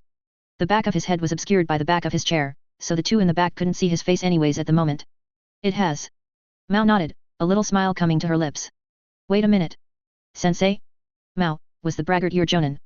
Also sitting in the back was Genin Benki, who looked downright fascinated with the fairly bare interior of the large puppet. No. Mao shook her head. I attended remedial lessons a few years ago, and Ryoma-sensei was the one who taught the class. He wasn't my dedicated Jonin-sensei, but I learned much from him. I mostly taught you all how to take missions, where things in the village were, and gave a few general tips. Ryoma shook his head. Everything else was the product of your own hard work and dedication, so be proud of it, all right. Mao huffed, before shaking her head with a smile. All right, Ryoma-sensei. The rest of their 2-team group were currently sitting on top of the great bolter, rather than being packed inside like sardines. Ryoma wasn't sure if the whipping sand up there was really any better, but the breeze from their moderate pace was probably pretty nice and cool. So, Miss Tsubame, Mao began with a hint of mischief in her voice. Are you and Ryoma-sensei dating? Ryoma huffed. Tsubame raised a brow. We are not romantically involved, no. Tsubame replied calmly, holding the kettle of tea and sitting down on the side bench near the piloting seat. Drat, not even a hiccup, hey. Mao huffed, leaning back on her chair. She bounced once as the great bolter went over a particularly large bump in the road. I thought I had teasing material there. There's plenty to tease her about, don't worry. Ryoma replied flatly. Her constant antics and general profanity are a nuisance around my property. Neither of those things are true. Tsubame denied the blatant lie he had just told with a flat and annoyed expression. Wait around your property. Mao blinked. You live together. I own what used to be an inn outside of the walls. Ryoma explained with a roll of his hand, then he took another sip of the tea. I live in one of the rooms, and I rent out a few of the spaces to other ninja. It's convenient to have someone else watching the property when I'm out on a mission. I see.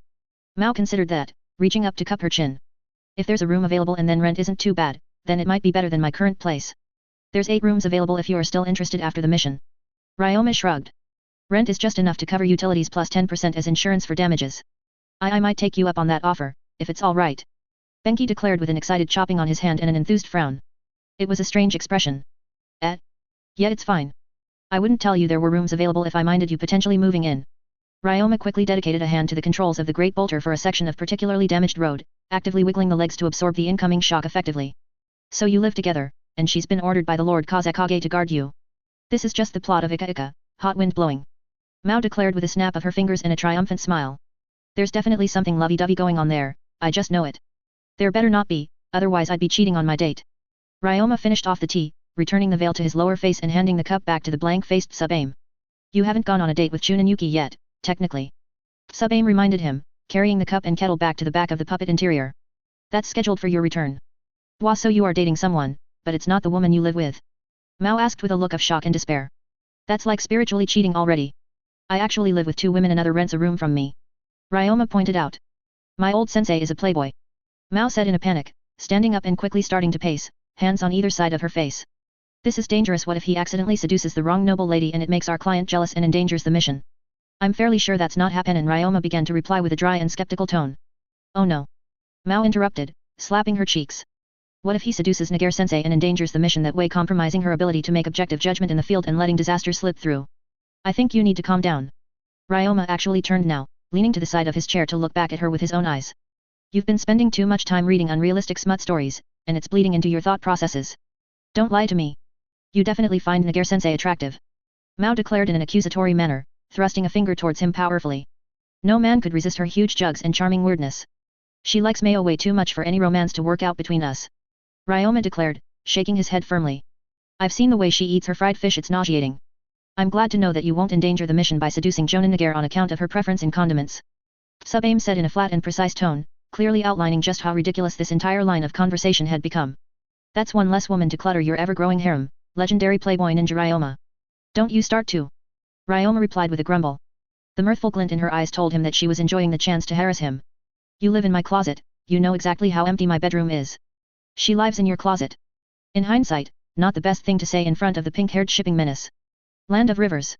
Ryoma, Jonin of Sungakure. Approaching the outlined destination now. The voice of their field commander called down from the open hatch. Despite the whipping wind and spinning wheels, the otherwise silent great bolter made it easy to hear him. Check, status on those flags. Ryoma asked back, reaching over to his new helmet and slipping it on, using his feet to operate the great bolter as he did. The blurred vision of the puppet eyes made it almost impossible to distinguish the exact shape and color of the many flags that hung in the distance before them. Those flags were held up by many hundreds of men in abbreviated armor, most of which looked to be made of densely layered cloth and planks of wood. Far cry from the samurai clad in plates of forged armor, or the very professional and uniform flak vests preferred by ninja. From brief observation, Ryoma estimated the army that stretched before them was at least 1,000 strong, each man holding spears or flags, entire lines of warriors shifting uneasily at the sight of them. Ryoma could understand it. The great bolter was a very large machine that moved very fast for someone unfamiliar with it. How impressive is a light tank made of wood to a continent that was largely rural and agrarian? Much more than that same tank would be to him, who was aware of the multi-ton behemoths of steel that tanks could become in time. Great bolter wasn't a tank, which undermined the comparison, but it was still accurate enough to work for meandering monologues. A bunch of spearmen who had never seen a big war machine would understandably be nervous at seeing the great bolter, because they didn't know how limited it was. Flags match the description of our VIP. Slow approach to half pace and then walking speed once we get within 10 meters. Field Commander Sho ordered steadily, then walked away from the open hatch and towards the front of the speeding great bolter. The great bolter began to slow as ordered, and the rest of the team began to get up, stretching and gathering themselves for the meeting ahead. This is a very relaxing way to travel, Jonin Ryoma. Nagare commented, hefting her massive clay jugs as she stood up. The sudden redistribution of weight made the great bolter rock slightly to one side. I will have to request your presence for long-ranging missions in the future. Ryoma ignored a focused stare coming at him from under a pink mess of hair, and nodded briefly. The new helmet distorted his voice slightly, muffling and distorting his voice and breathing with the integrated gas filtration system. If I'm not otherwise occupied when you make the request. She nodded, swaying slightly as the great bolter hit a bump and then dropped its speed again. Ryoma raised his hands, taking more manual control of the massive puppet as he stood up from his operating chair and stepped around, back towards the hatch. Sub-Aim stood next to him placidly, holding her long bowstaff and a pair of quivers upon her hips. Further towards the back, the 2 genin of Team Nagare stood up and brushed themselves off. The interior of the great bolter was a bit of a tight fit with so many people inside. Their other members were still riding on top for that reason. Hey, Jonin Ryoma, how do you know where you are going while puppeteering this thing anyways? Benki asked, looking around with a furrowed brow and a frown. I'm really good at guessing. Ryoma explained with a raised finger. It's a skill you have to develop to be a Jonin. That's not, is that true? The other genin, Subasa, asked with furrowed brows. Her grey ponytail flopped in the other direction as she tilted her head. Ryoma knew he was going to fuck up and call her by Sub-Aim's name one of these days, he could already picture the moment. PFT no. They deadpanned at him in a really amusing way. He is correct, however. Nagare began in a mild, lecturing tone. A strong sense of intuition is a critical characteristic of a veteran shinobi. Without it, even the most skilled or most prepared ninja can be outmaneuvered and defeated. You must hone a talent for guessing. How do you hone a talent for guessing? Tsubasa asked with a hint of complaint in her voice. All guesses are merely processing, summarizing, and acting upon information without conscious calculation. Nagare shook her head.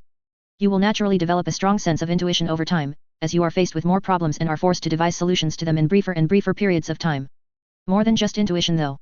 Ryoma began, briefly tilting his head to listen to their field commander greet the soldiers and declare their reason for being here. I'd argue that confidence in coordination is key. Confidence in coordination? Nagare asked with a raised brow. Ryoma nodded. A team of excellent shinobi with no unified plan of action, and no confidence in executing those plans, can often be defeated by a team of less talented shinobi with a poorly thought out plan of action that is executed with great confidence. Being indecisive is a critical weakness in the field, as every moment spent not making a decision is a moment where the enemy is acting upon their decisions and accumulating advantage over you. And once sufficient advantage is accumulated, even a poor plan can overwhelm a clever one.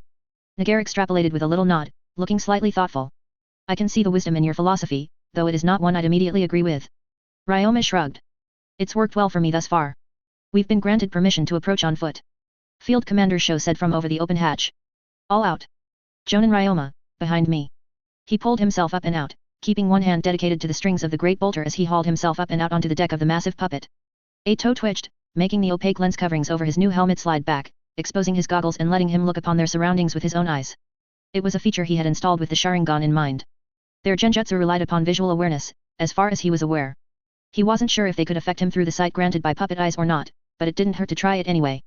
If it worked, then he was effectively immune to their special genjutsu. If it didn't, then he was vulnerable anyways. Normal genjutsu which didn't rely on visual awareness would still affect him anyways, so the modification was ultimately pretty niche beyond slightly increased protection for his eyes. Now that he had the ability to properly see, he could confirm that the flags matched the iconography of their VIP. 4 square coins lined up in a diagonal grid pattern. He hopped off the side, following after the field commander and waiting for everyone else to depart before tugging the hatch closed and letting the massive puppet slump into an inactive state. He disconnected the chakra strings and dropped his hand after, walking away without needing to glance back. The rows of soldiers gave them wary looks, shifting about uneasily as they approached the center of the mass. There, in the back of the crowd, was one of those wooden buildings designed to be quickly assembled and disassembled through parts that slotted together in wooden pins. It wasn't much larger than a shack, but for camping purposes it was overkill. Unless, of course, you're a nobleman with retainers to handle all that construction business for you wherever you stopped for the night. It probably didn't weigh that much either, assuming they had half-decent storage scrolls on hand for the larger components. Halt. Surrounding the temporary building was a slightly fancier part of the camp, where a number of men stood in plates of curved steel armor. Each of them carried a full arsenal of weaponry, spears, bows, swords, and backup swords, and their helmets were adorned with various heavy crowns of decoration. Samurai guards. His eyes then took note of finer details. Their armor was scratched, with slightly worn bindings and rougher cloth between plates of metal. Samurai who were on the somewhat poorer end. The one who had commanded them to halt had a pair of poles mounted on the back of his armor, which hung a pair of flags. One the 4-coin symbol of their VIP, and the other a grumpy-looking ape in a seated pose. His face was weathered, and an immense frown stretched across his lips. Who are you to approach the camp of our Lord's son, Takeda Kaneda? We are the ninja of Tsunagakuer, here on contract by Hatamoto Takeda to provide additional escort and protection to his son, Takeda Kaneda. Sho explained with a slight incline of his head in a polite tone. Please inform him of our arrival. Huh? You claim that our lord would make a deal with ninja.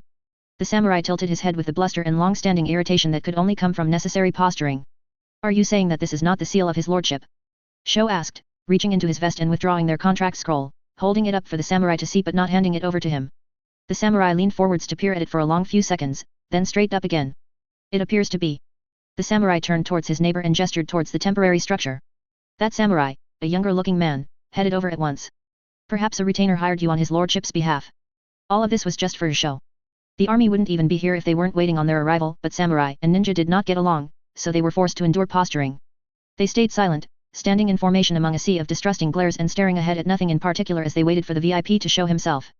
After a boringly long period, their VIP stepped out of a cloth doorway, pushing through with a straight-legged walk and a stiff back. They wore some of those traditional wooden sandals with the high struts, puffy pants, and a bulky, layered top and coat. Their face was covered in white and red paint, the kind used for kabuki theater, and their black hair was tied up in a bun. Their client was slight in build and height, both of which were hard to tell under the layers of clothes and tall footwear. They had a gentle face under all the makeup, with long eyelashes and well-shaped cheeks. Overall, Takeda Kaneda looked like someone trying very, very hard to be macho in spite of their genetics. You stand before Takeda Kaneda, son of the great Hatamoto Takeda, lord of the 2 great rivers. Even his voice was soft, despite how gruffly they attempted to speak and declare in their general direction. One of those really cursed men, it seemed, like Haku. Who are you? We are the shinobi of Tsunagakuer. Sho managed to keep the irritation out of his voice, despite this being the third time he had been forced to repeat their introductions. Here on contract by Hatamoto Takeda to provide additional protection and escort to his son, Takeda Kaneda. I see. As you can see, however, Takeda swept his hand across his surroundings broadly. I am already escorted by 12 honorable samurai, and 1,000 strong spearmen. What use do I have for the protection of 8 ninja? That is not our place to say, Lord Takeda. Sho shook his head. We received a contract, and will endeavor to fulfill it as best able. Such is our way. Such is the way of the ninja. Takeda shook his head in an aggrieved manner. No amount of debate with you will prove fruitful, you are merely the tools of my sentimental father in this. Speaking to my horse and hawk would be a better use of time. They said nothing, merely standing before the young noble with the silent, emotionless mannerism of proper ninja. The contract, let me see it. Takeda demanded, holding out a palm. Sho handed it over dutifully, letting the young noble take it and hold up to read. After a few moments, an incredibly slight tension left his shoulders, and he shook his head.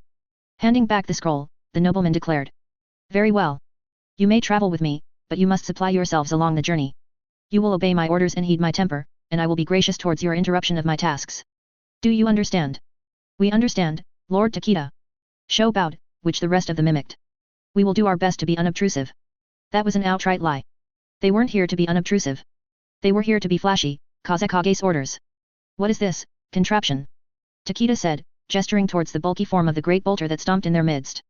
He was sitting on the back of a somewhat nervous-looking horse, waiting for his servants to finish packing up his wooden hut so they could resume marching. Sho glanced over at it, then back to the VIP. Jonin Ryoma there, in the heavy armor, is one of the ninja puppeteers of Suna.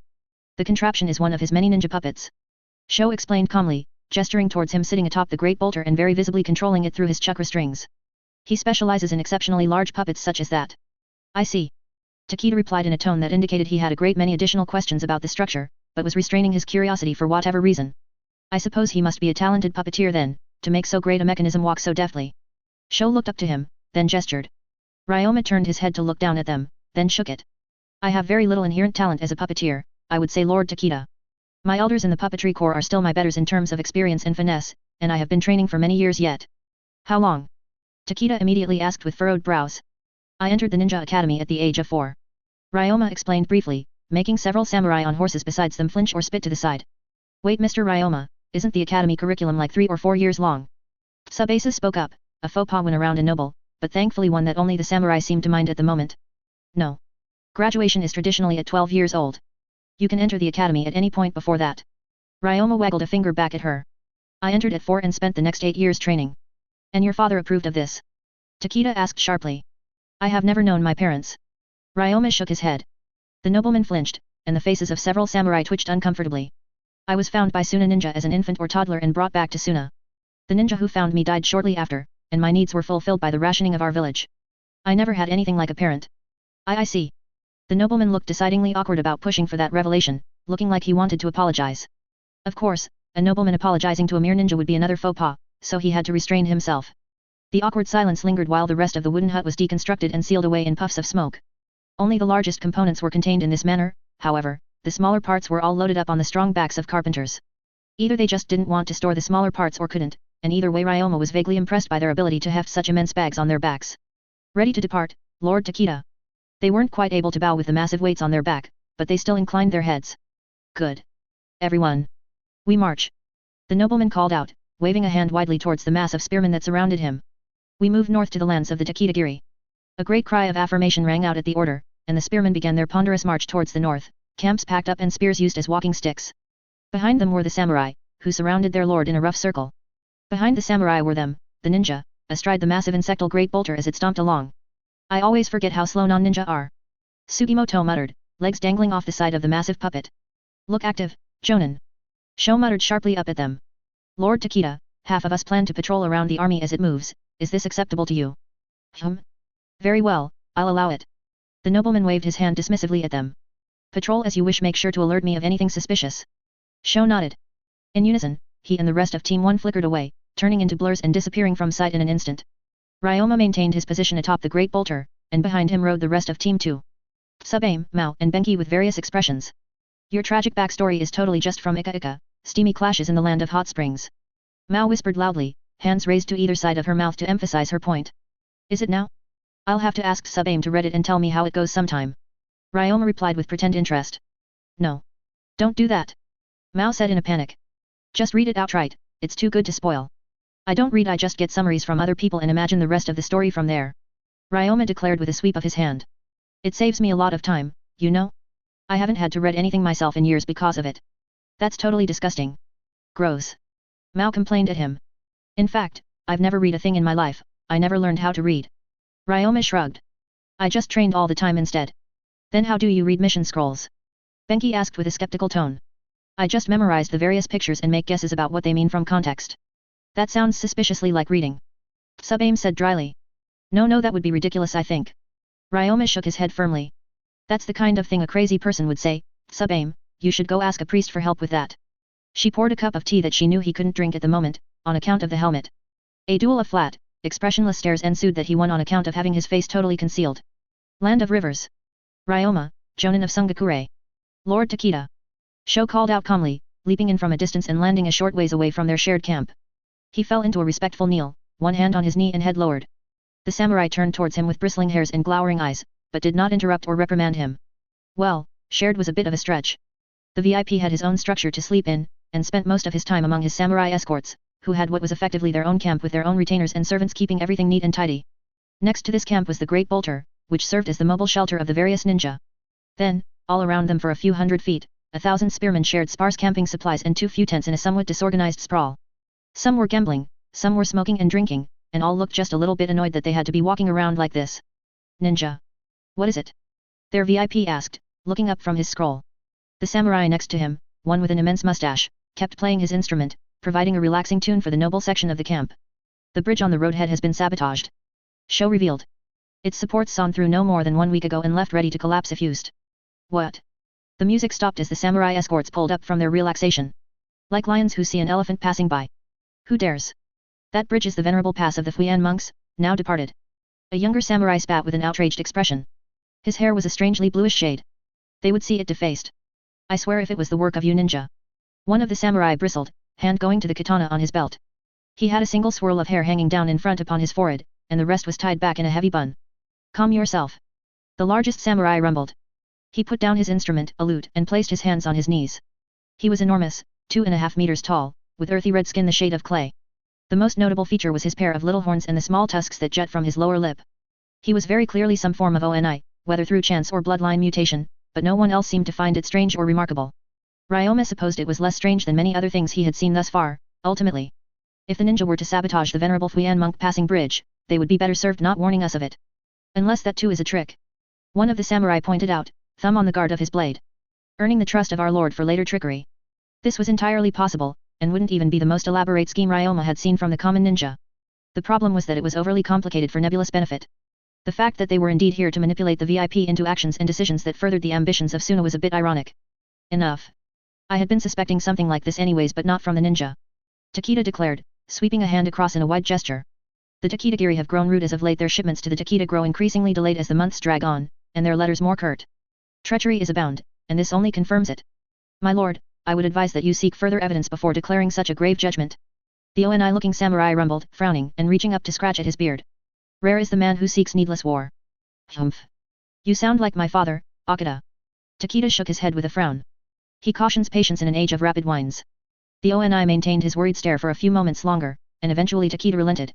TCH, very well. I'll refrain from signing their execution writ for now, but the sabotage of the Fuyan bridge is a crime I won't forget. Are we sure it was the Takeda-giri who sabotaged the bridge, and if so, who among them? The Yagi, Shikai, or Miyono? Another samurai asked, leaning forwards and carefully gesturing with his saucer of sake. He had a long brown beard and mustache, but looked rather young despite the prodigious facial hair. We will see. I will interrogate them thoroughly. Takeda glowered, crossing his arms in an almost theatrically macho pose. Ninja, how long will the bridge take to repair? I am not a carpenter, my lord. Sho responded in an appropriately apologetic tone. For ninja, the path is no obstacle at all. For others. He shook his head. It would depend on the swiftness of your woodworkers. Where are the sawn pillars, exactly? One of the carpenters asked, stepping forwards and away from a massive empty bag. And how deeply have they been sawn? All of the pillars of the bridge, sawn roughly halfway up from the water. Sho gestured with both hands to indicate a rough midpoint. They were sawn through utterly, save for 2 pillars which were only sawn through mostly, leaving a sliver of wood. The carpenter considered that for a moment. It could hold a few men at a time as it stands, but no more than 5. To repair it fully would require total dismantle and reconstruction however. And what of temporary repair, how long will that take? Takeda demanded, stepping towards the carpenter with a sharp nod and frown. The carpenter grimaced. If we had the boards and nails? No more than a day. As it stands, we would need to fell the timber, saw it into shape, dry the planks. 3 days, perhaps. 3 days, an unacceptable delay. Takeda growled. To travel across it 5 men at a time would take a day by itself. We will do that. Would you like the aid of the ninja of Suna in this matter, Lord Takeda? Sho asked with a blunt professionalism. No. Takeda said with an equally blunt professionalism. Sho nodded, and that was that. Everyone break camp and get moving. We must march more quickly to account for this delay. Takeda ordered loudly, and although no one groaned or complained, there were a lot of sighs and slumped shoulders. Hey sensei. Mao said the next day, as they waited atop the great boulder for the army they were escorting to slowly pass over the damaged bridge, 3 to 5 men at a time. Sometimes it was only a single man and his horse, other times it was an entirely empty wagon, and every time was carefully supervised by the team of carpenters keeping a close eye on the bridge. Who are the Takeda-giri, anyways? Why would I know? Ryoma asked with a tilt of his head. The bridge was perhaps 50 feet long, and stretched over a deep canyon with a fast-flowing river at its base. The land of rivers were famous for these sorts of geological structures, with large hills being sliced through with deep rivers that continued unobstructed in defiance of normal water flows. According to legend, the Budakawa got tired of needing to walk all the way from the capital to the shore once, and so decided to dig a number of wide canals next to his roads. After a week, his work was done, and the lands of this and that had become the land of rivers. This was almost certainly historical revisionism to justify an ancient conquest of the region, but the story had stuck around. Ryoma had first heard it from his own Jonin sensei during a mission through the region. The land of this and that were apparently still around today, but were highly reduced from their theoretical heydays. Because senseis are supposed to know everything, of course. Mao declared with an authoritatively raised finger. She nodded, eyes closed, and a smug smile on her face, to emphasize just how sure she was in this point. I suppose that's true. Ryoma nodded slowly. I do know everything. That is absolutely not true. Sub-Aim sassied him blankly. They're the subordinate groups of the Takeda clan, hence their collective name. Ryoma began an explanation that made Mao grin triumphantly and Sub-Aim roll her eyes. This was something that was explained to him as part of the overview of Catching Swan, a list of all potential Suna allies and their related states or neighbors. The Takeda were one of many on a very long list of people and places he was ordered to remember. He didn't get much more than a brief summary on each. The Takeda control the 2 major river ports of the land of rivers, both of which are just splits of the same river, the Tsubaki River. Which was unusual, because normally rivers don't do that. Most of the rivers in the land of rivers were generally downstream in flow, away from the various hills and predominantly the land of rain to the north, and down towards the sea. The Tsubaki River split a few hundred miles from the shore, passing through a pair of valleys and eventually reaching the sea. Quietly, one of the samurai began to walk over, eventually coming to a stop by the great boulder's left flank and standing still with arms crossed and expression patient. It was the Oni look-alike. Ryoma ignored him for the moment and continued his explanation. Because of their reliance on the river ports for their wealth, the Takeda have taken steps to secure the valleys north of them, all the way to the next split in the river far to the northwest. Ryoma nodded and rolled a hand, chewing on the end of his necklace. In exchange for protection from other factions, those 3 valleys and the clans that control them pay tribute to the Takeda. I guess there must be something going on, if Takeda is suspecting them of sabotaging the bridge like this. Genin. Benki said, legs crossed and leaning forwards, squinting at the bridge in the distance. Ryoma had briefly forgotten his name. You will address him as Lord Takeda, ninja. A growl came from the large samurai at their side, startling Benki enough to make him fall over. Mao, on the other hand, tensed and jolted into a ready position, hand on the hilt of her long black sword and eyes dilated. Yo, samurai. Ryoma greeted, waving his hand at the large armor-clad demon-looking fella. Is there something that is needed of us? Sub-Aim hadn't been surprised in the slightest, giving a calm nod to the samurai from her position next to him. Not at the moment. The Oni shook his head. Rather, I'm here to ask how your group intends to cross the bridge. Your immense puppet is certainly too heavy to move across the bridge. Something vaguely akin to formal concern was more than Ryoma anticipated from the samurai. Don't worry about that. We'd be able to cross even without the bridge. It won't slow Lord Takeda down at all. The Oni frowned, nodding slowly.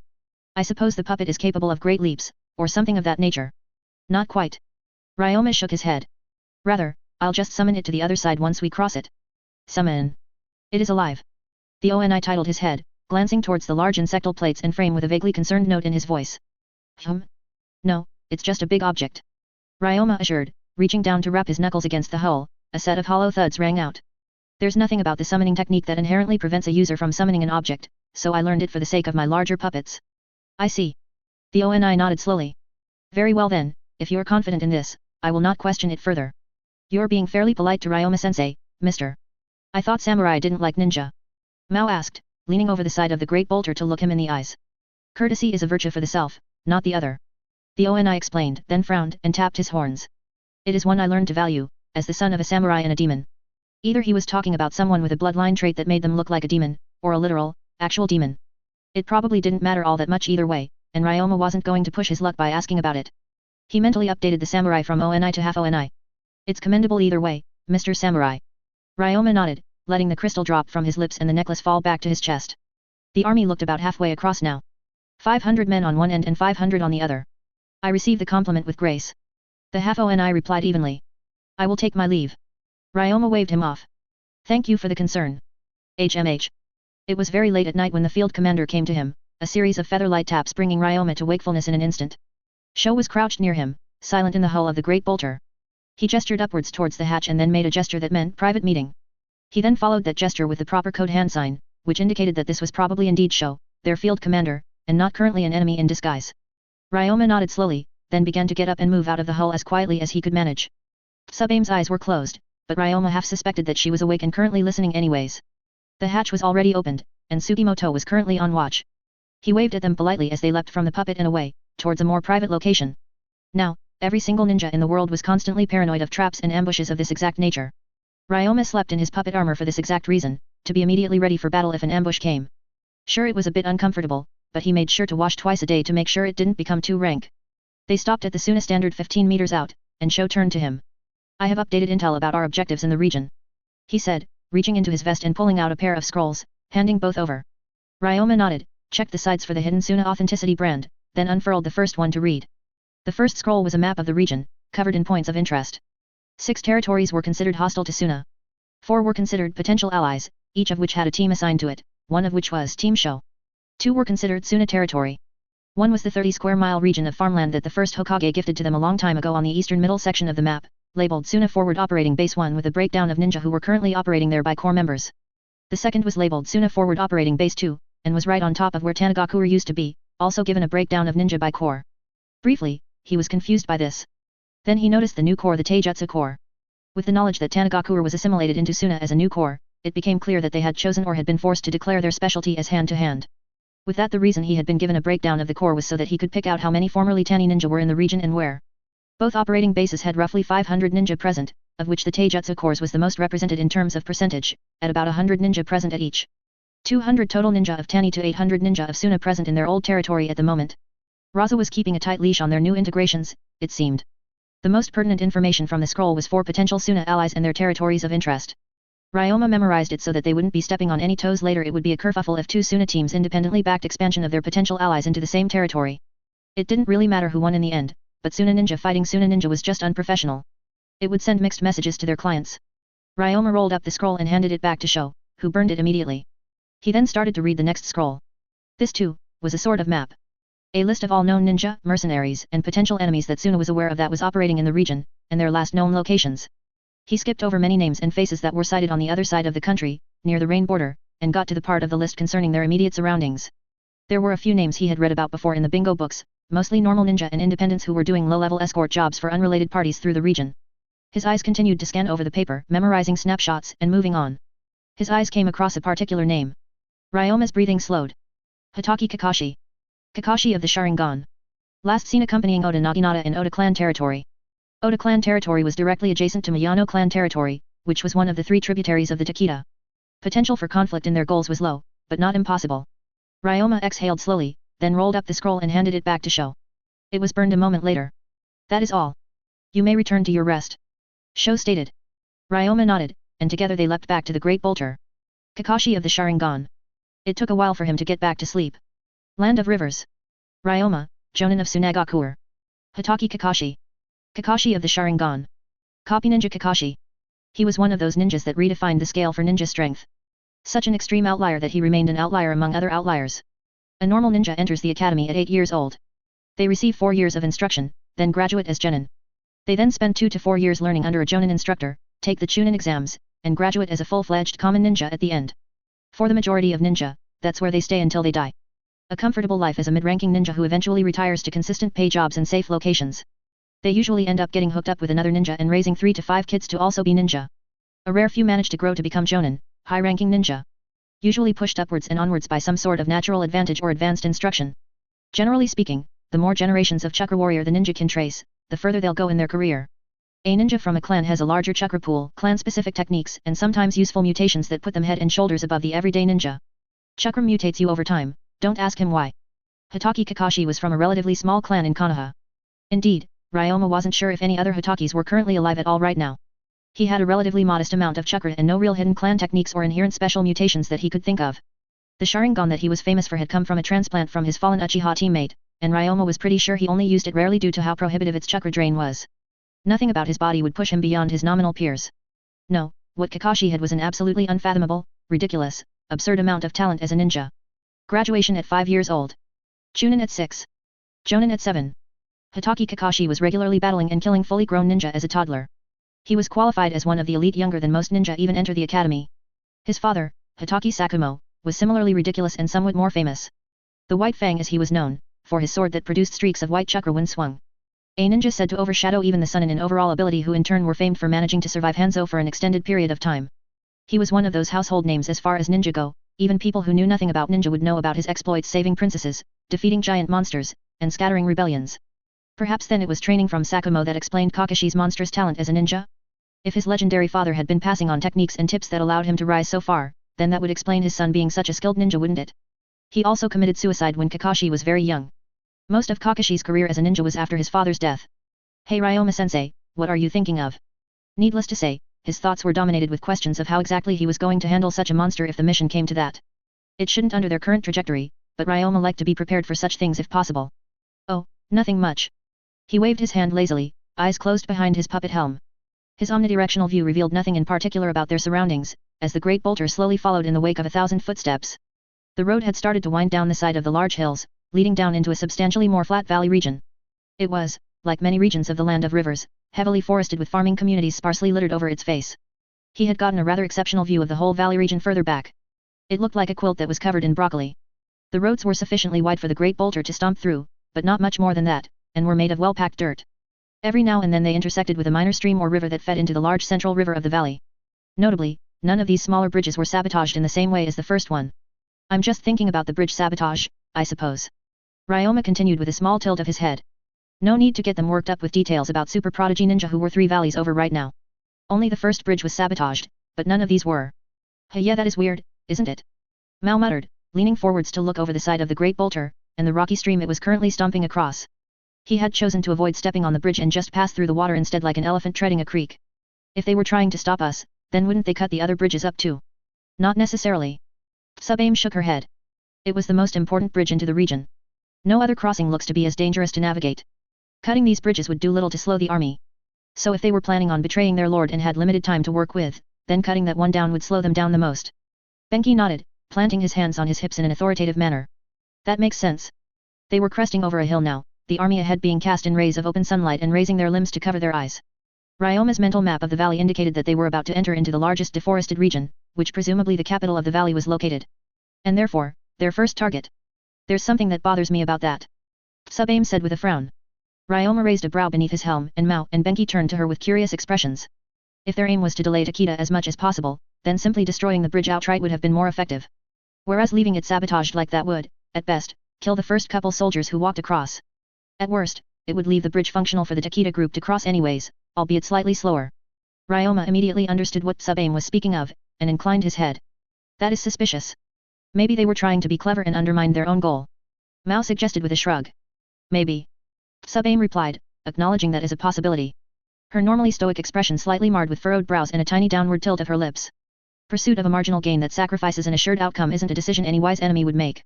Maybe the enemy simply loves gambling. Ryoma suggested in his most genuine tone. Sub-Aim shot him a flat look. The great bolter stomped over the hill at about that point, blanketing them in sunlight not broken by tree cover and letting them look out to the valley. The road of hard-packed dirt wound down along the gentle slope and into the distance, where a single hill poked out of the ground in the middle. The hill was surrounded by a square mile of flat, well-groomed farmland with small paths that laced between. Naturally, most of the farmland was rice, but there were a few other crops scattered about. The central, lone hill was capped in a wooden fortress, and surrounded by modest walls. This fortress was in turn surrounded by a number of homely wooden buildings in the traditional style. The other buildings were around the very edges of the valley right up against the treeline in the distance. They were currently passing by one such set of buildings, with nervous-looking villagers poking their heads out of windows and watching the soldiers as they passed. It certainly doesn't look like they're getting ready to wage war. Ryoma muttered thoughtfully. His fingers twitched, and the great bolter's legs shifted as it settled down to use its wheels. The road was wide and flat enough here that using them would cause less overall damage to the surface. The army was unopposed as it headed up to the central village region, a few farmers running from the fields at their approach and rushing to it ahead of them. Eventually they reached the base of the hill where the fortress stood, and the army slowed to a stop. Ryoma gently lowered the great bolter into a stationary resting position, then disconnected his strings and stood up. Come on. He nodded towards his team, jumping off the side and making his way over to the samurai group. Sho and his team blurred into existence just before they arrived, nodding towards him and making a gesture. No enemies detected. Ryoma nodded to acknowledge it, and the 8 of them came to a stop a respectful distance from the samurai group. There were still suspicious eyes on them, but that was normal for samurai. Up ahead, they watched Takeda talk angrily to a pair of very nervous-looking men with spears, who hastily bowed and then ran off towards the fort. Takeda huffed, before strutting around and walking back. His eyes spotted the Suna teams shortly after, and he tilted his head back. Walking over, Takeda called out to them. Ninja, you're scouting, did you see any massed troops? No, Lord Takeda. The largest accumulation of soldiers remains 6 men with spears and crossbows on the far eastern tower. Sho explained with a bowed head. If there are any enemies, then they have hid themselves successfully from us. TCH. Takeda grunted, casting his eyes around suspiciously. They must be inside then, I suppose. Lord Takeda, it is possible that the Yagi were not the ones to sabotage the bridge. The large half-oni, Akita, offered with a frown and a slightly bowed head. Possible. Takeda grumbled, closing his eyes. Shikai or Miyano then, if the Yagi are truly innocent of this conspiracy against my father. A slightly portly man in modest robes came running out of the fortress, a tiny speck against the distant gates that quickly began to move down along the winding road towards their position, clutching onto his hat as he dashed. Ryoma turned his head in a very deliberate fashion, staring at the man as he approached and subtly indicating his presence to their client without needing to speak. Takeda turned his head towards the hill, and then nodded sharply. There he is, panicked geezer. He grumbled softly, before stepping forwards to the front of the samurai and waiting expectantly. The man approaching them called out with a slightly worried tone. Young Lord Takeda. My apologies, I wasn't expecting you. How may the Yagi serve you today? He slid to a stop at the base of a hill and fell into an almost immediate sliding bow. Dust was kicked up by his wooden sandals as he slowed to a stop before the annoyed-looking Takeda heir. Mr. Yagi. Takeda began with a frown and furrowed brows. Why was the Fuyan bridge sabotaged for collapse? Mr. Yagi pulled up with a horrified look on his face. The Fuyan bridge was sabotaged. Who would do such a thing? So this is news to you. Takeda tilted his head with a scowl. I am deeply sorry, Lord Takeda. We do most of our trade by the river, I had no idea the bridge was damaged. I'll have my best carpenters sent out right away. Mr. Yagi, at least, seemed quite genuine. Ryoma turned his head subtly towards Sho, who in turn gestured quickly. Low suspicion. Sho agreed with his assessment, which unfortunately just raised more questions than it answered. We will enjoy the hospitality of the Yagi clan for tonight, then continue marching north to the Shikai clan. As soon as the sun rises, we will be off, so be ready for that. Their VIP told them in a very commanding tone, while also effectively telling the ninja that they were going to be sleeping in again. Ninja normally started the day a bit before sunrise, after all. Understood, Lord Takeda. Maintain your vigil, treat everything around you as potentially hostile. Whoever sabotaged the Fuyan bridge is still out there, and could attack at any moment. Takeda continued with a suspicious glance to the woods in the distance. Understood, Lord Takeda. Sho repeated in a professional tone. The irony of a noble heir telling ninja to remain alert and suspicious was not lost on any of the ninja present. We will maintain a cycling watch throughout the night. Good. The Takeda heir declared, before closing his eyes and crossing his arms huffishly. At least the wits of the ninja are not slacking, right now. He muttered, shaking his head and walking away into the fortress. The gates closed behind him, leaving the ninja outside the gate of the building but within the walls of the inner courtyard. How does he expect us to defend him from out here? Tsubasa the Wharfen user muttered with a scrunched-up face. He doesn't, that's the job of the samurai, don't you know? Mao replied with a dry and annoyed tone, staring up at the heavy wooden gates. The same samurai that he just said were slacking. Tsubasa asked with a deadpan. The same. Sho cut in. We will maintain a watch along the exterior. Full team shift rotations, at least one person outside his room at all times. How will we know what room is his, Field Commander? Ryoma asked with a raised brow. He already had a few ideas, but if there was a simpler option available. I can tell. Sugimoto declared with a soft smile and a shrug. He's moving around right now, I'll tell you when he settles down for the night. Some kind of sensor jutsu then? Ryoma nodded, trusting in the mysterious abilities of his peer. Nagare spoke up at that. We should eat while we have the time. It would not do to be defeated by hunger. This is true. Sub-Aim agreed with a shallow nod. Sho glanced at them, his demon mask hiding any expression but posture conveying a mild exasperation. Very well, this is a fortified enough position. You have my leave to start immediately. Sho nodded, then hopped up and away, landing on the wall that loomed next to them. I will maintain a patrol while you eat. He declared, then vanished. They all watched him go for a moment. The silence was broken when Nagare spoke. Our field commander is diligent. The observation was blunt and carried absolutely no sarcasm. She then turned to him. Jonin Ryoma, may we utilize the kitchen of your great bolter? Ryoma huffed in amusement, his mask extending it into a long dry exhale. Go ahead, that's what it's meant for. Nagare nodded, setting her massive clay jugs down with a pair of heavy thuds.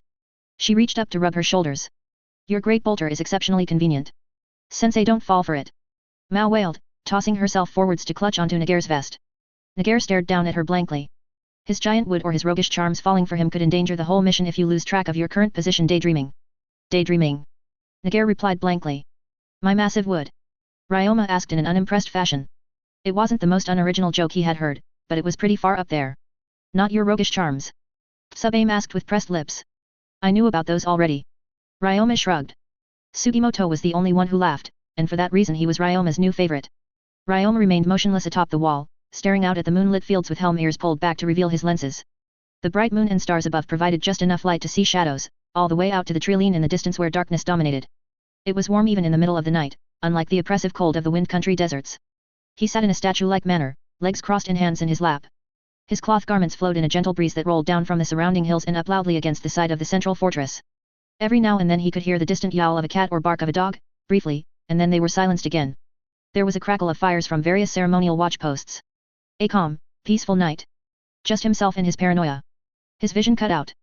Ryoma jolted to full wakefulness at the base of the wall, the chakra shock of his sand clone suddenly cutting out, making him rise in immediate alarm. A heavy boom shook the wall and the distant crack of the sound barrier being breached followed.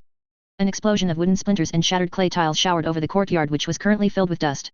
We're under attack, he declared, swiping a hand at the others, most of whom were already rising and consolidating. His fingers connected to a ready bolter, which rose high into the air above the walls and pointed out towards the distance. What was that? A spearman from the walls called out fearfully. We're under attack. One of them repeated him, which furthered the panic. Jonin Ryoma. Where is the attacker? Sho demanded, swinging down from a hidden position and falling towards the courtyard. Half a moment later, the corner of the tower he was sliding down exploded violently, and the distinct crack of the sound barrier shattering followed from the distance. Sho landed in a disheveled heap, blurred from the use of a body flicker and rolling across the ground until he crashed into the base of the wall near the great bolter. Northeast. Sub-Aim declared, assembling and stringing her bow with a tense scowl. An enemy with a bow for certain. Sound the aller. A spearman from the walls attempted to shout. He was turned into an explosion of gore before the sound of the arrow reached them, a red spray that painted his section of the wall, the watchtower next to him, and the ground for a wide radius after. Crack boom. It was only Ryoma already focusing at the spearman in question that allowed him to see the massive grey bolt blurring through his torso for a half moment before it destroyed itself against the thick wooden walls of the tower, sending shrapnel all over the courtyard. A sniper. The most annoying type of enemy to fight. Land of Rivers. Ryoma, Jonin of Tsunagakuer. Their forces were currently behind fortifications on top of a lone hill, a highly defensive and exposing position. Currently suffering no serious injuries and with nearly full chakra reserves. There were allies around them and the VIP was behind yet another layer of fortification, which the enemy attack seemed incapable of penetrating directly at the moment. The enemy was in an unknown position to the northeast using a high-damage long-ranged weapon. The projectiles were faster than sound, making it only possible to detect via sight. Simultaneously, however, it was the middle of the night, and the darkness would hamper their ability to detect the attacks. Ninja, what the hell is going on? One of the samurai roared out, throwing open the gates with a heavy boom. He was one of the younger ones, with blonde hair and eyes that naturally glared. We're under attack by someone with a bow.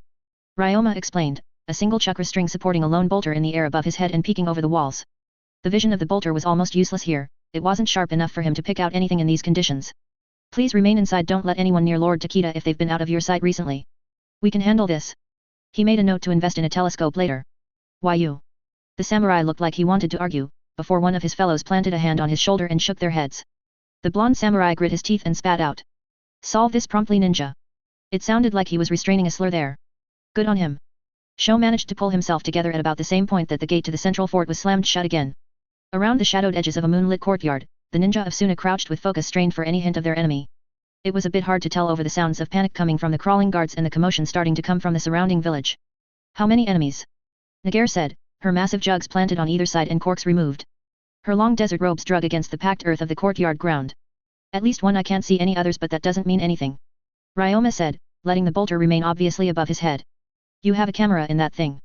Benki asked with a tense posture and a flickering gaze. Something like that. Ryoma answered shortly. I was only visible from that angle for a second, at most. Sho said, thoughtfully, pulling a shard of wooden shrapnel out of his forearm. He swiftly went through a set of hand seals, and sand swirled into the form of a clone next to him. The clone jumped up on the wall, then out as if to head towards the sniper. It was promptly obliterated in a shower of sand and dust scattering over the courtyard. Crack boom. A flash of grey soared into the distance and landed on some unfortunate farmland with a rumble. Visual over wall was 1.2 seconds, time of sound after impact was. Sho went quiet for a moment, then his voice got louder again. They're 50 meters beyond the wood line, or about there. Sho made another flash of hand seals, this time making 2 sand clones, both of which jumped up and over the wall. One was obliterated before it could even land on the rooftops past the wall, but the second made it to the third jump down the hill before it too was destroyed. Crack boom rumble. The wall shook and splinters flew out, showering him too lightly to do any damage even if he wasn't wearing armor. The force of the impact on the other side of the thick wall still making the interior half creak and snap. Time between shots is 3.1 seconds. Sub-aim observed, her own bow ready and her gaze sharply roaming around the courtyard. The various guards moved around on their hands and knees, gesturing and furtively glancing over the wall for brief moments at a time. A section of wall exploded inwards as another arrow impacted it, a shower of bloody chunks and shattered bone fell upon the inner courtyard. A guard was caught staring for a bit too long, it seemed. Not unprecedented. Sho muttered. The enemy must have some way of spotting us at such a range that's nearly 1.5 kilometers out, through the treeline, and in the middle of the night. A Jujutsu user? Maybe a Hyuuga. Sugimoto suggested with a tense frown. Konoha is the closest great village. A Jujutsu, or eye technique was a blanket of any technique that generally corresponded to the eyes. Sometimes this was an inherent trait, sometimes it was something you had to activate, sometimes it was some alien god blood in your system that granted you supreme powers over the plot. The Hyuuga were a clan of fairly elite ninja over in Konoha who wielded the Byakugan, an eyeball that let them see chakra and through walls. Most Hyuuga don't have 1 kilometer of range. Ryoma pointed out with a frown. And more they haven't shot my puppet yet. Indeed, the bolter was still just floating in the middle of the air, now doing a little dance on nothing as it stared out into a treeline. Ryoma still couldn't see anything with it in clarity, but the fact that it hasn't been shot yet was indicative of something. He just wasn't sure what that something was yet. Hey, that's right. Benki declared, slightly louder than he really should be. If they wielded the fearsome Byakugan to this range they would have seen and shot that puppet down already. Unless they don't see it as a threat. Sho muttered. Focus. Our enemy has 1.5 kilometers of range on us. What are our options for returning fire? At 1 kilometer? I have nothing. Ryoma shook his head. Not the Kyojutsu? Sho asked, mask staring into Ryoma's own mask. This is the worst situation for the Great Dragoon. Ryoma declared firmly. It's a big target and it's not that fast and all its long-range precision attacks are something that any half-competent ninja could avoid. The enemy would shoot it to destruction before it could accomplish anything. Noted. Anyone else? I could return fire, if I knew where they were. Sub-aim declared, raising her own large steel bow. The time it would take to find them, aim, and fire is too long right now they'd shoot me down before I could fire my own attack. None of my ninjutsu can reach that far. Nagare shook her head with a mild frown. If I was already in contact with them maybe but not in this situation. Sugimoto shook his head. Approach under cover then. Who can perform hiding like a mole technique? Sho asked quickly, to which all Jonin save Sub-aim nodded. We'll need to approach underground, or under similar cover. They'll get suspicious if we don't poke our heads out here every now and then. Ryoma muttered. I have a number of smoke cloud creating options, should I attempt to draw fire on an above ground approach? Not the worst idea. Sho muttered. Mess up once and another boom crack of an arrow being fired and turning a section of wall into splinters and a shower of gore. The gates to the keep were opened again, and a trio of samurai stomped out, pausing briefly at the gore and splinters that covered the yard. Very quickly they spotted the group of ninja crouched in the shadows and stomped over. The front man was the old guy with a thick mustache. Ninja. The enemy is out there. Why are you crouched and hiding here? He roared in an angry manner. The enemy is 50 meters beyond the treeline using a powerful bow and impact arrows. Sho explained, pulling up from his tactical crouch and nodding his head towards them.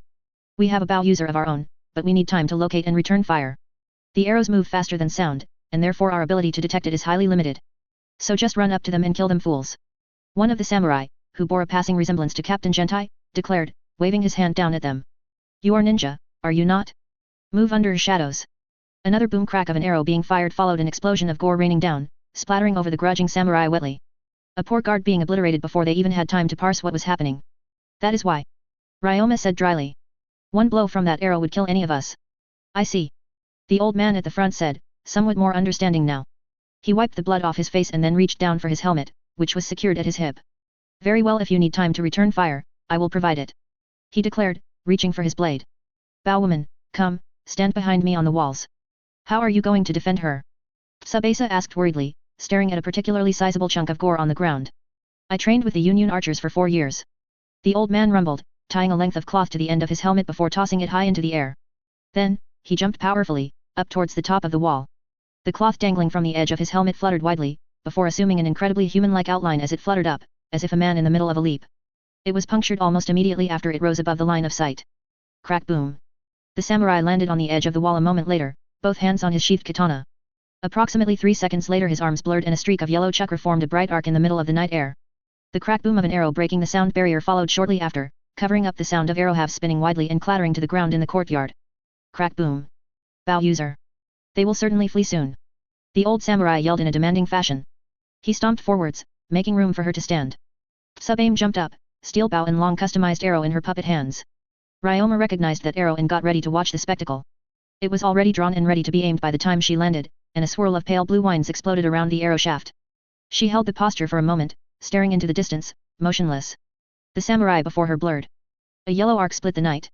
Crack boom, the sound of the arrow followed. She returned fire, loosing the specialized shiki arrow down towards her hidden opponent. A drill of wide cutting wines that grew increasingly powerful as it flew through the air, expanding and screaming. It flashed like a bolt through the air, a tornado on its side. Wind release, 8 walls annihilation. Sub-aim declared softly. It was one of her hardest hitting options, something developed in the aftermath of losing her limbs and thus ability to utilize normal ninjutsu. Her gloves had shiki for seal and release, which allowed her to use storage seals more or less as normal. But everything else? She needed specialized tools for other things, hence her studying up on shiki in her free time over the last few years. She had a handful of shiki tools designed to make her life a little easier tucked away at all times now. That arrow was one such shiki tool. A design intended to twist through the air and release a large amount of cutting wind chakra as it did. It took a half second for it to hit the trilene, and the drill of slicing wines was already 10 meters across. Through the eyes of the bolter, Ryoma watched as a wide line of woodland was turned into shredded foliage, all the way up to the distant hillside, where the sideways blade tornado lost most of its strength and eventually dissipated. The silence lingered for a few moments after that. No more arrows fired. First for 3 seconds, then for 9, and then for 15. Ryoma slowly lowered his bolter out of the air, letting it fall into his open palm.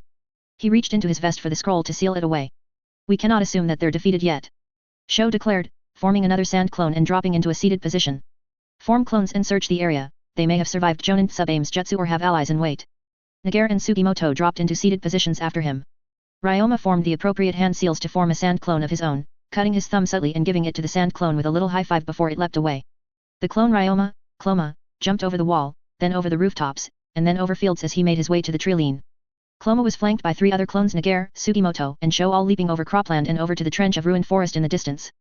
Sub-aim, was it? The old man samurai asked, still poised to cut down another arrow.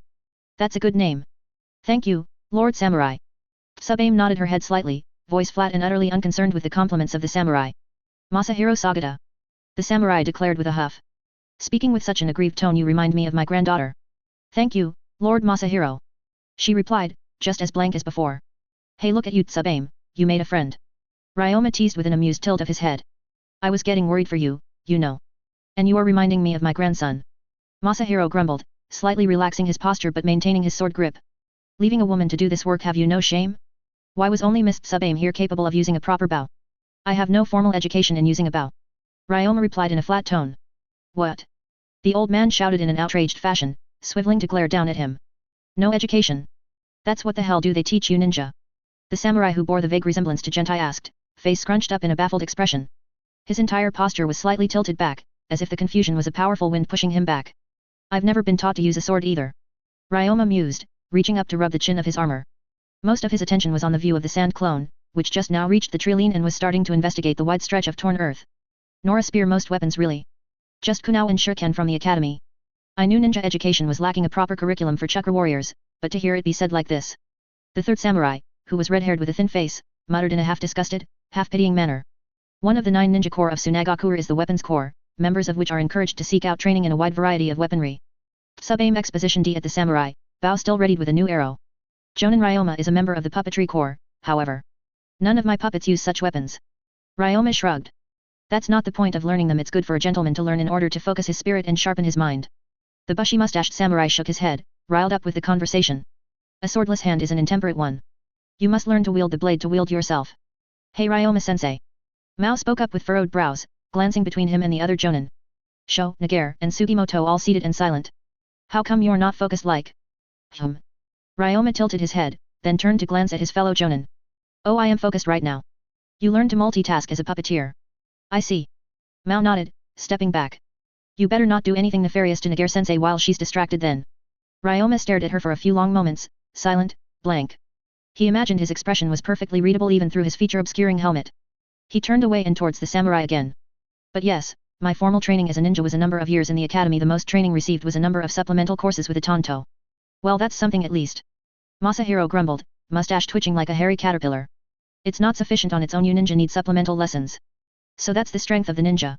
One of the guards muttered, poking his head over the edge of the wall and staring into the wide trench of ruined wilderness left in the wake of Subaim's special arrow. Subaim finally lowered her bow and arrow, jumping down to stand next to him. She started to put them away. Lord Ryoma, I will need your help in crafting a replacement arrow. She said. Don't call me that, it's creepy and formal. Ryoma replied bluntly. Her eyes glinted with amusement. I apologize, Lord Ryoma. She bowed her head slightly, a tiny twitch of her lips as she spoke. There's something special there, I just know it. Mao muttered to the side, fists raised and staring at them intently. I bet they shower together. You should probably calm down about that. Benki muttered to her with an unimpressed expression. The Jonin probably don't appreciate talking about their potential sex lives. This comedy bit was going nowhere. I wonder if I can go back to sleep yet. Tsubasa muttered, letting out a massive yawn. I don't think I needed to be awake for this, in the end. You can't sleep through an attack, idiot. Benki shot a glare her way. I know I can't, it was too loud. Tsubasa shot back. Ryoma felt like sighing. Land of Rivers. Ryoma, Jonin of Sunagakuer. He was feeling rather concerned at the moment, as Field Commander Sho unsealed the evidence they had collected during the investigation in the middle of the courtyard. It was the morning after the battle, and men were hard at work around them cleaning up the gore and fragments. A very tense and annoyed-looking Takeda was standing before them, face glowering down at the corpses and fragments that were being laid before him.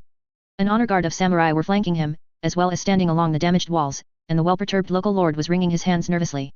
Ryoma wasn't feeling concerned about any of those things, however. His concern was on the distinctive coat that the only intact corpse was wearing.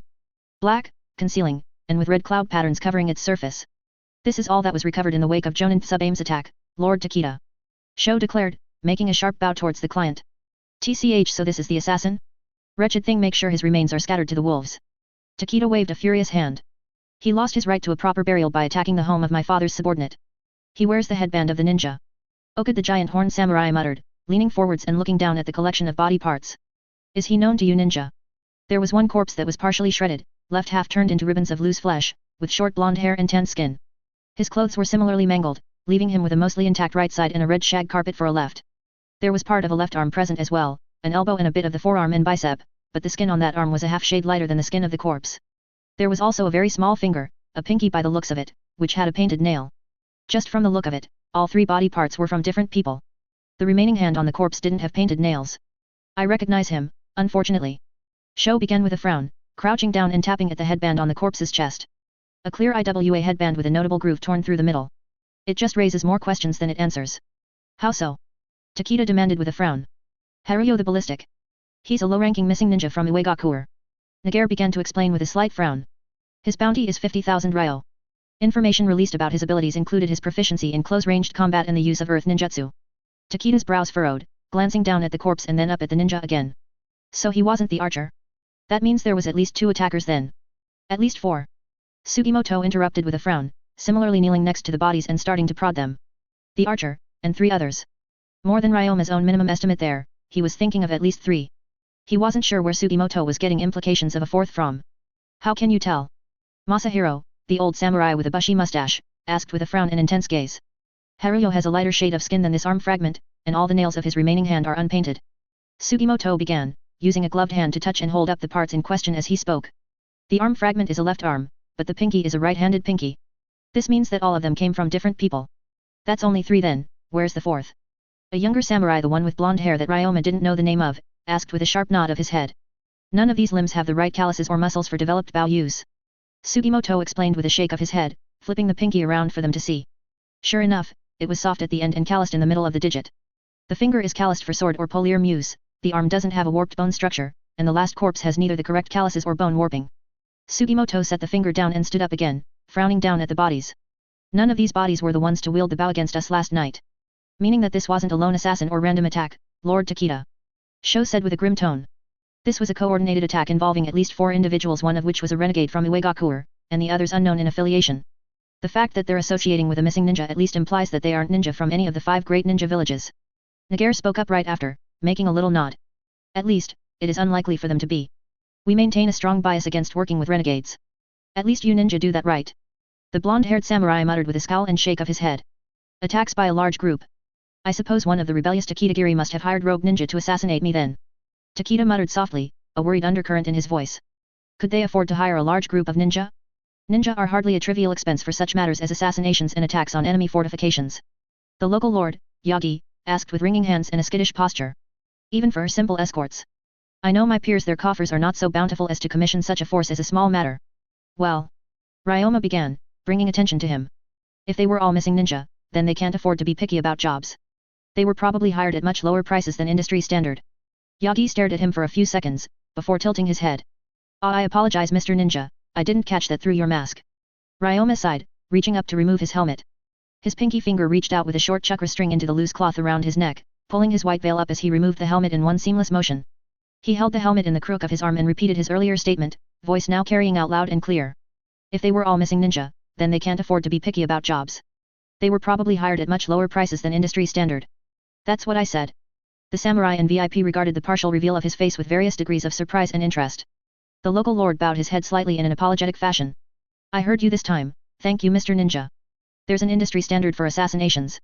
Tsubasa asked quietly behind him, face scrunched up. Based on expected levels of resistance and political ramifications, yes. Ryoma turned back to nod in her direction. Her cheeks flushed red and she jolted, looking off to the side and downwards away from his gaze. Sorry. Why are you apologizing? He asked rhetorically, before shaking his head and turning forwards again. In any case it's not impossible for them to have been hired with something other than money. Favors or promises. Or hired by some external rival, Lord Takeda. Okid rumbled, scowling. The movements of your army were hardly subtle, and the attackers could have been stationed in wait for us well in advance.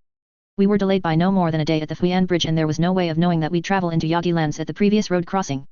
Takeda raised his index finger to point at the towering samurai. Unless they've stationed assassins along all routes leading from our previous campground, it would hardly be feasible for them to have been preparing for any great length of time. Which is entirely possible, Lord Takeda. Okid raised his hand, palm to the sky. Unless you were not their target, Lord Takeda. Ryoma stated, again bringing attention back to himself. We have no real reason to suspect that their target was you and your men. We have no evidence to tell of their target at all, really. Of course they were after Lord Takeda. What else would they be here for? The young samurai asked with a bewildered expression. That's the issue, we have no idea. Corpses only tell us so much. Ryoma glanced down at the body again. He really didn't have any subtle way to steer the conversation in this direction, but it was important to keep his allies informed. What I'm concerned by is his coat. His coat? Takeda asked, pulling back a bit and raising a brow. A black coat with red clouds, that's the symbol of the Akatsuki. Ryoma declared grimly. I'm not sure what it means for the Akatsuki to be operating here, but I can't imagine it's anything good. The Akatsuki? Nagare muttered thoughtfully. I do not know who they are. A group that promotes peaceful resolutions to conflict stationed primarily in the Land of Rain. Tsubame answered, giving him a searching and slightly lost glance. I am unsure of why Lord Ryoma connected the style of coat to that group, however. Ryoma closed his eyes, trying to come up with a way to explain any of this without being asked for evidence that he simply couldn't provide. Eventually, he simply had to settle on a temporary resolution to move the conversation along. Well, it could be that I'm just jumping to conclusions here. He shook his head. Don't worry about it for now, if it comes up I'll explain more then. That didn't stop any of the hard stares his fellow jonin were giving him, but they all slowly nodded in acknowledgement. Every ninja had the occasional moment of too much paranoia, after all. It's just like such groups claiming to promote peace while profiting from war, hypocrites, the lot of them. Masahiro spat, mustache bristling. Their hypothetical allegiance matters little, ultimately. Sho declared. We will need to be prepared for the possibility of future attackers. Capture the next one alive, ninja. Takeda commanded with crossed arms. I'll have questions and words for it. Yes, Lord Takeda. Sho nodded. Added complication. It wasn't like it was an unreasonable request either, so Ryoma wasn't going to get worked up about it, but it did limit many of his options in a fight. Lucky that's what he had teammates for. In the meanwhile, Yagi. I'll have need of your spearmen, as many as you can spare. Takeda snapped his fingers at the beleaguered local lord. I'll need the forces for our march to the Shikai. Yes, Lord Takeda. Mr. Yagi sounded very reluctant to agree to that. Unfortunately, his boss heir had the immediate support of nearly 24 superhumans and Yagi did not. He didn't exactly have the option of refusing. Sub-aim's special arrows were highly technical, annoying, fiddly things to put together. What they were at their core wasn't that complicated long spiral groove arrows designed to release a set amount of a particular jutsu over time. The jutsu shiki came from the shiki core, of course, and it wasn't anything more than a sustained variant of the C-rank wind ninjutsu air cutter. Sub-aim stored chakra in a storage seal in the back of the bolt, which was then fed through channels into the various shiki spots along the shaft, ending at the tip with an all-round release valve that had to be angled back as to not slow the arrow in the middle of the air. Pointing the release valve back like that actually meant that it picked up speed as it flew and released more of its payload, Kinda like a missile. It was a very fancy way to make an incredibly expensive missile that wasn't as generally useful or precise as a normal missile. The Great Dragon didn't use them because it didn't lack for wide-range area of effect attacks already, and thus the more precise and cheaper basic missiles were slightly more useful to him. Sub-Aim, who was a small squishy ninja who couldn't do normal ninjutsu anymore, needed a wide-scale area of effect attack much more than the MK2 did, hence these arrows. Sub-Aim could handle most parts of making the arrow on her own. A lot of it was just carving wood, painting the appropriate shiki on, and then filling it with chakra. What she had trouble with was the chakra storage seals themselves. To have an appreciable burn time, you needed 4 chakra seals in an array. Sub-Aim could manage to balance 2 fine, but some nebulous quality of control or experience had thus far hampered her ability to link a full 4 together without something self-destructing disastrously in the process of filling it up. She still made the 2 seal arrows on her own, of course, but the long-range 4 seal arrows was something she needed him to finish off. He double-checked his work, rotating the cuboid back end of the arrow a few times and making sure all the lines were in the appropriately balanced and cosmically mandated places. He carefully poured a single mote into the seal, letting it hold for a few moments. Then he made a one-handed seal and released the upper seal, but not the lower, allowing the single mote to flow up the arrow and into the shiki. The entire arrow burst into gentle cutting whines, whipping around in spiraling gusts and trying to tug itself out of his hands. Windcutter took a minimum of 3 motes from him to do anything, and this was 1 mote spread across 3 windcutters designed for sustained release. The breeze was just a sudden, strong breeze that felt a little abrasive, and that was it. He checked the storage array again. Still holding, still balanced, no signs of material fragmentation. He handed it over to the waiting bodyguard maid. Should be good. Thank you, Lord Ryoma. Sub-Aim nodded gratefully, taking the arrow and immediately pouring chakra in. He wasn't able to tell exactly how much, but she told him once that she preferred to charge the seals at a 1 per hour rate in case of an ambush. That was about 7 motes from him these days. What's with the Lord business? He asked, raising a brow and leaning back in his seat. They were positioned atop the great bolter early into the night. It had been a day since they had departed from the Yagi fortress, 300 additional spearmen in tow, and were now well on their way to Shikai territory. The great bolter lounged on the side of the mountain, now shrouded in its shadows, and overlooked the wide farming valley now to their south. The ninja of Suna rested atop its back and readied for night watches, and the songs of cicadas surrounded them utterly. Does it irritate you, Lord Ryoma? She asked, storing the arrow away with the application of the seal shiki on her right glove. Irritate is probably too strong of a word for it. Ryoma mused, absent-mindedly picking at his teeth with his crystal necklace. It's certainly noticeable. I'm a little bit bugged by it. Good, you should be irritated more often. She declared, making him send an unimpressed glance over to her. Her eyes twinkled in humor. You dismiss it less often than praise. I don't dismiss praise, I just know the actual limitations of what I make. Ryoma waved his hand in denial. Every time you achieve something you set your standards further ahead. It's a wonder your feet haven't gotten up and left you with how little you regard them. That's actually entirely false. Ryoma raised his index finger in a lecturing manner. I haven't actually changed my standards ever, you just don't know where they are. Sub-Aim stared at him for a few quiet moments, before nodding slowly. Does Chunin Yuki meet your standards, or are you merely humoring her affections? Ryoma exhaled in a humored huff. I didn't realize she had any deeper affections for me. Not like this, at least. I believe she's had affections for you from the moment you met. Sub-Aim scowled mildly. I am not the best judge of such things, however. You would need to seek a specialist. What kind of specialist would that even be? A love guru? Moreover. How would you know? I met Toyoko before I met you. Ryoma raised a brow at the ninja who lived in his closet. We have had a few conversations before. One such conversation involved her first meeting with you. Sub-Aim inclined her head. She entered your home without taking her boots off, accidentally accused you of impersonating a member of the ANBU, and went home unable to stop thinking about you and your delinquent teasing. You're making it sound a lot more flirty than I remember it being. Ryoma huffed. I was sure she hated me for a good few weeks there, I just didn't really care either. And you failed to notice her growing affections in the years since. Well, he cut himself off, pressing his lips together. I suppose I wasn't really surprised by it either. I just didn't have any expectations of a relationship. He leaned back all the way, staring up at the sky. I keep getting surprised that people want to be around me, is all it is. The statement hung in the air for a few moments before he continued. I don't go to parties, I don't drink, I'm not a foodie.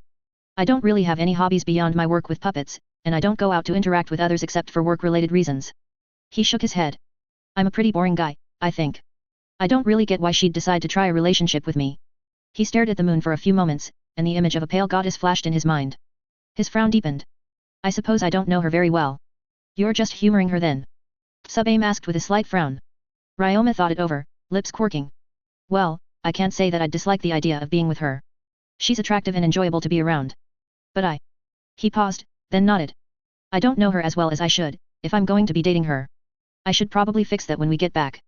I don't really get why she likes me, but I like her well enough to try and find out. That's a very decisive answer. You can refrain from sassying me, you know. I know, Lord Ryoma. Land of Rivers. Ryoma, Jonin of Tsunagakur. The army on march was a dull roar of sound. Boots on the ground, armor plates bouncing, spear shafts used as walking sticks, the flapping of banners in thin wind. It was a parade of constant anti-rhythmic music. A few of the soldiers ahead sang marching tunes, a few soldiers complained under their breath, the samurai discussed matters of swordplay and politics, and the ninja sat astride a gigantic wooden spider and rode silently behind. That's Field Commander Sho. Sub-Aim muttered quietly beside him. Ryoma focused his attention in the direction she looked, and sure enough the form of the field commander was there, hopping across the treetops and making his way rapidly over to them. So it is. He muttered quietly back. He turned his head slightly, back to address the lower-ranked ninja sitting behind him. Look alive kids, there might be trouble. Mao and Benki immediately straightened up, eyes scanning around as they did. What's going on? Mao asked quickly, hand going to the hilt of her long black sword. Field commander is hopping this way. Ryoma explained quickly, scanning the horizon. Seeing nothing, he let the wooden panel slide away from his eyes and expose his goggles to the world again. He wasn't sure, but he thought he could make out the faint gleam of thin smoke rising in the distance. Pale, translucent, only barely detectable at such a distance. His wooden blinders snapped into place over his goggles again. The great bolter slowed its pace and turned as it walked, bringing the attention of the samurai and client in the direction it faced. They turned in time to see Sho blur into a kneel before Takeda. Ninja, what is it? Takeda asked with a sharp wave of his hand from atop his horse. There is a battle occurring in the valley ahead. The fortress is being besieged. Sho answered quickly and precisely. An immediate outrage and metaphorical ruffling of feathers came to the samurai. Ryoma's eyes narrowed behind his encased mask. If it's a massed battle, then the logical choice would be a battle. The blonde-haired samurai exclaimed. Between who? What were their banners? A field of flowers was flown by the defenders, and a solid shrine was flown by the attackers. Sho explained quickly, nodding his head. What would you like we ninja to do, Lord Takeda? A field and a shrine are retainers fight amongst themselves. Takeda asked with a mild, baffled tone. He shook his head, his horse rearing back briefly with a prodding of its side. No matter. The Takeda defend their underlings. Ninja move to defend those who fly the flower field banner of the Shikai. Sho nodded, immediately jumping over their heads and in his direction. They watched him fly for a moment, eyes narrowing. Ryoma was already standing up by the time Sho landed, a heavy pair of thunks heralding his arrival. Field Commander Sho. Ryoma nodded. Your orders. Jonin Ryoma, you are most suited to this situation. Sho inclined his head slightly, the demon mask staring into his blank visor. Move forwards at top speed and deploy the Kyojutsu. I will take over your position here. Ryoma saluted. Understood, Field Commander. If it was a massed combat situation, then it was the exact type of situation that the Mk2 was suited for, regardless of how he might feel about that. He turned, angled himself towards where the field commander had approached them from, and crouched. The body flicker was a basic technique. All it involved was energizing the body with chakra to make one's movements faster. The problem was that, of course, a ninja's reaction speeds were not actually sufficient to keep up with the massively enhanced speed provided by a body flicker. For most ninja, this was about as fast as they ever needed to go. Ryoma, on the other hand, had the benefits of his puppet armor, which could further bolster his physical performance. Ryoma held his hands in the tiger seal, channeled chakra appropriately, and jumped off the great bolter. It took about half a second for his perception to keep up with his position. The wind screaming past his body and a sea of green foliage stretching far below him. He was several dozen feet in the air, feet rapidly approaching a broad expanse of branches, and the team now far behind him. Feet out, he angled for some kind of solid surface. A thin branch briefly, for a fraction of a second, provided the grounding he needed to puppeteer himself again. In defiance of his own weight and momentum, he crouched upon this thin branch as if it was solid ground and kicked off again. Soaring, weight-defying leaps brought him away from the winding road and directly over the hills that obscured his view of the valleys ahead. The greatly enhanced physicality of the puppet armor he wore allowed him to clear nearly 60 feet in each massive bound off branches entirely too thin to normally support such movement. He didn't need to do this, he could have just run there normally, but he was supposed to be acting as flashy as possible on this mission. That included performing physically impossible leaps as a casual activity. It was a bit rough on the legs though, normally the landing bleeds off a bit of momentum, but right now he was just forcing an immediate change in direction. It made him faster but also made his guts bounce unpleasantly. A final leap brought him over the ridgeline, hanging in the air just long enough for him to observe the situation between descending bounds. Sure enough, there was smoke on the horizon, and fires that flickered cleanly between ranks of a raging battle. Another hill fortress, this one built directly on a cliff overlooking the valley bisecting river, was surrounded by a series of walls with a number of village houses constructed along the slope. And around this hill fort was a vast expanse of burning farmland and clashing spears. Clean rectangles of soldiers long broken down into inconsistent, blurry lines trying to press into and up the rings of walls that surrounded the hill fort. They had already pushed past the outermost wall, and the front line currently stretched between first and second gates leading up. Lines of horsemen stayed near the back, supervising, and occasionally one of them rode forwards to smash into a particular enemy or flank. These were the best armored that Ryoma could see, and proudly displayed their banners on poles mounted on their backs. He couldn't quite see the little symbols from this far out, but defend the fort was a pretty simple instruction to follow. He jumped again, making a series of hand seals. Dust gathered around him, ripped up from the ground as he whipped through the air and forming into a copy of his shape. 4 motes expended, 40 motes remaining. He cut his hand and exchanged a hand clap with his clone Ryoma, his cloma. Just enough blood for it to summon him if it needed to. With that same bloody hand, Ryoma angled himself towards the ground. He sank past foliage, tearing leaves and snapping branches in his descent. Each impact smashing against his armor like a sword swing, and being just as ineffective. His feet smashed against the ground, and the new grounding let him wrest control of his own movement from reality. He skid smoothly forwards, slowing at a regular pace and coming to a stable stop just long enough for him to slam his still bloody hand into the ground. Summoning technique, Great Dragoon. The birds let out panicked caws and fled from the trees as a massive plume of smoke burst to life on the southeastern mountain of the Shikai Valley. A hatch opened beneath a long white coat, a ninja slipped through, and it slammed shut immediately after. A great wheel began to spin, making clicks as various locks settled into place, and building up a vibrant green glow as it stopped moving. Great Dragoon online. 48 motes in reserve. Objective, the defense of Shikai Valley. Ponderously, the Great Dragoon took a massive, stomping step. The immense springs within its legs groaned ominously as it walked, then began to growl as the walk turned into a bouncy run. Boom, boom, boom, boom. Cloma landed on the Great Dragoon's shoulder, clinging on with a hand resting against the side of its head, chakra strings extended out to various joints. Inside the cockpit, Ryoma took note of the hexagram sensory array. There were too many signatures to count them all, hundreds at least. The lights turned into wide blurred, spotty arcs within his 3-kilometer range. He was going to have to rely mostly on puppet eyes, for this one. A trio of signatures approached him by the southwest flank. Cloma's gaze turned towards the direction. The rest of Team Show caught up to the bouncing stride of the Great Dragoon, jumping forwards and latching onto its immense shoulders. Jonin Ryoma. Nagar called out over the growl of massive springs being forced to work. Mission update. The VIP has commanded us to defend the Shikai fortress. Sho has relieved me in defense of the VIP. Cloma explained over the growl of springs, inclining his head.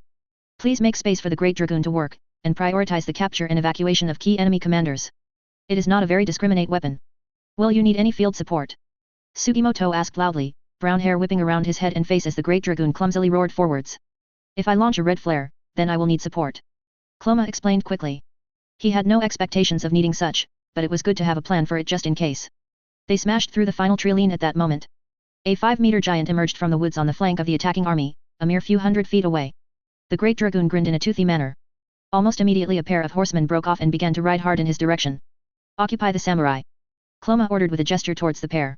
Team Show flickered off the shoulders of the Great Dragoon a moment later, pulling ahead to clash against the problematic attackers. The Great Dragoon angled its run to move more directly towards the attacking army. Boom, boom, boom, boom.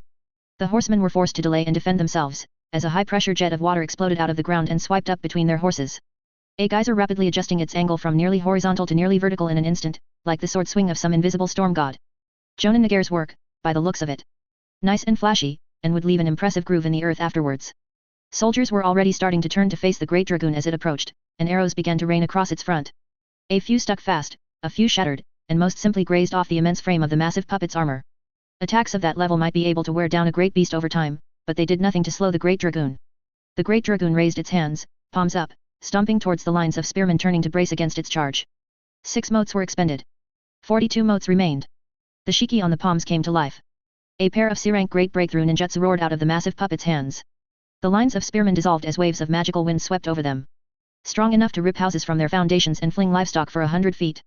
Men were tossed back, smashing and rolling across other men, spears snapped, bones broke, and waves of earth were torn up as new choking dust clouds. Men were turned into living heaps, pressed up against the walls of the fortress they were trying to take. He briefly focused on the ongoing battle between the samurai and Team Show. He was briefly nonplussed to see horses making massive leaps while the blades of their riders flashed, and waves of chakra tore through the landscape. The waves were pretty small from all the way over here, but he imagined them being significantly more impressive in close range. Sugimoto's white coat made it easy to track him, limbs shrouded in long blue razor blades like a mantis made of aggressive water. His limbs shattered into sprays of water every time they clashed with one of the blades of the samurai, but reformed the moment after. They had things handled, by the looks of it. Another pair of horsemen broke off from their main group, and began to move towards the fighting. The Great Dragoon's jaw clicked open, revealing a block of wood with a shiki writ upon it. Air bullets. The Great Dragoon intoned, letting a 6-shot salvo explode from its maw. The bolts of compressed wind screamed through the air, crashing into the general vicinity of the approaching samurai and sending up waves of dust. He wasn't sure if he actually hit anything at that range, but the brief delay would be enough. 6 motes expended. 36 motes remaining. He didn't want to expend any of his projectiles here, those were harder to restock on an extended mission than simply refilling the chakra. He was about to hit the ranks of toppled men. Inside the cockpit of the Great Dragoon, Ryoma frowned. Sorry guys, I'll light a few candles for you. He muttered quietly to himself. It wasn't exactly fair for the common spearman to have to run into him, after all.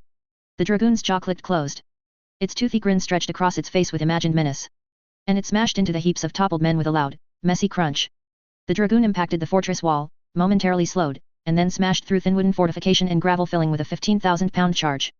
A tremendous boom and rumble followed, as the great dragoon pulled itself up from the ruins of the wall. Gore dripped off its frame as it rose. A hurled spear smashed into the wood of the shoulder next to Cloma's feet.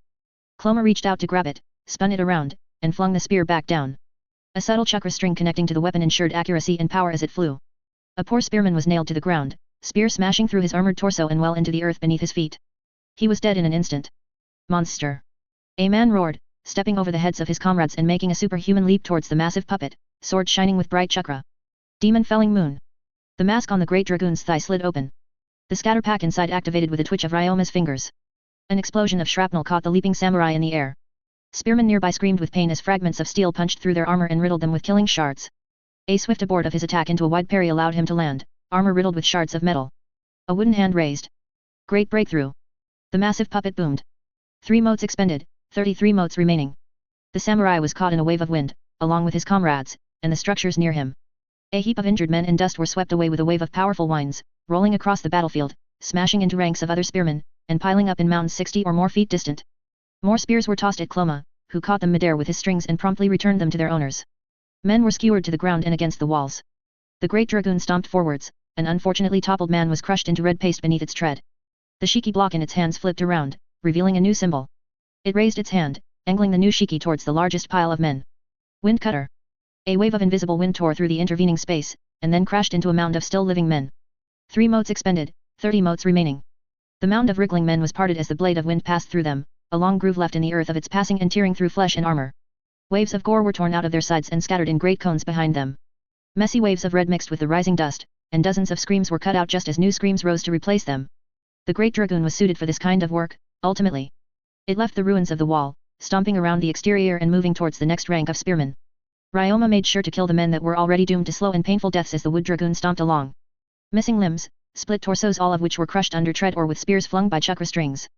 Better to finish them quickly than let them suffer, at least. Another wave of arrows riddled the great dragoon, just as ineffectually as before. Horrified shouts rose up from distant captains. Retreat! Retreat! Pull back to the Lord Samurai! What's taking them so long? Have they abandoned us? A demon, a demon! The great dragoon raised its hands again. The shiki block flipped around to reveal the first symbol again. Great breakthrough! Another wave of wind washed ranks of men into heaps and piles, sweeping them from the battlefield and stacking them into convenient piles. Wind cutter! And the unseen blades of the giant turned the piles of men into waves of red mints. 12 motes expended. 18 motes remaining. Already running far lower than what was comfortable. The limited battlefield endurance of the great dragoon was still an issue he had yet to fully solve. Barely in the battle for a minute and it was already almost out of energy for chakra-based attacks. He'd stick to more efficient attacks from here on out. The great dragoon's jaw clicked open. Spearmen broke ranks and fled in haphazard, scattered manners away from the immense puppet. Air bullets. Men screamed. Earth tore. Structures toppled. And the great dragoon's toothy smile remained stretched across its face. Land of Rivers. Vice Captain Sho, Jonin of Sunagakuer. Field Commander, permission to follow and support Jonin Ryoma. Denied, prioritize the client. Sho replied quickly, fingers struggling from atop the giant, 6-legged puppet that Jonin Ryoma operated so effortlessly. She was currently operating on the Lord Kazakage's orders, but unfortunately for her, so was he. Whatever report she'd make about his countermanding of their liege lord's orders after this would amount to nothing. Sho was something of a generalist. A wide and strong foundation in all ninja arts was required for consistently excellent performance. Only a ninja with proper grounding in all fields could rise to the vaunted ranks. Legendary few understood this, which is why so many ninja with so many glaring gaps their abilities were lauded as S rank. A genius performance in a singular field would crumble if presented with their countering field. Which was why Pakura of the Scorch release was in no way an S-rank ninja. Her talent for her variant fire was indeed impressive, but her abilities in all other fields was barely passable. It was only luck that an assassin had not dealt with her silently from at range. Thus far it rankled him to share a rank in Sunagakuer with a narrow-focused buffoon like that. Jonin Ryoma, first glancing at his profile, had the appearance of a narrowly focused specialist. His innovations in puppetry were numerous and the sheer excess of his preferred designs provoked disgust. Further evaluation of his profile indicated that this was not the case. His skill set was acceptably broad and had only a handful of key weaknesses that could be easily exploited. His weakest areas remained genjutsu and extreme range combat, neither of which every ninja was suited to exploit. However, Sho was beginning to believe that assessment to be false as well. The great wooden puppet crawled down the road in an almost sloppy manner, as he wrestled with its heavy limbs and worked against its own weight in locomotion. A normal puppet, which was supported entirely off the ground, did not need to concern itself with walking. A puppet of this scale, which required a full set of chakra strings for him to operate, had to contend with its own bulk at every moment. He was trained in the puppetry string technique, he used a puppet of his own in situations that called for it, but this manner of puppetry was altogether new. So the great bolter ran like a drunken camel after the speeding horses of the samurai ahead on the road. The newfound lack of ability bothered him. Jonan Tsubaim made a distinctly annoyed and frustrated face, before leaping ahead and running to take her own position alongside the powerful horses. He would have to make amends for anywhere on the joints he might be causing. He had thought to bring the puppet along so that it wouldn't be left undefended, but its operation was a new and unfamiliar skill to him. Just around this corner. We'll see these attackers for ourselves. A samurai called out from ahead, sword drawn and waved through the air for emphasis. Blonde, young voice, southern fire accent. Harumaru, rookie samurai, in service to the Takeda on account of family debt, potential asset. The horses of the samurai were fast, but had to race along the road for their top speeds. Sho estimated that the battle had been going on for at least 2 minutes since he exchanged places with Jonan Ryoma. Isolate and evaluate the abilities and attitude of Jonan Ryoma, his lowest priority objective, something ordered of him by Captain Buki. The Kazekage had been demonstrating a suspicious degree of favoritism for the puppeteer, and it was uncertain exactly why among the weaponry corps. His central position within catching swan, his brief and token punishment period, the declassification and exaltation of his projects and mission history. The Kazekage was preparing Ryoma for something.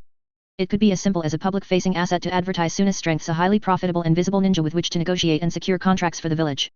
Naturally, observation of the Jonin independent of his minder was warranted. Which was why it was pure luck that the Kazekage ordered something very similar from him for the course of this mission. Assess the capabilities of the Kyojutsu and live fire conditions. To assess something properly, one needed to isolate it from other variables. Hence, Jonan Tsubaim had to be temporarily removed from Jonan Ryoma's side for this first operational test. Not being able to see it in person would make it slightly more difficult to make a judgment, but Sho was confident in his investigative capabilities. The samurai ahead began to pull around the winding road overlooking the upcoming valley, and their horses reared back as they recoiled in alarm. Sho slowed the clumsy pace of the great bolter, slamming legs into earth and creating great furrows while sliding to a stop. What the hell is that? Their client muttered from atop their horse. Sho half suspected that their client was lying about their identity, but had insufficient evidence to draw a conclusion. No matter, onwards. Defend the Shikai. Takeda roared, drawing their sword and ushering their horse forwards down the slope and towards the battlefield. That the Takeda air was referring to was likely the 5-meter giant that was stomping across the battlefield. The immense form of the Kyojutsu, the Great Dragoon, shrouded in clouds of dust and riddled with bolts. It was stomping away from them, towards the edge of the fields and surrounded on all sides by fleeing specks, common soldiers rushing around like a disturbed nest of mice. The thick dust in the air was gradually being washed away by gentle valley winds, and every moment provided a more clear view of the battle that had taken place. Because this battle was already over. The client simply had yet to realize that. Sho's fingers twitched, bringing the great bolter back up to speed with his best efforts to keep steady and straight. While he moved to support the client, his eyes trailed across the battlefield, working backwards from the giant puppet in the distance to determine how things had played out. The earliest breach was, over there, a series of heavy footprints that tore up the farmland, making their way out from the Treeline and towards the Shikai fortress. From there, the giant puppet picked up speed, from the widening of the space between each footprint, and smashed into the fortress wall, shattering it. Sho's eyes narrowed. The dust made it difficult to see clearly, but he was fairly certain that section of wall had. Lord Takeda. The massive samurai, Akita, called out on his equally massive horse. Slow. Takeda had a visibly annoyed look, casting eyes back to the samurai as he raced forwards. What? The battle is done. Akita called out again. Takeda recoiled atop his horse, slightly slowing in pace as his retainers caught up to him again. Can't you see them, Lord Takeda? Akita continued, pointing forwards at the field that continued to lose men to the Treeline or through hiding holes. They're fleeing from that giant. Their will to fight is broken. He shook his head. Chasing them now would only tire our horses. He muttered gravely. Takeda stared at the towering samurai for a moment, breathing heavily and brows furrowed, before gritting their teeth and turning forwards again. What is that giant? Ninja, is that one of yours? It is. Tsubaim replied, landing in a crouch next to the young heir's horse. That is the work of our very own Ryoma of Suna. Sho explained, leaping off the side of the great bolter, letting it fall to the ground in the process. He stepped forwards, standing respectfully to the side and slightly behind the client's horse, arms crossed. They stood on the slightly higher elevation, watching as the wooden giant stomped through clouds of dust. Every few moments a spearman would attack in desperation, hurling their weapon up towards the shoulder. That spear would halt in the middle of the air, turn around, and lance downwards again. The field was littered with corpses nailed to the earth in this manner, and wide arcs of sloppy red substance, and great grooves cut in lines, and stacks of corpses and scattered limbs. The wooden giant's jaw clicked open, a burst of wind exploding out of its maw and smashing into a swordsman on horseback charging for him. The swordsman leapt off, but the horse was turned into a wind-carried splatter of red rain. He's being attacked, Harumaru began in alarm, only to be cut off as a mask on the giant's thigh opened and a distant boom rumbled. The thinly armored swordsman was thrown back, and landed harshly on the earth. The swordsman writhed on the ground, and Harumaru's own jaw clicked shut. The giant puppet continued stomping across the battlefield, staring down at men in the posture of surrender and passing them by, and smashing down men who were not. Its massive cape whipped around in the valley winds, accentuating its massive steps and letting them clearly see the red gore that drenched its lower half. Like a god of war. He heard Genin Benki mutter to the side. Like a demon. Harumaru replied with a grimace, brows furrowed and eyes narrowed. The rest of the team was approaching, leaping across the battlefield and headed their way. Jonin Sugimoto and Genin Tsubasa were carrying a pair of restrained bodies, while Nagare leaped behind with an eye to their flanks and rear.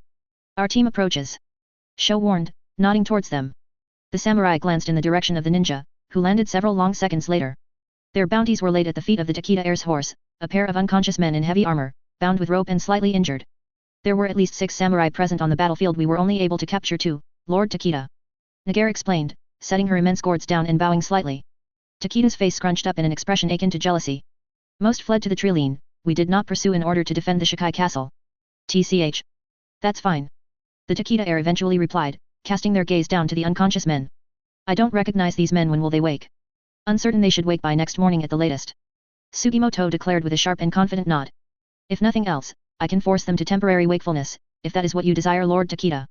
Takeda considered that for a moment, before their eyes drifted upwards to the battlefield again. The dust was still settling, but now far clearer than before, and heaps of gore and impaled men littered the fields. In the center, looming over a procession of surrendered spearmen, was the giant wooden puppet. Red-legged and riddled with arrows, with a long white cape flapping in the breeze and a toothy, lipless grin on its face. Jonin Ryoma stood on its shoulder, looking down at the ranks of injured and cowering soldiers with a blank expression. Barely visible at this distance, hand resting on the side of his giant puppet's head. The giant moved far more naturally and easily than Sho would anticipate if he tried to operate it, and from the looks of it, the puppeteer only used a single hand to do so. Sho was beginning to suspect that Jonin Ryoma was indeed a specialist, merely a specialist that also happened to be a generalist. Status. Sho quietly demanded of his team, as the samurai began to speak amongst themselves. I expended too much chakra subduing the samurai. Nagare muttered with a shake of her head. It will be at least 2 days before I return to full. I'm down to half, most of which was lost in getting functional again. My ribs are fractured and my left arm is barely usable right now. Sugimoto reported grimly. Nothing permanent, but I won't be very useful for a while. I took no significant injuries and only fired off 3 ninjutsu, sir. Tsubasa nodded confidently. I should be ready for another battle by next morning. Not good, but when directly battling samurai, such injuries and exhaustion was to be expected. He was lucky that none of them died or lost limbs to their blades. How do you think Mr. Ryoma is puppeteering something that big? Must be exhausting. Tsubasa asked, turning to look at the massive puppet in the distance. From what I know of his abilities, Lord Ryoma is still fully ready for battle. Tsubame added with a glance in his direction. Sho ignored it. His battlefield endurance is second to none. Sho glanced towards the shattered fortress wall again, and the heaps of gore and bloody stains that littered the earth around it. Status.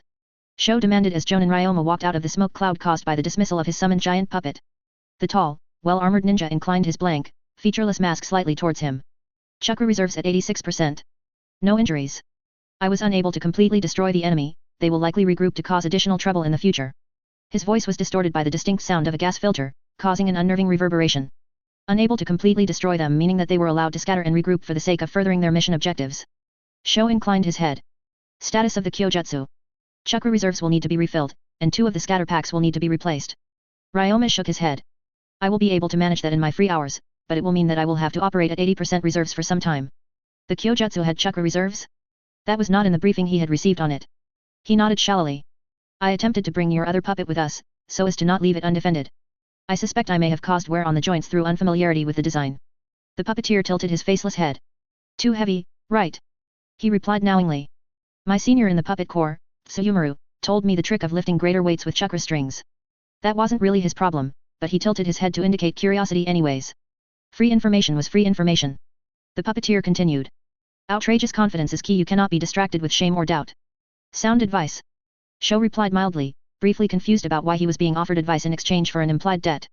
If such ware is found, inform me so that the cost of repairs can be forwarded to the weaponry corps. Oh, don't worry. I was thinking of building another one soon enough anyways. I have some minor improvements in mind. The puppeteer shook his head. What's the status of the rest of the team? Major chakra expenditure and minor injuries. Sho replied succinctly. I will let you return to normal guard routines. Might be intelligent to cycle the injured to guard duties with myself. Ryoma replied. Allow them to rest more effectively. Sho nodded. I was thinking similarly. Jonin Nagare and Sugimoto will join you for the next 2 days. I will maintain the patrols with Chunin Mao and Genin Spenki and Tsubasa. The words provoked a mildly disgusted dread in his gut. Dealing with novice ninja, he was going to have to work overtime to keep them alive and effective. Babysitting duty. There was a reason he never became a Jonin sensei. This attack on the Shikai, why has your lord demanded it? The Takeda heir demanded, standing over the captured samurai and next to the local lord, Mr. Shikai. Shikai was a thin man with a ratty mustache, wearing red and yellow robes with a number of wooden rings around his fingers. Currently, he looked down upon the captured samurai with a stern, incensed expression. The two samurai were still bound and injured, but with heavy bludgeoning wounds well attended to by Sugimoto's expert hands. The older of the two looked pensive and steady, while the younger maintained a rebellious expression. To return the insult levied upon the Miyano, of course. The younger almost shouted, harshly nodding towards the Lord Shikai. Not enough that he attempts to strangle our lord's lands through river tax, but his recent actions are too much for our noble hearts to bear. Taxation. Shikai shouted angrily. Is that what this is about? I already discussed this at length with Miyano. The destruction of my trade partner's lands, my revenue is not sufficient on its own to afford tribute to the Takeda, raising the river tax a fraction was my only choice. Lies and falsehoods. You speak of starvation with a toothpick in your mouth. The samurai yelled back. Shut up. The older samurai growled at his junior, leaning forwards menacingly. You are not calm enough to speak, brat. The younger samurai glowered, but his mouth snapped shut. The older samurai leaned back slowly, before nodding respectfully up at his captors. No, this is not about the river tax. He shook his head. Several weeks ago there was an attack on Miyano lands. An archer of supreme ability bombarded our walls and killed many men. He was eventually slain in return fire, and upon his corpse was found the symbol of the Shikai, as well as several herbs grown here and not in our lands. You think I had that's an obvious framing? The Shikai began, only to be cut off as the Takeda heir snapped a glare towards him. Shikai slammed his mouth closed, seething quietly. Takeda turned back to the bound samurai and nodded. Continue. He commanded in his soft voice. My lord thought similarly. The older samurai nodded respectfully towards Shikai. Shikai's brows raised in a frustrated but mildly confused manner. But then another attack occurred, a very similar archer of superlative ability, bombarding our fortresses, killing our men, who was eventually slain. Just the same as before, carrying the symbol of the Shikai. You slew him as well? Takeda asked, giving meaningful glances towards his samurai. Sho and his fellow ninja exchanged their own, equally meaningful glances. It was my own arrow that felled him. The older samurai declared confidently, before shaking his head sadly. My lord was outraged enough at this point, turning us from our campaign against our enemies to the northeast to send a retaliatory force against the Shikai. I am not personally convinced that Lord Shikai had anything to do with this. A campaign against the northeast? Takeda asked suddenly. What is that? What's going on there? Well, the older samurai began with pressed lips. To alleviate the expenses of the river tax and tribute to the Takeda, Lord Miyano began a campaign to seize the lands of a minor, troublesome neighbor. You are familiar with the Oda clan, yes? Land of Rivers. Ryoma, Jonin of Tsunagakuer. How are your injuries? Ryoma asked the next morning, tilting his head back to address his two new passengers. The great bolter stomped along the road as gently as it could, slightly more difficult than normal on account of the joints being a bit loose now. The samurai and army were ahead of them, sending the occasional glance back at the ninja with unreadable expressions. It wasn't much different from before, in practical terms, but the deployment of the Mk2 had seemingly renewed their wariness around the ninja. Well, not the ninja in general, more like him specifically. The samurai were more relaxed and casual than ever around the others. The progress made by fighting together on at least one occasion. Naguère was sitting nearly in the middle of the great bolter's roof, two immense gourds set widely apart on either side of her so as to not break the relatively thin plate of wood and steel she was sitting on. Sugimoto had his left arm in an improved cast, his legs in braces, and was carefully laying down before her. Not great, but not horrible either. Sugimoto chuckled, turning his head slightly to address him. I'll probably be at full health by the end of the day. It'll take much longer than that for my chakra to recover, however. 2 or 3 days probably. Medical ninjutsu is pretty amazing. Ryoma mused. Broken arm, fractures all over, and heavy bruising? It'd probably take me 2 weeks to be back to full after something like that. 10 days is what I'd estimate. Sugimoto corrected with a little wave of his uninjured hand. You're a jonin in your prime with no pre-existing health conditions. The bruises would be gone by the end of the day, minor abrasions in 2 days, and fractures in 8. The last 2 days would just be tenderness. And your medical ninjutsu cut that down to what 2 days of recovery? Ryoma asked. 15 hours or so. It'll take much longer for my chakra to recover though. Sugimoto smiled and dropped his hand. I managed to disarm him and then immediately lost focus. I forgot that samurai were much better trained in hand-to-hand than I. That sounds like it was healthy for you.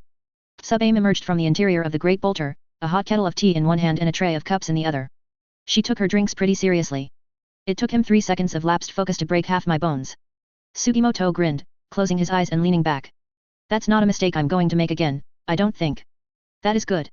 I almost did not react in time, Jonin Sugimoto. Naguère replied with a small frown, nodding in thanks to Sub-Aim pouring her a cup of tea. Please take less risks in the future. I know. Sugimoto sighed and nodded. And thank you, your water prison caught him just before he rotated my vertebrae 180 degrees. I'm aware. Naguère responded blankly, before turning up to face towards his back. I used most of my chakra during the battle, it will take at least another day before I'm properly recovered. She nodded towards him. I will have to rely on you and your giant puppet in the case of immediate conflict, Jonin Ryoma. Myself more like it, the Mark II isn't going to be recharged for a couple days. Ryoma inclined his head towards them in easy admittance. Hardly defenseless, but it's not something that can be deployed over and over again. Recharged? So it has reserves of energy as well? Sugimoto asked, leaning up again in a very careful motion. It does. It has a limited reserve of chakra in its internal storage, I have to refill it manually. Ryoma explained, accepting a cup of offered tea from Tsubaime. He pulled off his helmet and set it to the side, pulling up his veil in the same motion. A sip. A sort of nutty flavor. This is good. He complimented idly. He then turned back to his previous line of thought. My first idea was to request a series of shiki that drew in ambient chakra and store it to let it passively recharge in the same way a human might. The problem was that chakra doesn't exist passively. Nagare pointed out immediately, perking up slightly with the topic. Chakra must be molded by combining mental and physical energies. There's no such thing as ambient chakra. The closest you'd get is chakra in living things, and that's only certain living things. Sugimoto muttered. Ryoma opened up his pack of deluxe Pocky and pulled out a stick, chewing on it to pair with his tea. Chakra strings made the process seamless. The closest you'd get is a barrier that drains chakra from other ninja in the village, and I'm pretty sure the Kazekage would have words with you if you tried that. That's right, so I'm stuck refilling its chakra storage manually every time. Ryoma nodded, munching on his snack and letting his gaze wander around. He maintained full awareness of their surroundings through the eyes of his great bolter, but having an exposed face on the move while knowing there was a sniper threat out didn't do great things for his paranoia.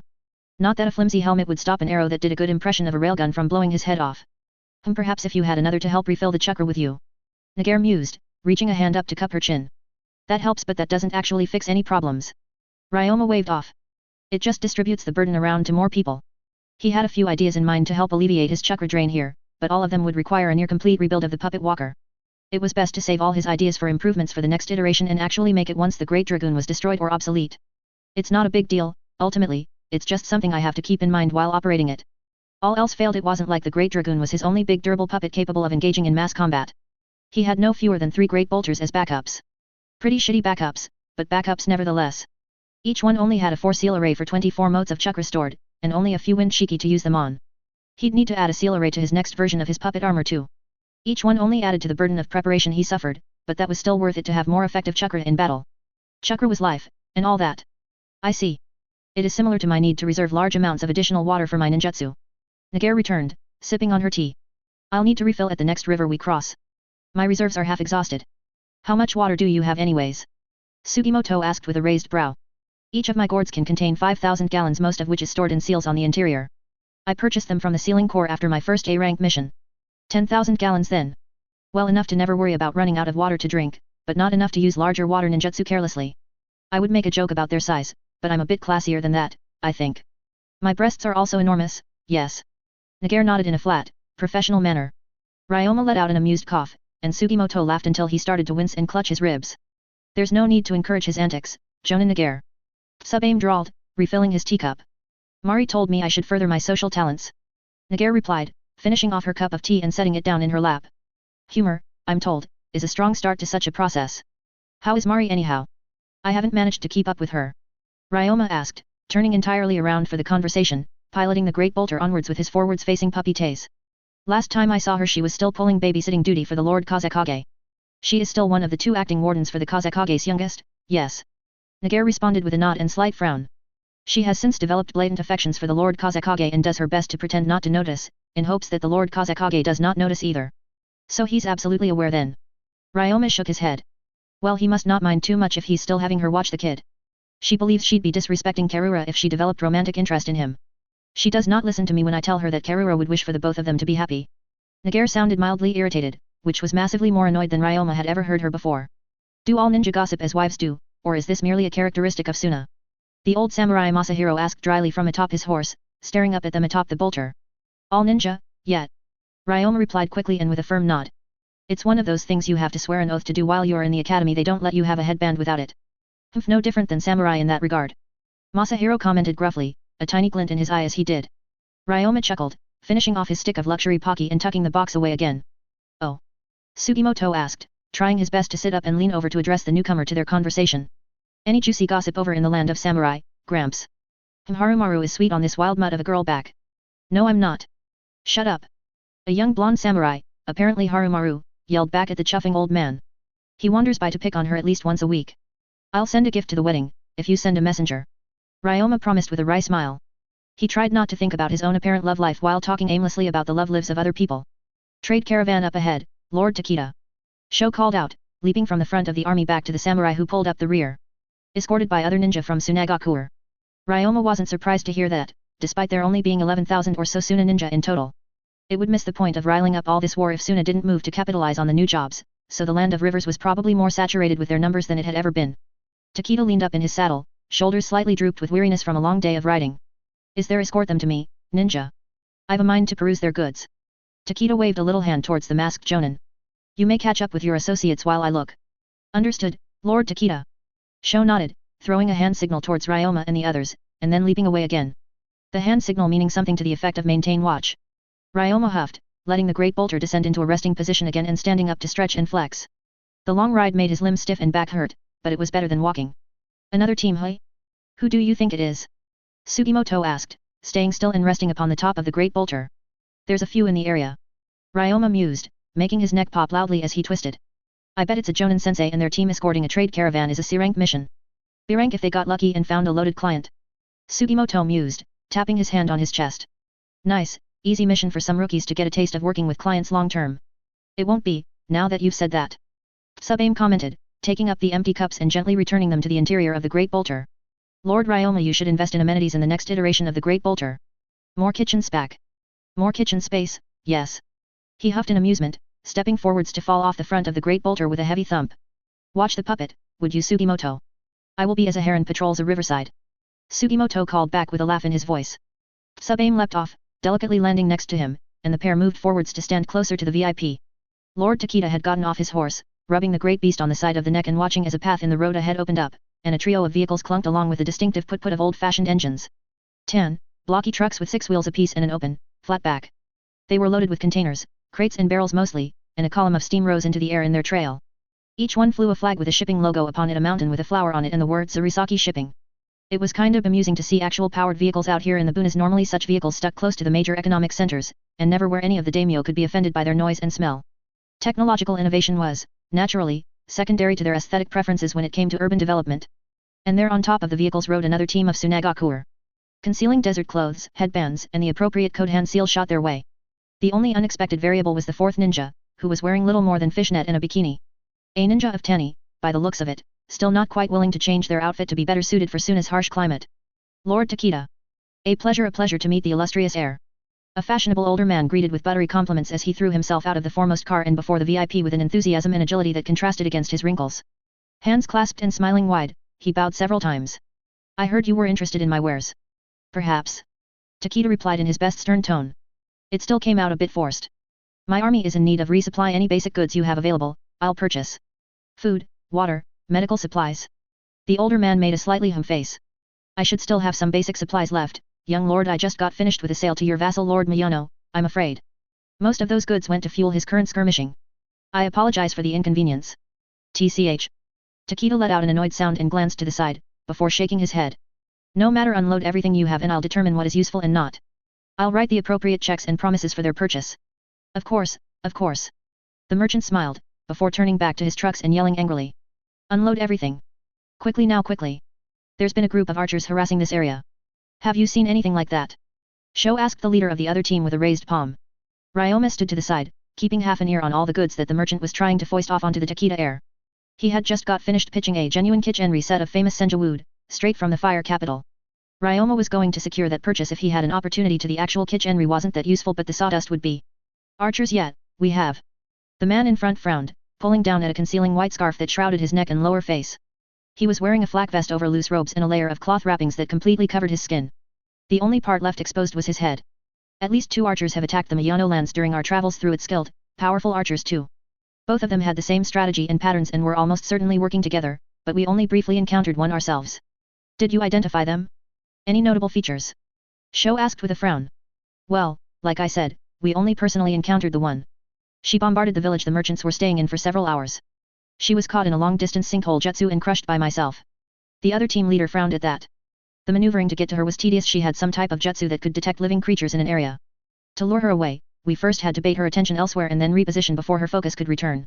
Do you have a suspected range of this jutsu? At least 50 meters in radius. I suspect it might be tied to some sort of preset marker, but I have no evidence of that. Just a gut feeling. The team leader shook his head. I suppose you encountered a similar archer. We have. Sho nodded with a frown. At least one archer and 3 escorts. They attacked the fortress we were stationed in with indiscriminate bombardment before counter-fire destroyed them. Their motives are currently unknown. What did the archer wear and did you see them before they died? Ryoma asked, leaning forward slightly. The team leader frowned. No, we didn't ID them visually before they died. Do you suspect a substitution to be at work? There was an enemy in the land of tea named Laughing Smoke. Ryoma began with a downward tugging of his lips. He had a technique that allowed him to form a clone over a corpse, a physical clone with all of his skills, some of his chakra, and the ability to operate mostly independently. If this archer is doing similar, then they could be sending disposable clones out to attack locations knowing they lose nothing by doing so. The team leader finished the thought with a constipated look on his face. And we'd have no way of IDing them by looking at the corpses after. That's a troublesome thought. It's an outlier, but it would explain some of the behavior here. Ryoma nodded. And their outfit? Oh, apologies. They wore a black cloak with red clouds upon it. Land of Rivers. Ryoma, Jonin of Tsunagakuer. The problem with bringing a group of dangerous rogue ninja to the attention of your comrades is that they're going to ask some questions. Questions that were rather difficult for Ryoma to answer in a believable and non-suspicious manner. Questions like what are their strengths and weaknesses, and how do you know about this and why haven't you told our leaders about it yet? Fortunately, Ryoma had a number of rather plausible excuses lined up and just enough goodwill from consistent service to get away with it. That's the second instance of the cloak and red clouds becoming relevant on our mission. Sho said professionally within the bulk of the great bolter. Late into the night of their traveling, with the younger ninja keeping watch around the perimeters, the 5 Jonin of Suna gathered for a meeting about their situation. Jonin Ryoma, it has come up again. What do you know about these cloaks and the Akatsuki that we do not? Ryoma frowned beneath his white veil, brows scrunching together as he visibly considered the question. I would like to preface that for the longest time I thought this was a particularly bizarre and ultimately meaningless dream. A dream? Nagare asked with a raised brow and a professional politeness in her tone. A dream, which means it's not in any way reliable information. It's possible, however, to have been some form of esoteric illusion. He shook his head. I dismissed it as just another unusual dream, but seeing the red clouds reminded me strongly of it. What is this dream, Jonin Ryoma? Sho asked with a stern focus to his voice. The dream is boring for the most part. I wake up in the middle of the night to relieve myself. As I'm washing my hands, however, I notice a figure standing behind me in the mirror. Ryoma huffed. Naturally I hold still and start to prepare to engage the intruder. When was this? Sub-Aim asked with an intense expression. 3 months ago. Remember that day I woke up and checked the restroom for a few minutes? Ryoma asked, pointing at her and letting his index finger bounce as if tapping on her memory to jog it. Sub-Aim's brows furrowed, before she nodded in understanding. I do. That was this dream then. It was. It wasn't. It had actually been a dream where he had dreamed about a particularly stubborn squirrel in the walls of the bathroom driving him insane with its scratching. Which made no sense, because they lived in a desert and far from any squirrels. I ended up destroying the wall and attacking the intruder, but when I checked it the next morning the wall was undamaged. Thus a dream. Sugimoto said with a frown and an understanding nod. So what makes you think this dream has anything to do with this? The figure was a half-black, half-white, plant creature. Ryoma shook his head. Humanoid, and it spoke with 2 voices, introducing itself as Zetsu. It avoided my attack by sinking into the wall and then emerging a short distance away. The important details were that it was wearing the exact same type of cloak and sent a recruitment offer my way to join an organization of renegade ninja named the Akatsuki in the Land of Rain. Ryoma shook his head. I turned it down and the next moment I remember was waking up in my bed and moving to check the bathroom wall. As I mentioned before, it was undamaged. Further, I ended up visiting Intel for any up-to-date information about factions in the Land of Rain. This was also true, but he had actually been visiting for the sake of refamiliarizing himself with the area after the Kazekage's questions about how to alleviate Suna's economic troubles. It was there Ryoma learned that Hanzo had an extended family, which was honestly scarier to picture than the Akatsuki was. As it turned out, the Akatsuki existed and were stationed in the Land of Rain, but they were some peaceful movement and there was no mention of the red clouds. Ryoma shook his head. With no evidence of battle damages and only a tenuous connection that could have simply been subconscious memory, I dismissed it as an unusual dream and moved on. Until now, where suddenly a rogue ninja wearing a black cloak with red clouds appears before us. Sho replied, nodding slowly. The connection is tenuous but striking. I will require a full written report detailing this dream and creature by the end of tomorrow night and it will be forwarded to Suna with explanatory context. If our defenses have been compromised in such a way, I'll get it to you by the end of this night. Ryoma replied with a serious nod of his own. In retrospect I should have filed a report on it immediately. That's with the benefit of hindsight. Sugimoto replied with a shake of his head and pressed lips. If I made a report on every strange dream I had, Suna would be jumping at enemies that didn't exist constantly. I would have refrained from logging a report as well, in your situation. Sho said with a shake of his head. Further, we have no reason to suspect that the red clouds of your dream and the red clouds of these enemy ninja are anything more than coincidence at this time. It is entirely possible to be unrelated. Hence why I said it might be my paranoia acting up. Ryoma nodded, before sighing. You're right. As it stands, we've gained slightly more information about our enemy. We'll revise our marching plans appropriately. Sho declared, leaning forwards to push at tokens in the center of their circle. With what we know so far, my initial plans to be ready are. The Miyano fortress was, in contrast with its neighbor tributary valleys, made mostly of stone blocks. A raised hill fort surrounded by stone terraces carved straight out of the mountainside on the east and overlooking the entire valley below. Large spring waters fell out of the side of the mountain, pouring down and spinning water wheels in a descending slope all the way down to the flat plains of rice and miscellaneous veggies. The valley was split up by the occasional guardhouse, and even from here Ryoma could see walls and bridges erected atop the ridges and between hills. The entire valley turned into an artificial bowl with a single large river running through it. The road between valleys stuck close to the river this time, well packed with dirt and littered with the occasional shrine to some old saint or another. The trees were thick along the roads and over the hills, but sparse throughout the actual valley proper, which was dominated by a patchwork of fields. More fields than both the Yagi and Shikai valleys combined, by the looks of it. I see they're doing well, for causing so much trouble. Takeda glowered from atop his horse far in front, casting a seething glare widely around himself. Delayed tribute, infighting, unsanctioned invasions. I'm going to have choice words for Lord Miyano. Many choice words. None of the samurai argued against his words this time, almost all of them had sour expressions of their own as they looked across the valley to the stone fortress looming on the hillside. The great bolter waddled along the road behind them, with the rearguard team stationed atop the hull as normal. Their preparations for potential attackers had already been hashed out and put into action last night, and now they simply had to wait if anyone would end up taking the bait. Sugimoto, status? Ryoma quietly asked as they followed the army, helmet firmly on his head and gaze squarely on the road ahead. My stamina is still shot. I'll be at half chakra until tomorrow at least. Sugimoto muttered back, shaking his head. The cast and medical braces had been removed and sealed away that morning, and another round of medical ninjutsu applied. Physically he was perfectly fine, just an example of how incredible medical jutsu was. If it wasn't also a finicky pain in the ass to use, Ryoma would pick up some himself. The issue being that medical ninjutsu was not something you merely dabbled in, and Ryoma had about 100 other skills he needed to shore up before he could make massive investments into medical knowledge. It was also something that, from his brief query into the subject a year ago, wasn't useful in Shiki form. You had to know precisely where to apply the regenerative jutsu and how in order to actually heal someone, otherwise you just invented a way to give people cancer or blow up their organs. Which was useful in its own way, but it wouldn't solve his healing faster problems. Ultimately, it was just something to put on the back burner and come back to later, potentially never. Ninja. Listen well. Takeda called out, turning around on his horse. You have only permission to engage an outsider or unknown attacker. Engaging and punishing this unruly subordinate of mine is an internal matter, you are not to interfere. We hear you, Lord Takeda.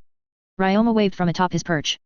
Naturally, because their mission was to protect the Takeda heir and not follow his commands, they had no intention of actually following that order if it meant failing the mission. You especially. Takeda glowered. That demon puppet of yours, I won't have it stomping the armies of my subordinates any more than it already has. Yes, Lord Takeda. Ryoma replied, rolling his eyes beneath his faceless helm. The Great Dragoon was not fully recharged anyways, only at about half reserves. Keeping it filled while also preserving a high level of stamina for himself was a tricky balancing act. Summoning it in the middle of the night, filling a bit of chakra, then dismissing it just wasn't a very efficient way to restore its reserves. It was, unfortunately, about the best he could do without just having it out all the time. Humph. The Takeda heir made a little noise and turned forwards away. Very mature, really makes him look like a stern and wise clan patriarch. I think the VIP is really warming up to you, Ryoma. Sugimoto chuckled quietly. You'll be best friends, soon enough. Oh, for sure, soon he'll be visiting Suna every month. I'll share all my many hobbies with him. Ryoma inclined his head. Like training, and working, and assembling puppets, and reloading weapons. You sure have a lot of hobbies, hey? I think I share most of those. Sugimoto huffed, rolling his head to crack his neck. You do anything besides the usual? I occasionally sketch. Ryoma inclined his head. I need to draw diagrams for my puppetry notes, after all. There's a fair bit of writing in there too, but it's all technical stuff. I used to cook before Tsubame barged in and took over the kitchen. That was not cooking. Tsubame replied, quickly and with a biting tone. It absolutely was. Ryoma refuted. You ate 3 ration servings a day supplemented by sweet potatoes. You ate them the same way every day for a week before I finally got disgusted enough to take over. Tsubame's head tilted back in the same way one would look at garbage on the side of the street. That was not cooking. You sketch? Nagare asked with a tilt of her head. Ryoma nodded absent-mindedly, reaching into his vest and pulling out a scroll. Unfurling it next to him, he tapped on the second seal and released a sketchbook with a puff of smoke and a pulse of chakra. The red sketchbook was then tossed back at Nagare. Like I said, a lot of it is boring and theoretical. Nagare took the sketchbook into her lap, then opened it up. She paused at the first page, then looked up to the back of his head again. These are your ninjutsu notes. I don't really organize my notes. They're my everything notes. Ryoma shook his head. Which was a lie. The notes about Tsubame's limbs were in their own sketchbook, and the notes about the puppet mech iterations were in their own sketchbook. The red was just the miscellaneous and secondary developments. That's like the 5th book? The others are back home. There was nothing incriminating in any of his sketchbooks, mostly because he wasn't stupid, so there was no real issue with showing them off. Nothing he did was all that difficult or secret individually, and so an ally knowing a few outdated thought processes wouldn't matter all that much. Nagure's stare burned a hole in the back of his head for a few moments more, then it returned to the book. She flipped through the pages slowly as they stomped along towards the Miyano fortress. These drawings are very good. They're okay, I can really only do technical stuff. My actions and poses are atrocious. Ryoma shook his head. They're sketches. Hey, those are pretty good. Sugimoto said, leaning over to look at the pages as well. Better than what I can do, certainly. I just sketch medical stuff these days. You are attempting to learn water ninjutsu? Nagare asked, lingering on a page. He twisted a puppet eye behind her to look down towards her lap. The page was the one outlining his progress into a 4th element. That's right, I'm trying to find a technique that allows me to make up for my weaknesses to water, but I'm not having much luck. Ryoma explained with a frown. If any of my big puppets fall into mud or a deep enough water source, all they can do is walk out along the bottom, and I'd be working with limited air. A technique to extract moisture from the landscape was, therefore, fairly high priority for him. Something to propel large objects faster through the water, or let you breathe water then? Sugimoto asked, leaning back with a thoughtful look on his face. That is pretty niche, I don't know of any jutsu that do either of those things. Not in Suna, certainly, maybe Kiri has techniques like those. You should endeavor to learn water ninjutsu for more reasons than just that. It is a highly versatile element with many utilities. Nagare said in a serious fashion, putting the book down and raising her hand into a fist. With your ability to operate massive puppets you would be able to transport an incredible volume and take advantage of it accordingly. It would be a waste to not develop a strong grounding in the element. You sound more passionate about this than you have about anything else I've heard so far. Ryoma replied with a humored tone. Is it perhaps because you have an affinity for water? That is true. Nagare replied without a hint of shame. I would be willing to give pointers in the element during free hours. Additional water-style ninjutsu users in Suna would be most welcome. And not just because I could carry a bunch of water around for you. That would also be beneficial. Ryoma and Sugimoto laughed together, and Tsubame let a tiny smile come to her face. Nagare looked slightly confused. In the name of the Takeda clan, open these gates at once. Takeda roared in the most manly way he could manage, which wasn't very manly at all. Atop his horse in front of the large wooden gates of the Miyano, the Takeda heir waved his sword up at the nervous-looking guards upon the battlements. We sent a message, my lord, please give the runner time. One of the spearmen called back hesitantly. Lord Miyano is north on the Oda front, if you are like to speak to him only his wife remains home. I do not believe you. Takeda roared angrily. Open these gates before I have my samurai bash them open. Ryoma noticed a few things on the ride up here.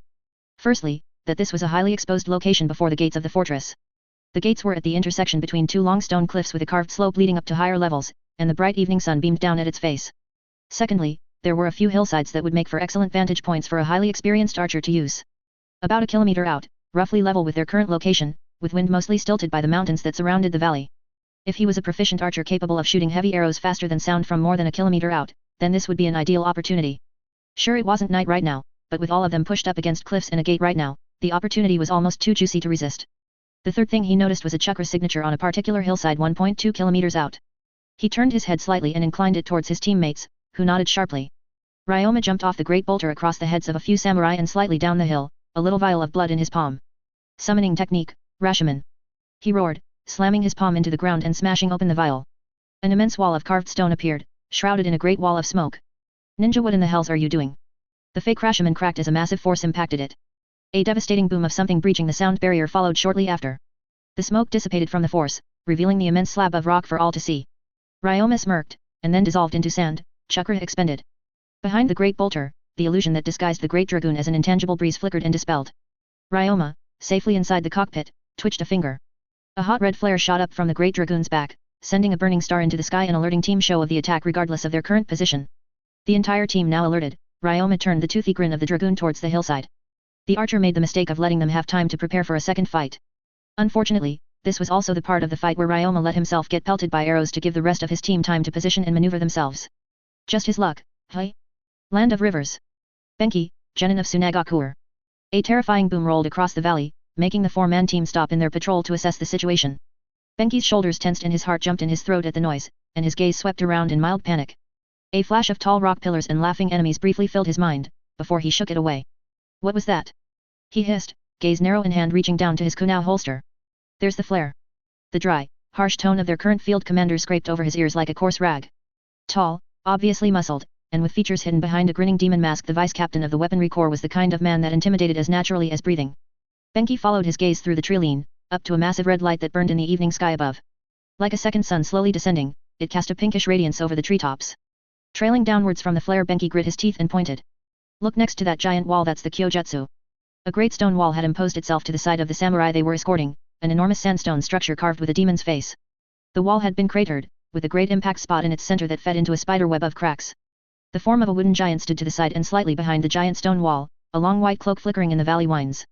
It raised an arm in a dramatic flourish, and 4 clouds of smoke exploded into existence next to it, quickly dissipating to reveal the form of 4 other wooden giants, each with minor differences. 5 Kyojutsu. Benki reeled back with astonishment. To his understanding, even puppeteering just a single one was a ridiculous accomplishment, to puppeteer 5 at the same time? That feels like showing off. Tsubasa muttered with an unimpressed tone. Enough, follow. Sho commanded towards them with a nod, then jumped forwards through the underbrush of the forest. Benki jolted and quickly followed, racing behind their current commander and taking the occasional glance towards the slow-moving giants in the distance. The enemy is on the northwestern hillside, on the foremost ridge. We will approach by the south under the forest cover and then counter-ambush with the established strategy. Understood. Mao said with a focused expression on her face. How do you know where they are? Tsubasa asked, following behind while pulling her iron warfin from its waist holster. Prior instruction to Jonin Ryoma to fire the flare in the direction of the enemy, followed by basic calculation of established ranges. He explained, adjusting his angle to maintain pace under tree cover while approaching. There is only one good position for archery from that angle and 1 kilometer away from the current position of the VIP. Thus, the attacker is most likely there. Makes sense. Benki growled worriedly, glancing to the wooden giants again. One of them staggered back from a massive impact, punching straight through its torso. The hillside behind it exploded into dust. A moment after, the sound of the arrow smashing through the air reached them, and the court giant exploded into smoke and disappeared. A clone or a dismissed summon? Benki muttered, turning forwards again to make sure he wasn't about to hit anything. A clone, all of them are. Sho declared, leaping over a rock and dashing quickly across a wide section of irrigation canal. The arrow impacted the hillside behind before the illusion caught up with it. Jonin Ryoma doesn't have the reaction speed required for a low-level illusion like that to work here. Then why did he do it? Tsubasa asked in her normal, slightly annoying way. If the illusion wouldn't work anyways, is he stupid? It wasted an arrow. Sho replied simply. Jonin Ryoma merely has to delay and distract the enemy for as long as possible. Every moment of the attacker's time that he wastes is a victory. What about him then? Benki asked, swallowing tensely. Those arrows took chunks out of a fortress wall. I don't think the Kyojutsu can protect him from something like that. There's no way that Ryoma-sensei would be hurt by an attack of that level. Mao declared, eyes fixed on the hillside ridge ahead and hand on the hilt of her black sword. She glanced towards him briefly, a confident gleam in her eye. Trust me, he's in the least danger of all of us. Benki wanted to ask her how she was so confident in that point, but the crack boom of another arrow smashing through the sound barrier made him flinch. The original Kyojutsu staggered back, a massive hole opened in its torso and the hillside behind exploding in a shower of dust. It reared back, before steadying itself and returning to a standing position. It began to raise an arm to angle its weapon launcher towards the ridge. Crack boom. Another arrow smashed through the sound barrier, removing the limb at the shoulder and sending it crashing to the ground with another shower of dust. The Kyojutsu held its pose for a few seconds, then dissolved into a wave of heavy sand. Another clone. Then where was the original? We're approaching the ridge now. Maximum speed and subtlety. Sho ordered sharply, throwing himself forwards and sideways to slide across a flat section of rock. He briefly lingered there, then began a series of rapid leaps up the side of the hill and towards the enemy's position. Open with a combination wind-fire maneuver when you see the enemy. Benki grit his teeth, clenched his gut, and did his best to follow after. Heavy steps from an armor-clad build slowed his pace upward, and his teammates took short pauses between each section of rock to ensure he wasn't left behind. Pillars of rock in a time he was too slow, and too weak to stop the enemy. Go. He hissed at them. I'll catch up. He waved a hand, and they nodded, jumping up and after their commander. If he was in a more relaxed mood, he'd say the flash of their undergarments as they ascended past him was welcome. As it were, however, he was distracted with lingering memories of the previous Chunin exams. He narrowed his eyes into a glare, and leaned forwards, pouring chakra into his hands as well as his feet. It wasn't as dignified as merely running, but with all 4 limbs, Benki tossed himself up the hillside, chakra in his fingers making him stick to the steep rock cliffs. The roll of binding cloth bounced against the small of his back as he bounded up like some stout animal. Crack boom. An arrow departed from the ridge above and before him and smashed through the air. A second thunderous boom indicated its impact at some point in the far distance. He pushed the thought out of his mind and focused on making his arms and legs move faster. Benki threw himself over the ridgeline about the same time as the rest of his team did, arms burning with exertion and legs roaring. The ridgeline was already a mess of dust and torn terrain, great grooves clawing their way into the rock face and blurring shapes kicking up waves of sand. Sho was engaging the enemy with a speed that Benki could barely follow. Tsubasa, Benki, let's do it. Mao ordered, sweeping her long black blade around in a wide arc. A hot flame overtook the edge and followed the sweep, building power by the moment. Right. Benki and Tsubasa replied, Tsubasa drawing her fan back and opening it as widely as it could go, Benki's hands flashing through seals as quickly as possible. They landed in unison. Wind release sandstorm winds. Tsubasa roared, sweeping her fan in front of her. A wide wall of wind kicked up and began to roll forwards. Fire release red rose. Mao declared, hanging in the air a moment from the force of her downwards swing. A wide arc of flame burst forth from her blade and into the wide wall of wind, setting the wave of air alight. Wind release breakthrough. Benki declared, finally finishing his hand seals and throwing his palms forwards. A second wave of wind smashed into the back of the lingering wall of burning winds, supercharging the flame into a white-hot wave that quickly rolled across the battlefield. Shou leapt up out of the way but a dark shape intercepted him, twisting around and throwing him back to the ground. Commander!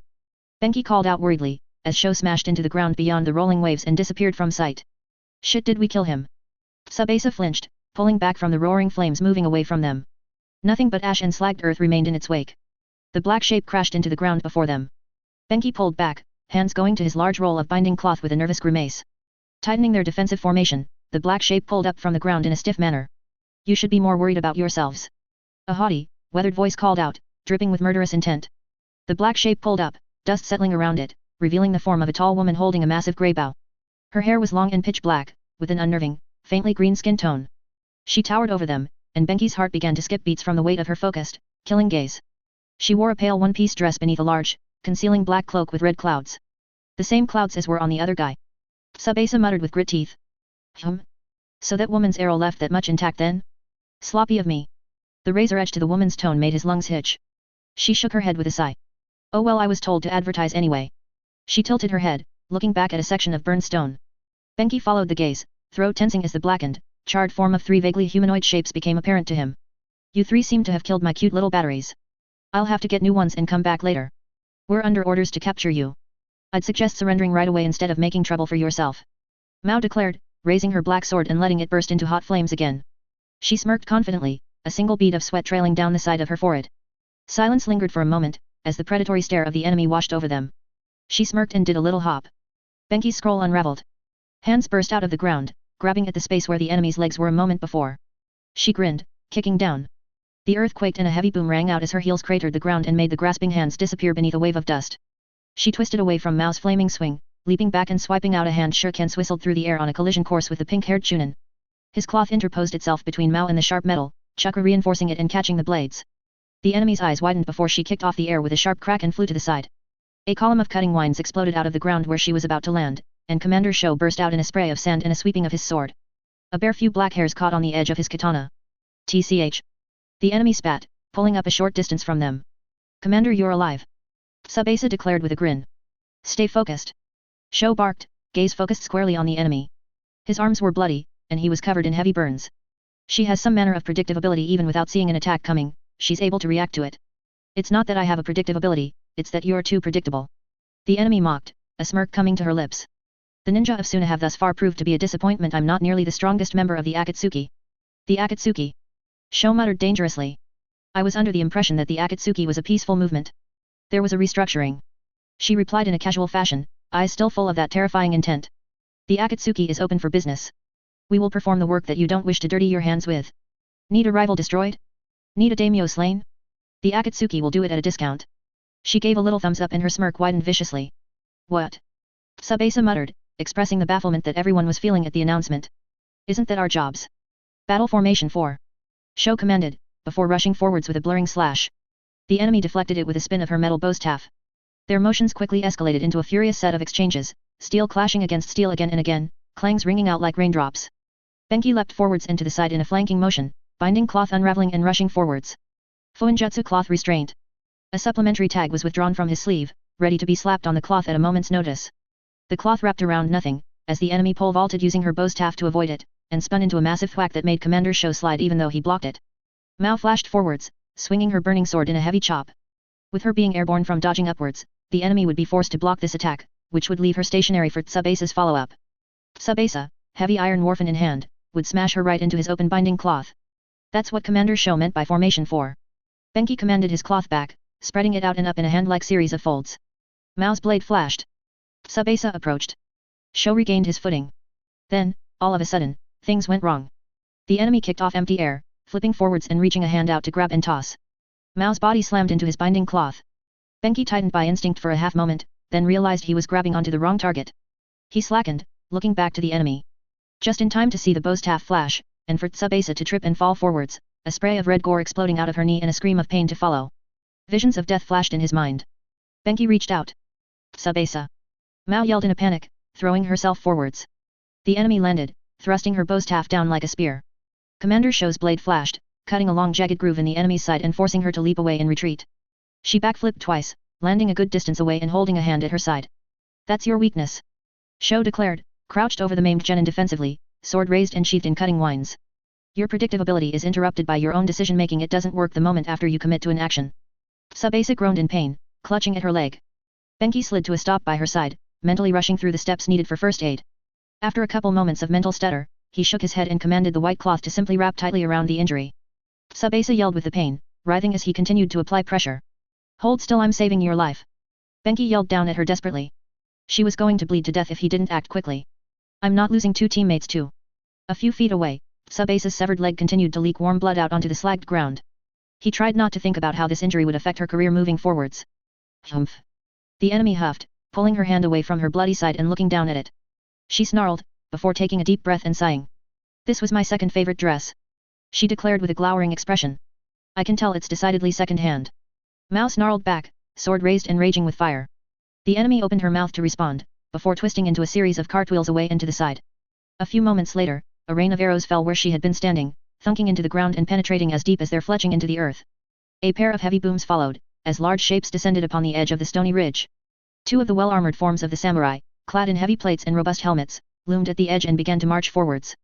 Ninja, is this the perpetrator of the attacks? The older one, the one with a mustache, asked with a glower, sword in hand and glowing with faint chakra. You look like you could use some help, said the younger, a blonde samurai, setting his bow to the side and reaching for the sword strapped at his belt. Ugh. The enemy groaned with a scrunching of her nose. Fuck this, Oda isn't paying me enough to get injured. Oda? The blonde samurai asked sharply, eyes widening. No, don't let her. Shou blurred forwards, sword flashing. She blurred in a swirl of mists, vanishing from the spot before his swipe could land.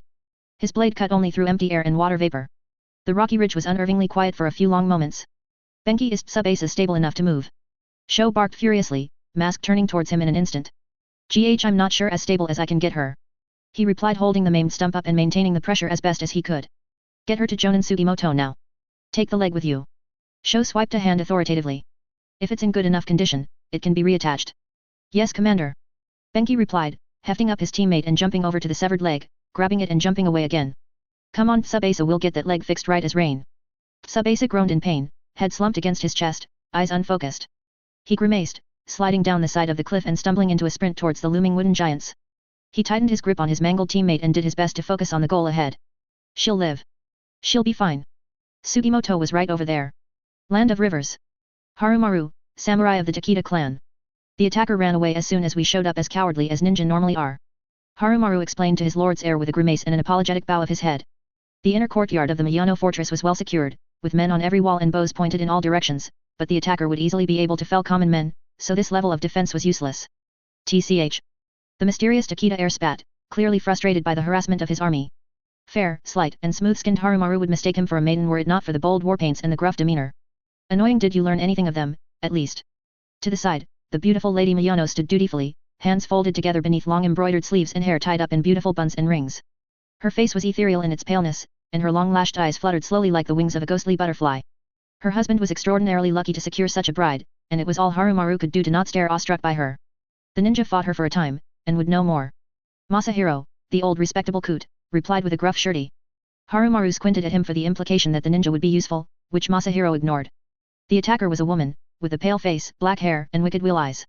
She wore the same red cloud cloak as the previous attacker and said that Oda did not pay her appropriately for getting her as she fled. What? Takeda roared, leaning forwards with grit teeth. It was the Oda who's been doing this.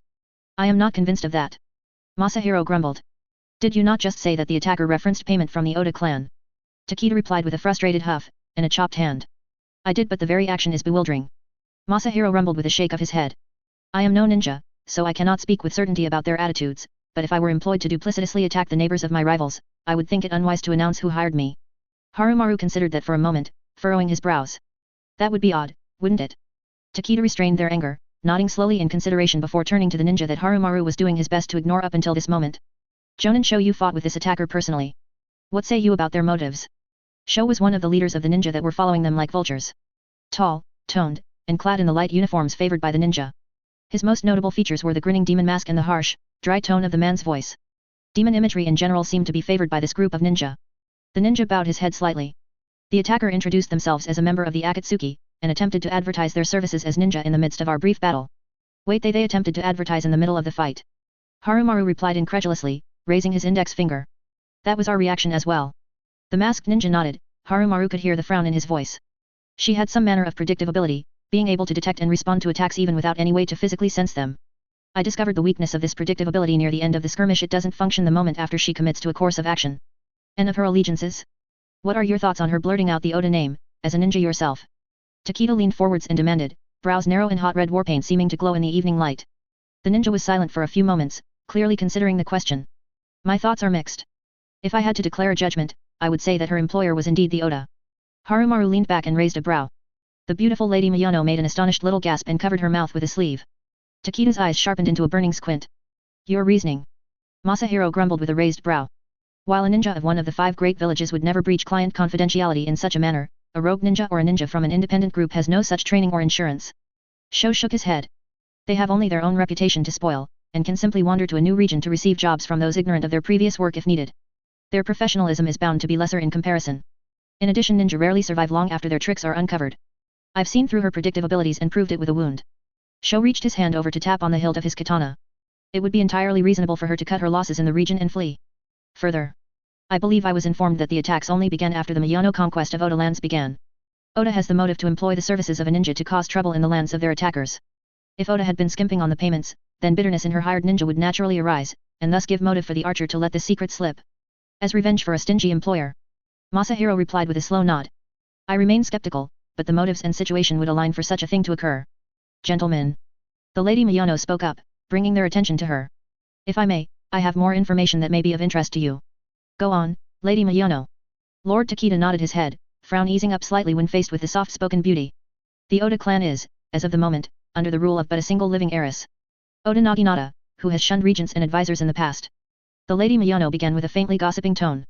Harumaru found himself distracted by her delicate lips. She has already expressed interest in the lands of the Yagi as her mother was from the Yagi and offered an alliance with my lord husband to claim it in the past. So she has a claim to the Yagi lands? Harumaru asked with a raised brow, trying to contribute to the conversation. But she's a woman of another line. Lord Yagi and all of his family would have to die before she'd be up for inheritance. The bridge. Takeda spoke with sudden realization. It wasn't to slow us down as we entered. The sabotage was meant to kill the Yagi family as they tried to escape the attacker. It took a moment for Harumaru to remember what the Takeda heir was talking about, but when he did, he sharply inhaled. I had almost forgotten that. He muttered to himself, brows furrowing. It hadn't made much sense at the time, but with this revelation. Are you not also of the Yagi line, Lady Miyano? Masahiro commented with narrow eyes. Harumaru jolted as his sword instructor leaned forward slightly. A Yagi grandmother, from what I recall. That is true. Lady Miyano nodded sadly. I knew Naginata as a little girl, though every year came with a climbing of her ambitions. I could hardly recognize her last we spoke. She shook her head. I had asked my lord husband to help find a suitable match for her, in hopes it would temper her gaze, but this never manifested. She wiped at the corner of her eyes, looking to the ground. Next I knew a negotiation or another had broken between my husband and Lady Oda, and we were at war. His heart clenched at her misery, and he clenched his fists to prevent himself from running over in some foolhardy attempt to comfort her. Regardless of your relation, these crimes cannot be allowed to go unpunished. Takeda declared in a stern manner, shoulders square and gaze hard. For these attacks on the retainers of my father Oda has become the enemy of the Takeda. The Lady Miyano shuddered, bringing her lovely hands up to hide her face from the world. A righteous fury welled up inside him. How dare they make their gentle cousin cry? That's right. Harumaru declared in support of his lord, anger visible on his face. They started this war. The only way to settle it now is to crush them utterly. Shouts and calls for violence came from the soldiers around them, and Harumaru briefly basked in the affirming declarations. If we are to go to war against the Oda, Lord Takeda.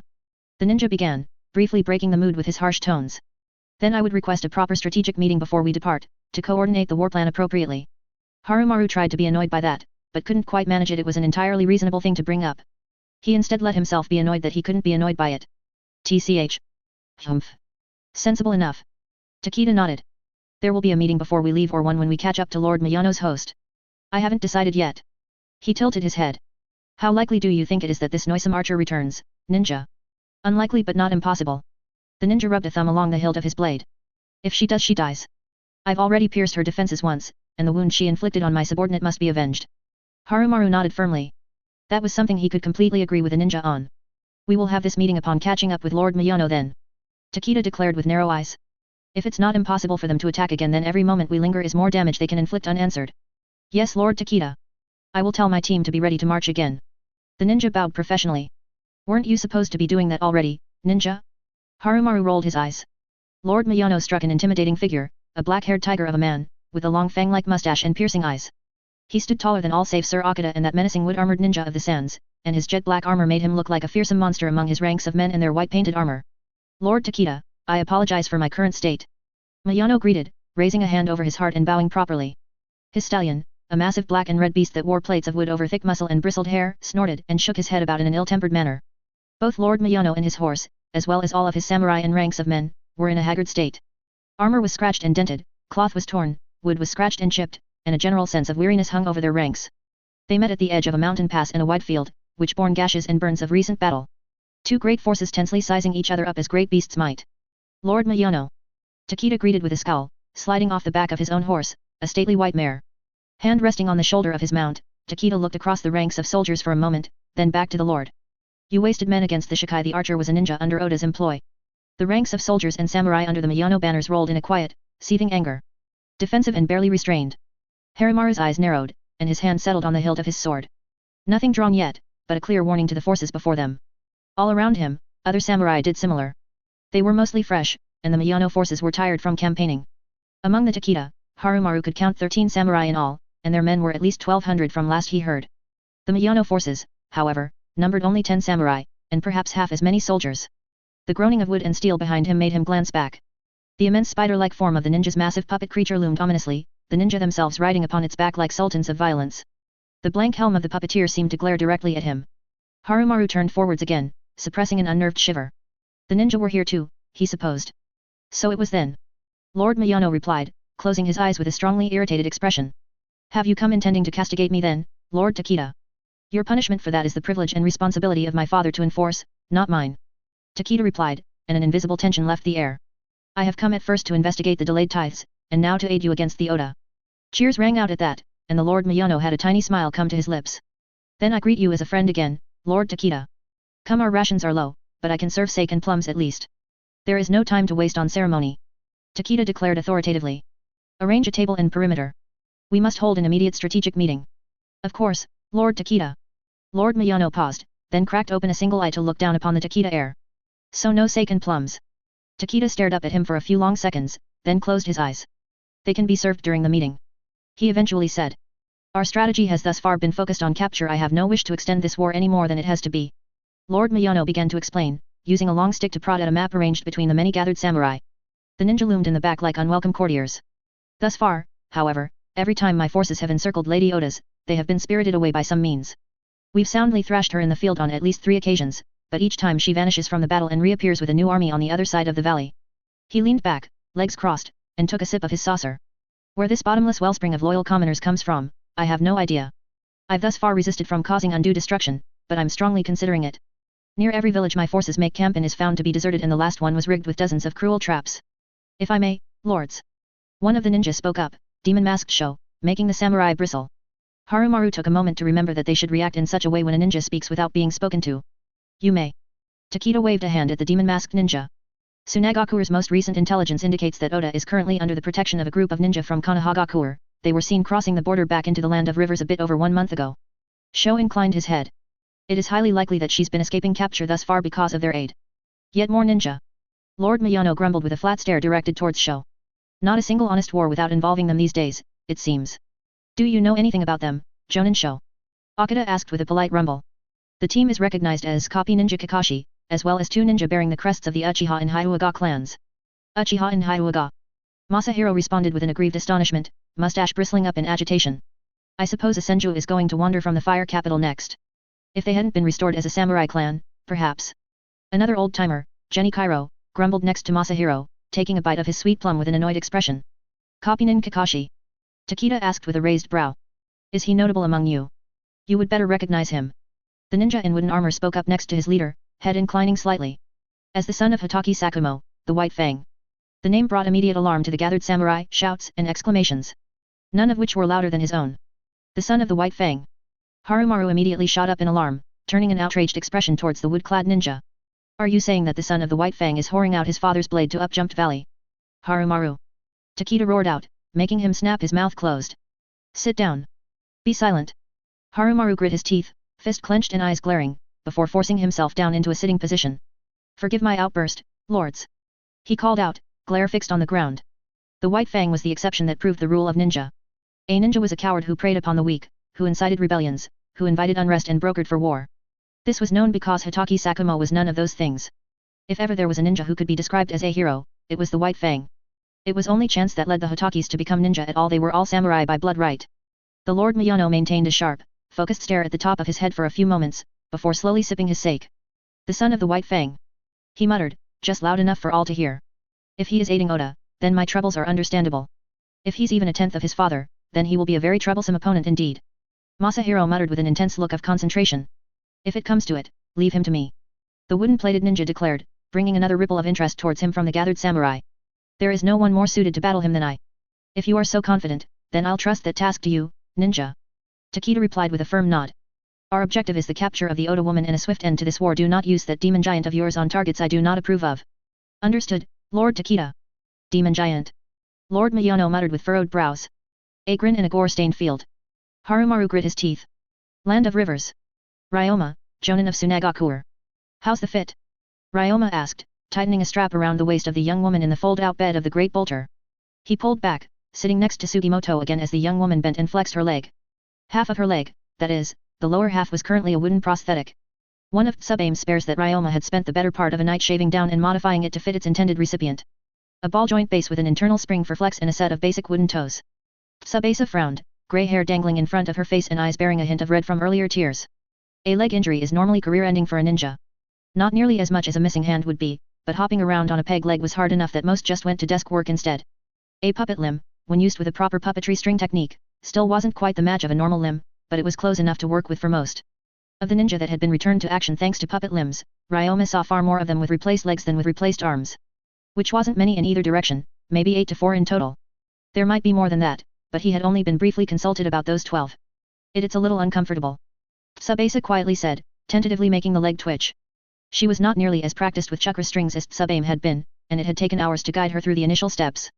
Once that was done, all she had to do was make a chakra string from her stump. Which had taken yet more hours. It's good that Tsubame was there to quietly encourage her efforts the whole time. I managed to preserve your knee, which is good. Sugimoto sighed, reaching up to wipe at his forehead. It was a bit hot and humid inside the great bolter. The actual leg you might be able to have that turned into a puppet limb once we get back into the village. Soak in preservatives, remove the skin and replace it with something that doesn't decay. Sugimoto shook his head. It's a whole process that Captain Aoi is on the cutting edge of, but I can barely keep up with it. Tsubasa glanced over at the medic, then back down to her wooden leg. That sounds nice. Don't worry, I think the zombie limbs are pretty gross too. Ryoma replied in a conspiratorial manner. Sugimoto played into the bit by staggering back in a comical manner, almost falling off his stool. A flash of a smile overtook the genin's face before it was smothered by concentration again. It was hard to feel upbeat after losing a limb, and all that. Remember to apply a transformation technique to make it look like a normal limb. Practice keeping it up at all hours of the day too. Ryoma reached over, grabbing one of the new Senjawood cups that he had purchased with a bar of gold. It was currently filled with a steaming blend of Suna ration powdered tea type 2.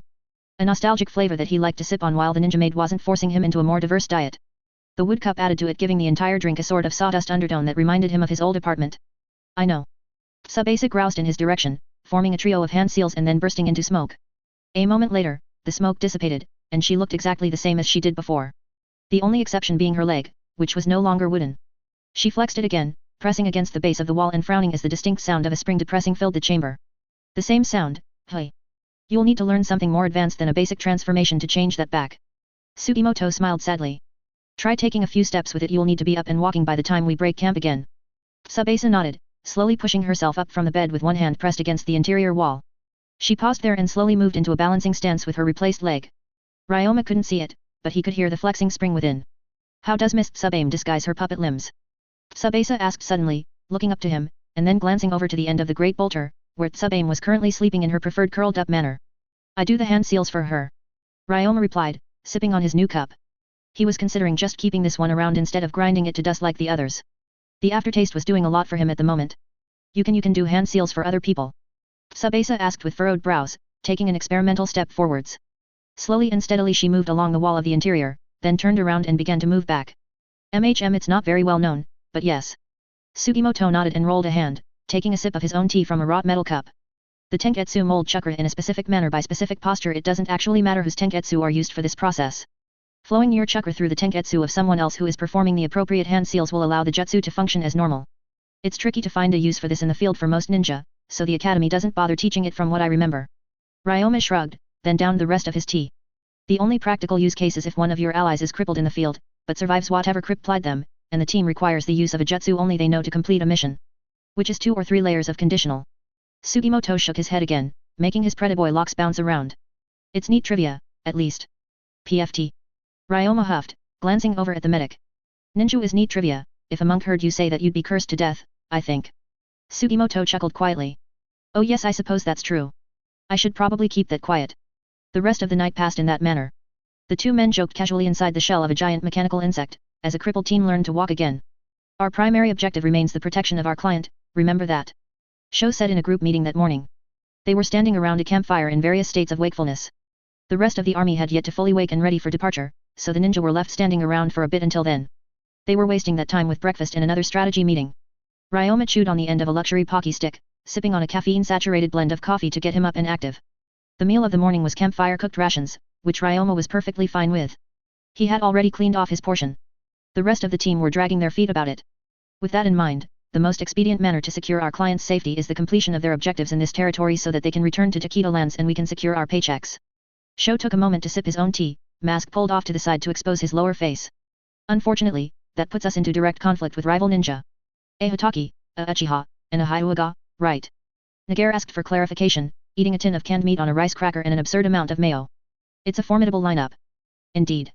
As a refresher, the Byakugan is capable of seeing through physical barriers and most illusions.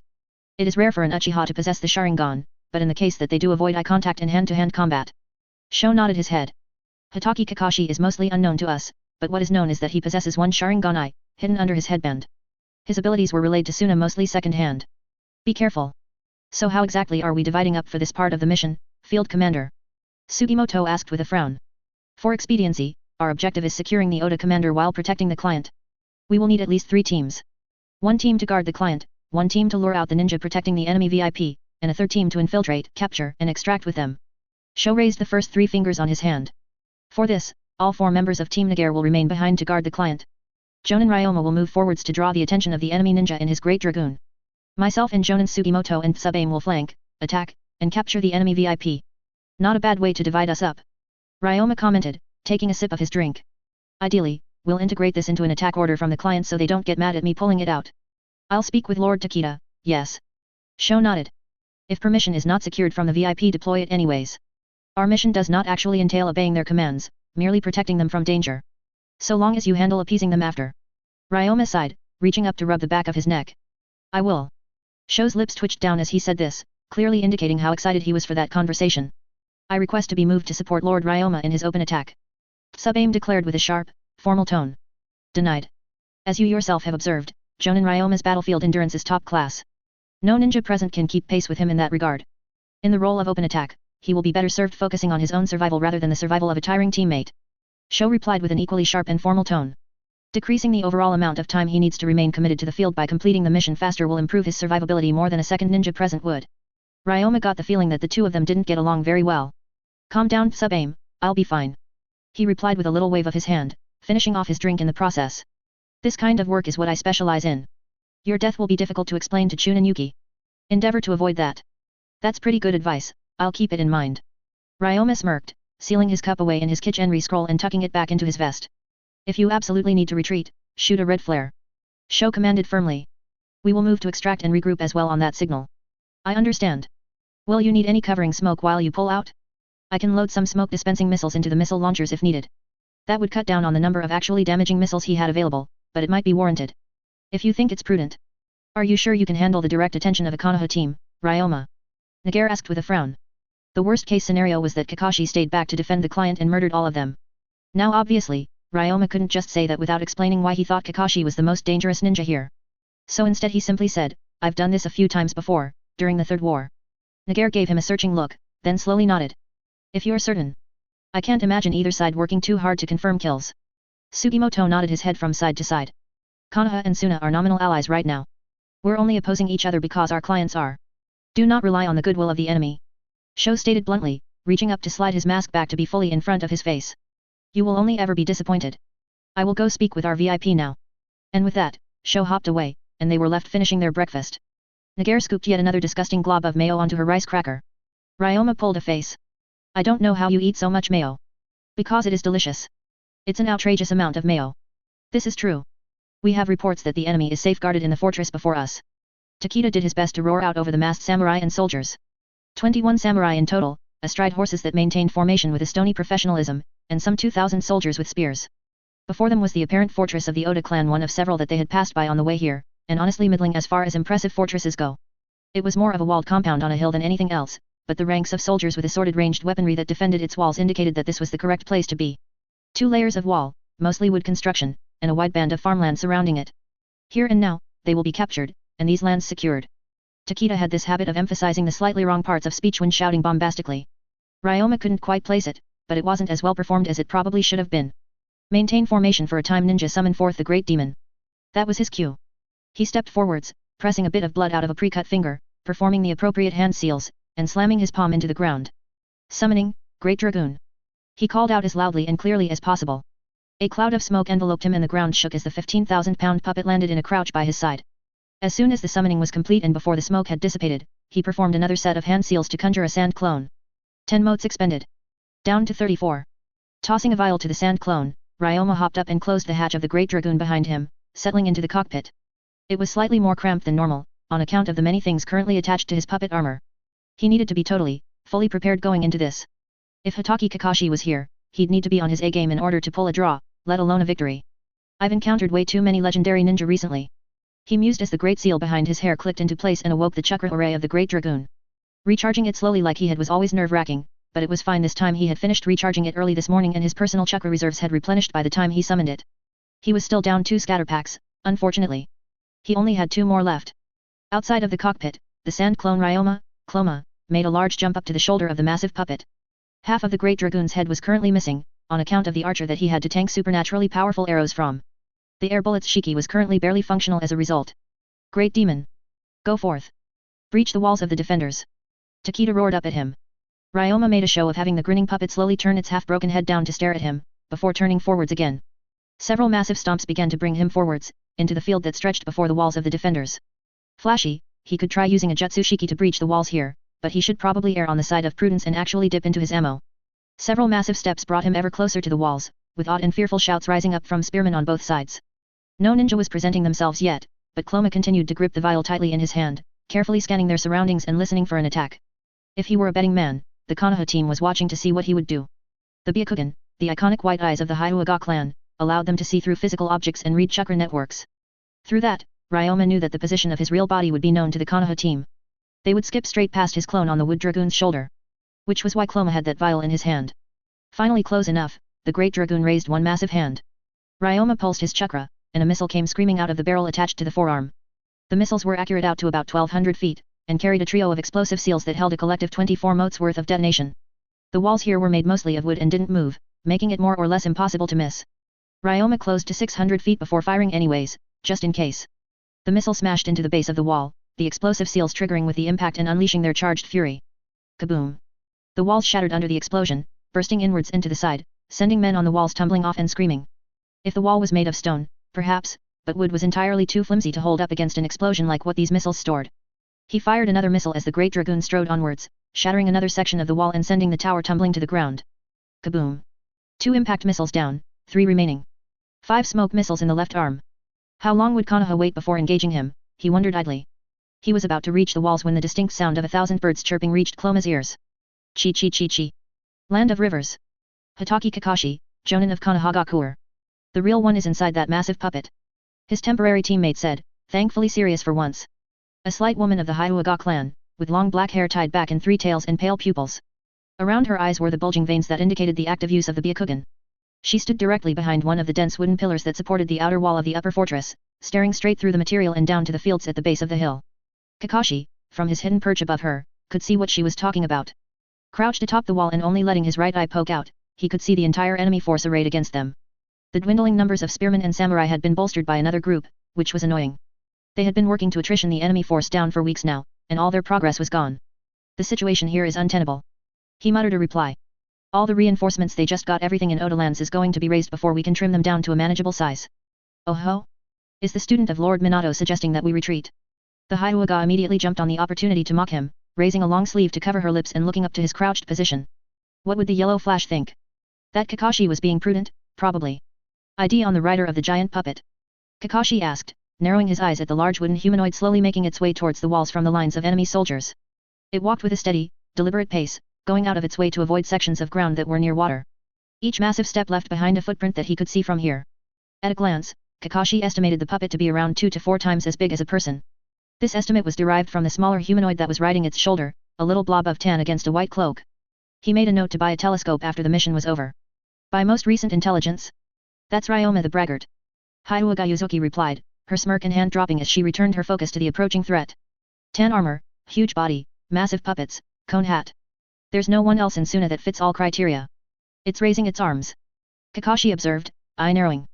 It's readying some kind of weapon, I think. The Hyuga noted, narrowing her eyes.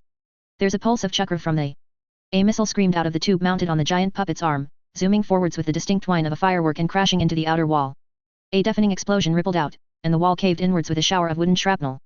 We're leaving. Kakashi declared, rising from his crouch with a frown.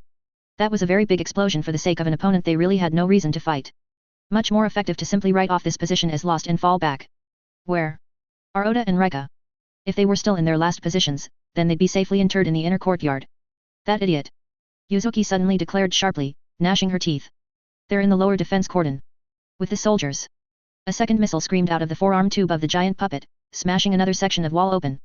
The puppet continued to stomp forwards, and the army far behind it began to shift and charge forwards. The puppet would be at the walls within 30 seconds, the army in 60. Not enough time. Link up with them and escort the client to Safe House 3. Kakashi declared, reaching up and pulling his headband away from his left eye. He was going to have some pretty sharp words for them once he had a free moment.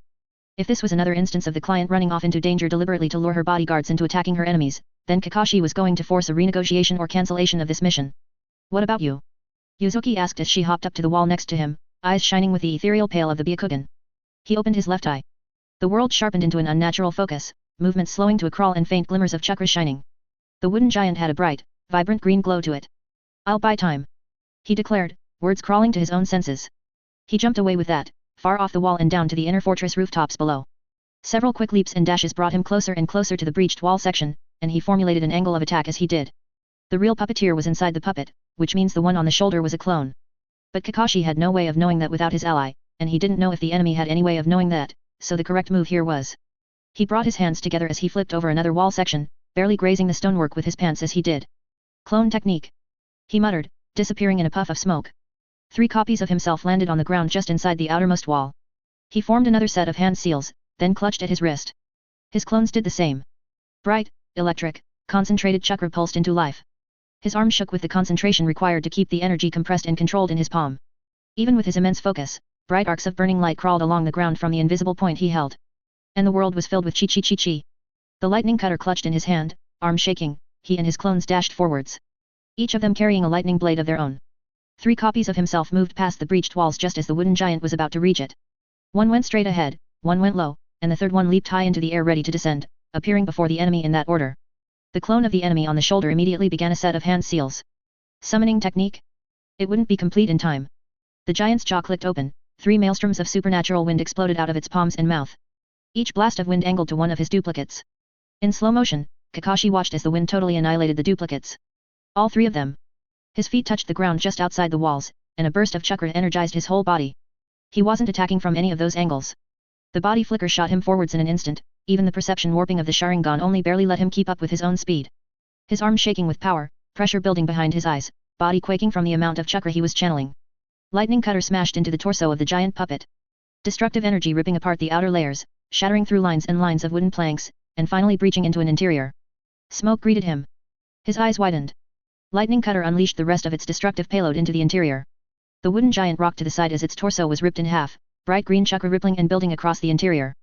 His hand pulled back, his legs raised to kick off the shattered frame, his eyes darted about. He detected movement above just in time to raise his arms in a guard. A heavy boot smashed into his guard. Sharingan let him keep track of the next few moments with perfect clarity. The boot smashed into his hasty guard, forced his arms back into his chest, then forced him off the broken frame with the force of a cannon. He did his best to fall back with the hit, back smashing against the ground, flipping him over, and making him roll for a dozen feet. He flipped over as soon as he could, arms creaking with the aftershocks of the blow. The wooden giant exploded in a burst of vibrant green chakra, sending the armored form of its master flying back to smash against one of the towers along the wall, and then slowly skidding down the side. Kakashi shook his arms out, pulling himself up to a more sure stance as the massive limbs of the wooden giant crashed back to the ground around them.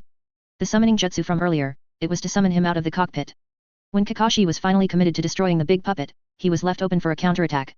Which meant that the enemy somehow knew that Kakashi knew the clone on the shoulder wasn't the real ninja and would ignore it.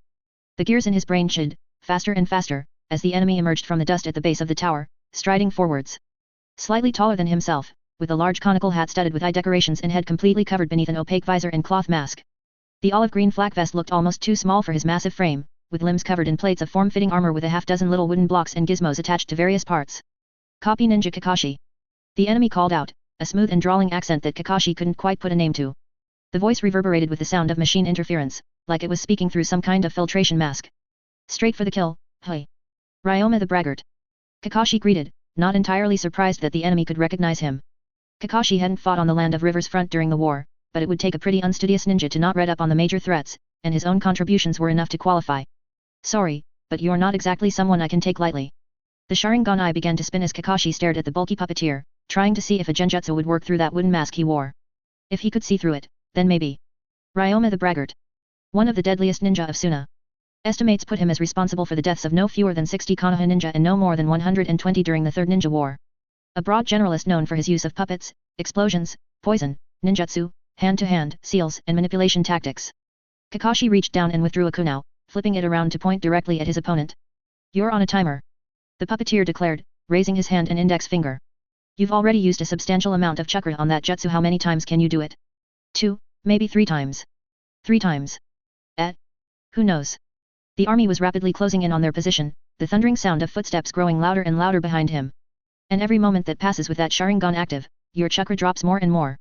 Ryoma shook his head, letting the arm drop and the contraption fold forwards. It sheathed his forearm like a second fist. He wouldn't be able to perform hand seals with it folded forwards like that. You need to kill me or force me to retreat within the next few minutes, or you lose. That was wrong. Kakashi only needed to delay him long enough for his team to escape, and then leave himself. You sure live up to your title, Lots of talking. Every moment we talk is a moment's worth of chakra your eye drains. Kakashi sure would like to spend the whole fight just chatting, but the rapidly approaching army would make that impossible.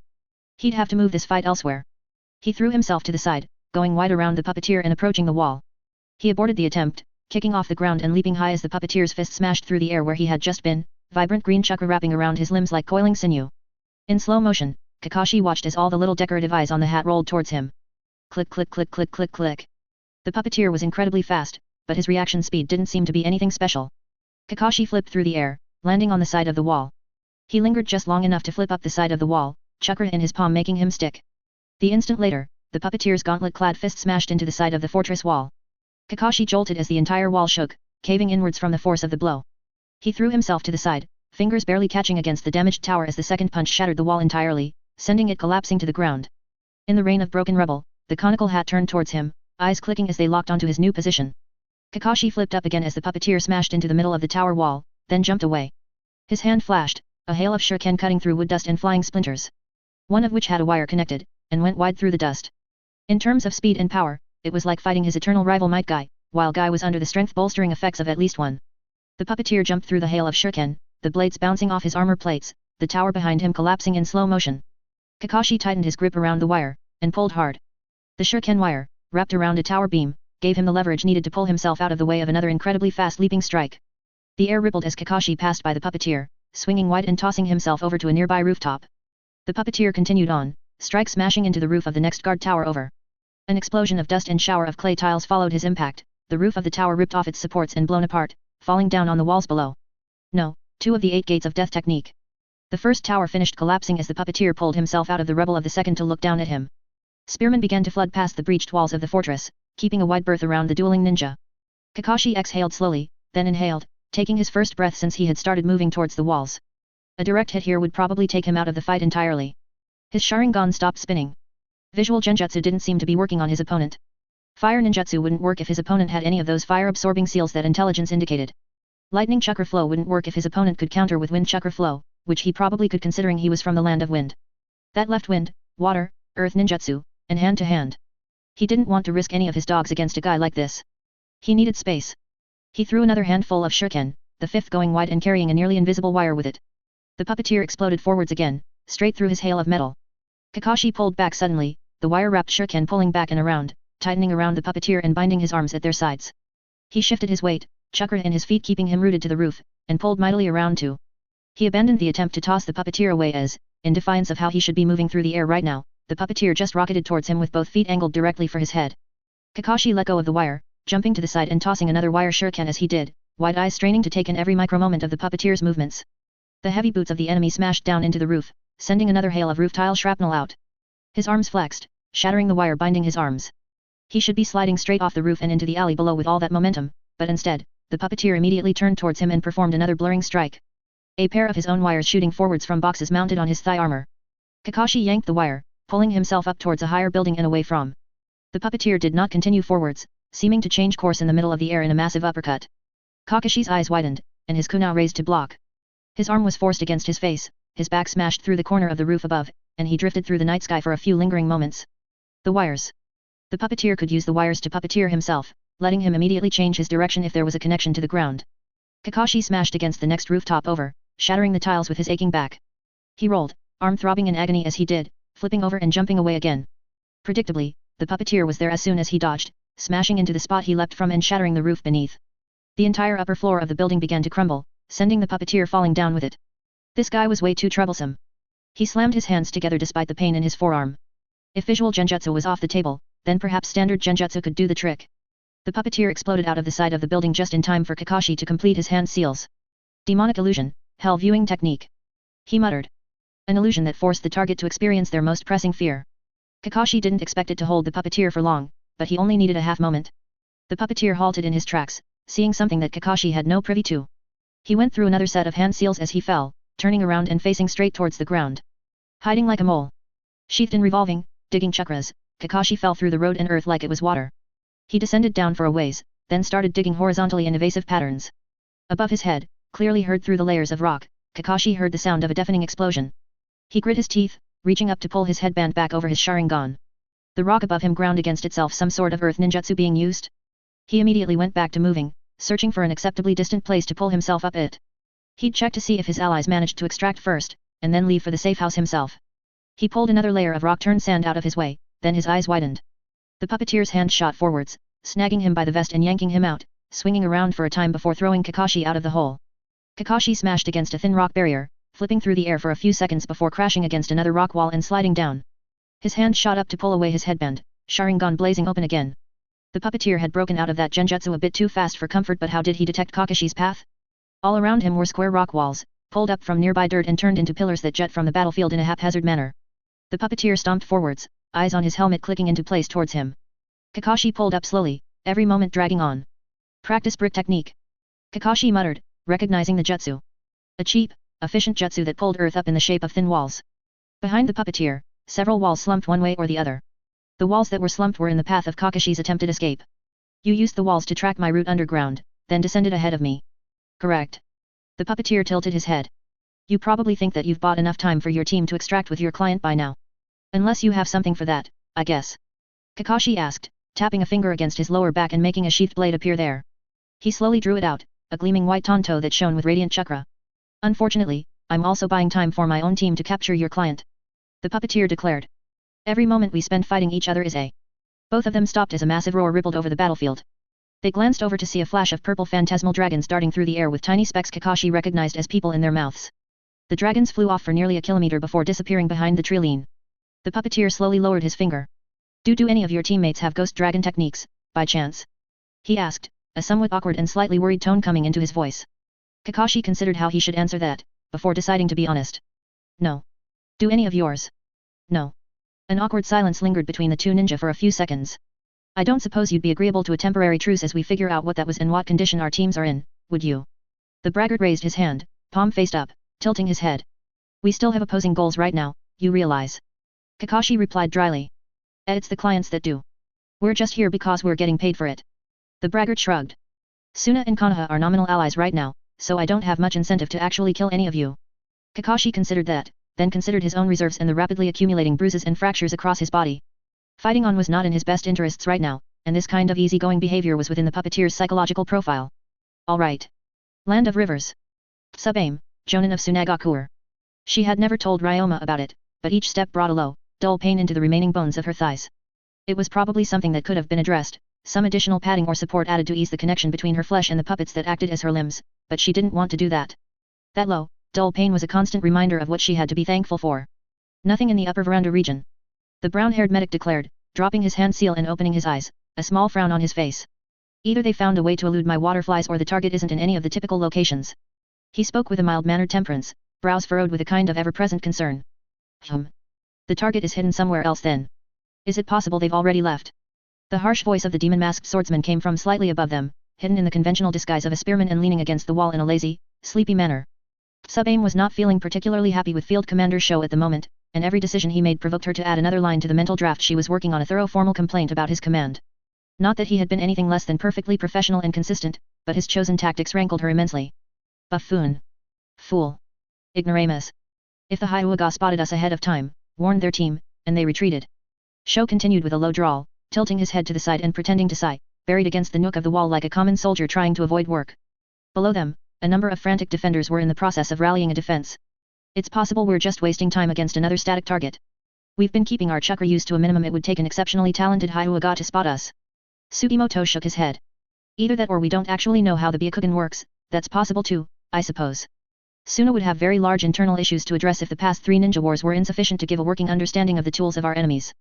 Sho drawled, tilting his head forward slightly. A low boom rumbled across the valley, and the defenders jumped and scrambled even faster, panicked shouts coming from them. From her low perch, Sub-aim could see the towering Great Dragoon march across the field towards another section of the fortress walls. One arm raised and smoke lingering in a trail leading all the way towards a shattered hole in the wooden walls. It was, in a word, tacky.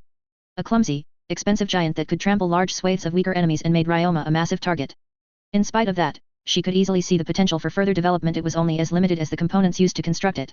The only problem was those ugly, goofy masks that Ryoma insisted on putting on most of his designs. The Great Dragoon had a foot-long nose and a balding head, for heaven's sake. Absolutely abhorrent, like an arrogant uncle emerging from the hot spring and reaching for the sake gourd. Movement on the upper terrace. Sugimoto declared, brow suddenly furrowing. Left eye closed, he raised his hands in a seal again and concentrated. Southeastern side, you should be able to see it. Sugimoto leaned forward slightly, just enough to look up across the rooftops.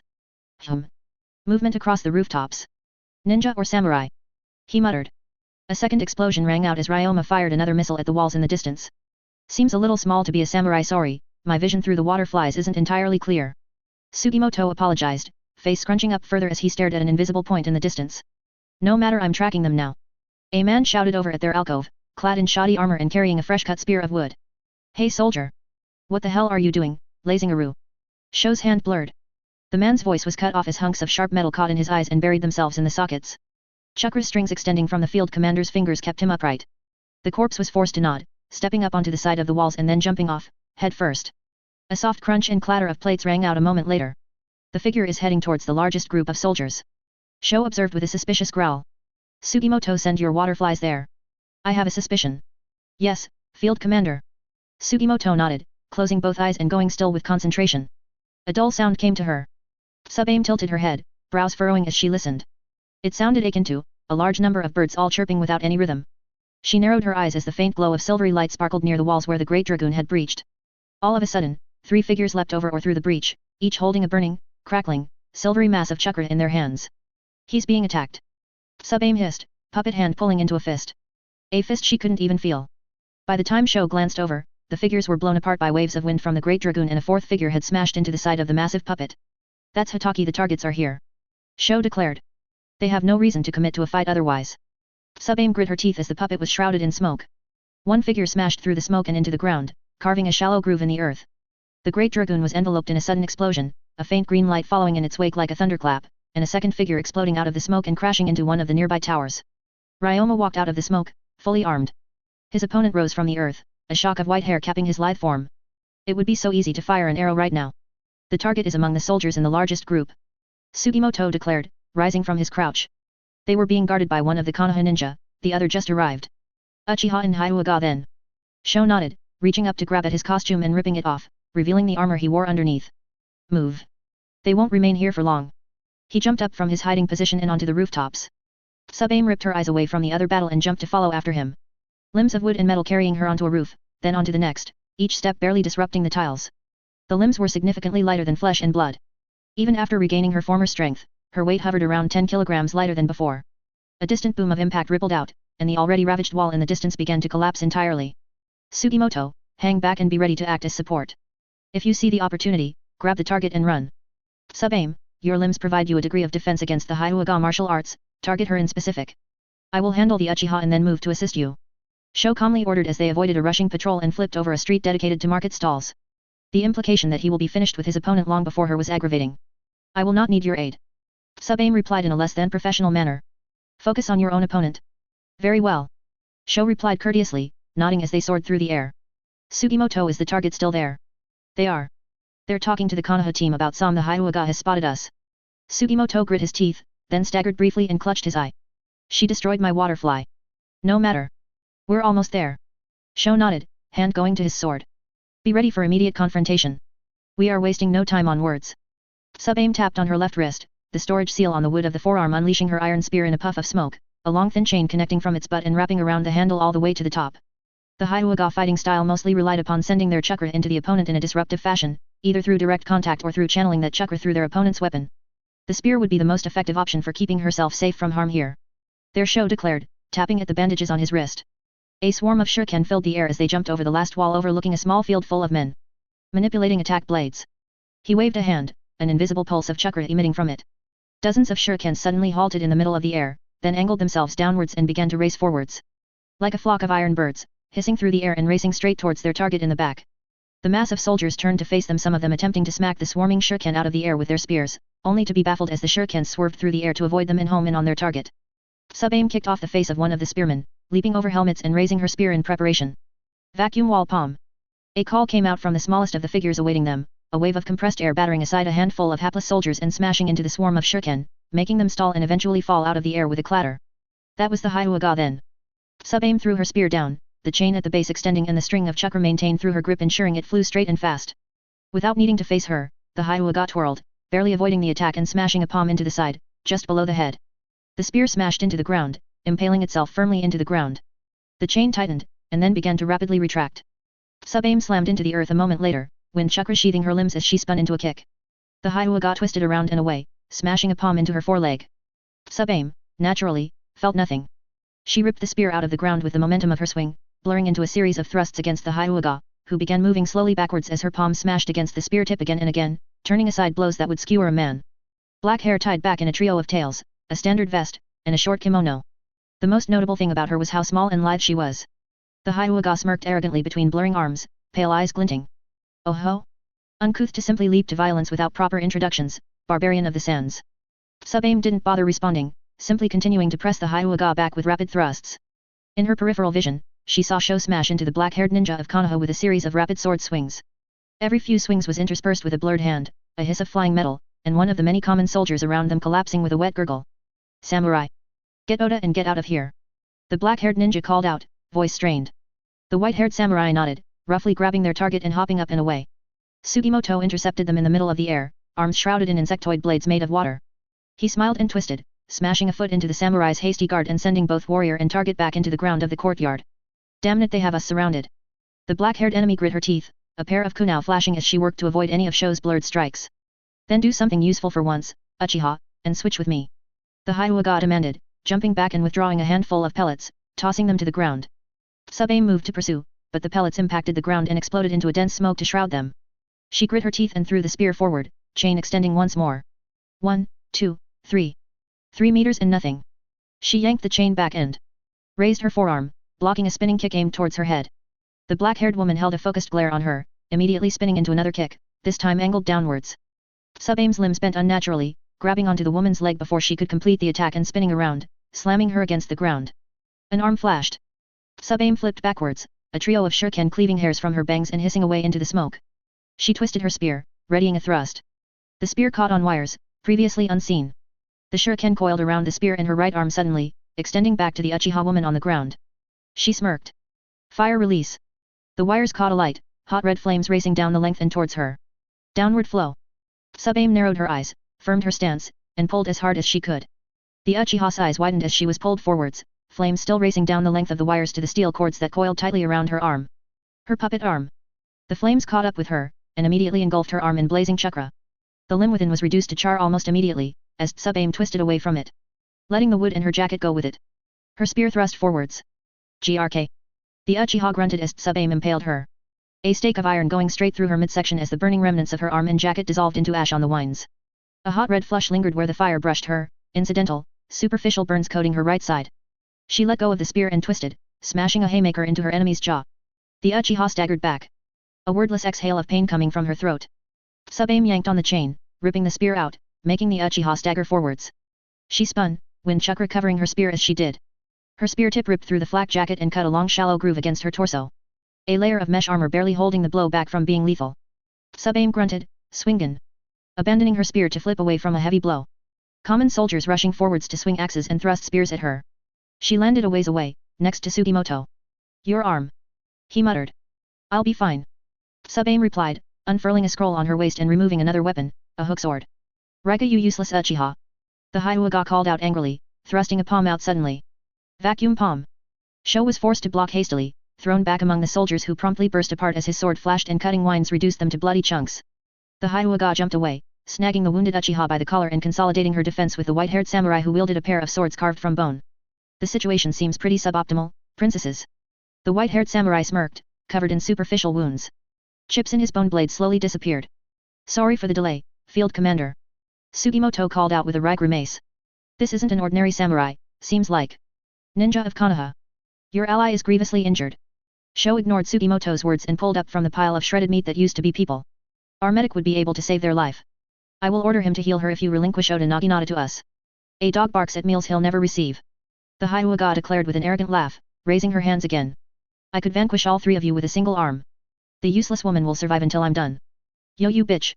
The Uchiha growled, slowly forcing herself up, hands clutching at the bloody gash and hole in her midsection. I ain't done yet.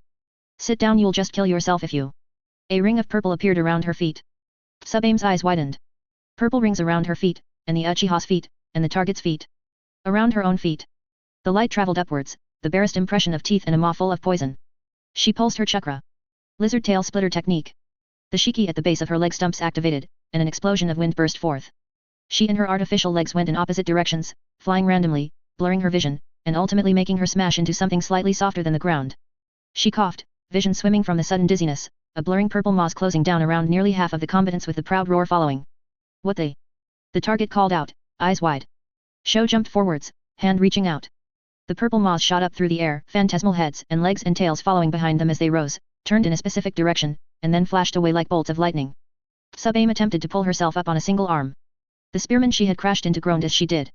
The fighting in the courtyard paused suddenly, as half of the combatants suddenly vanished. Sho lowered his hand, returning to his full height, wines whipping around his swords. What the hell was that? The white-haired samurai asked, brows furrowed. I'm asking the same question, samurai. Sho declared, glancing over at her. Sub-Aim hop crawled her way over on the single arm. Eyes flashing around. The spearmen around them looked nervous and unsure. An emergency jutsu? She asked, with a grim frown. If she was forced to fight in this condition, it would be bad. But why would they take? They took the target, the enemy team, and our medic. Sho declared, knuckles audibly popping around the hilt of his sword. He grit his teeth, reaching down to grab her by the shirt. We're following. I can move on my own. Sub-Aim growled as they jumped away. You'll slow me down. Sho snarled. His sword flashed crashing into the bone blade of the samurai, who parried it casually. Don't get in our way, samurai. I'm chasing my ward too, jackass. The samurai growled back. We'll get back to killing each other afterwards. Sho snarled, jumping slightly wider to make space between them, feet smashing into tile and over the walls. Mass combat had briefly paused, as the crowds of spearmen and samurai were halted, staring off into the distance where the purple dragons had flashed away. Sub-Aim grit her teeth. Who the hell was this now? Land of Rivers. Sime, Sword Sage. In the distance, smoke rose from a fortress. Columns of dust and ash painted by the slowly dimming evening light. Another town being besieged by another army, led by the territorial ambitions of petty lords and fueled by the eager support of honorless mercenaries. He had seen this scene play out many times throughout his long life. He had seen it play out over between just and unjust, between noble and commoner, between sage and demon. In the past, he played humble craftsman to champions of these conflicts, trading away his masterworks for the sake of petty profits for clientele that carelessly shattered them again and again. Through it all, he was fair and tempered. And then, when the great ninja villages arose, and they learned how to churn out disposable garbage, they decided that they no longer needed to pay his prices.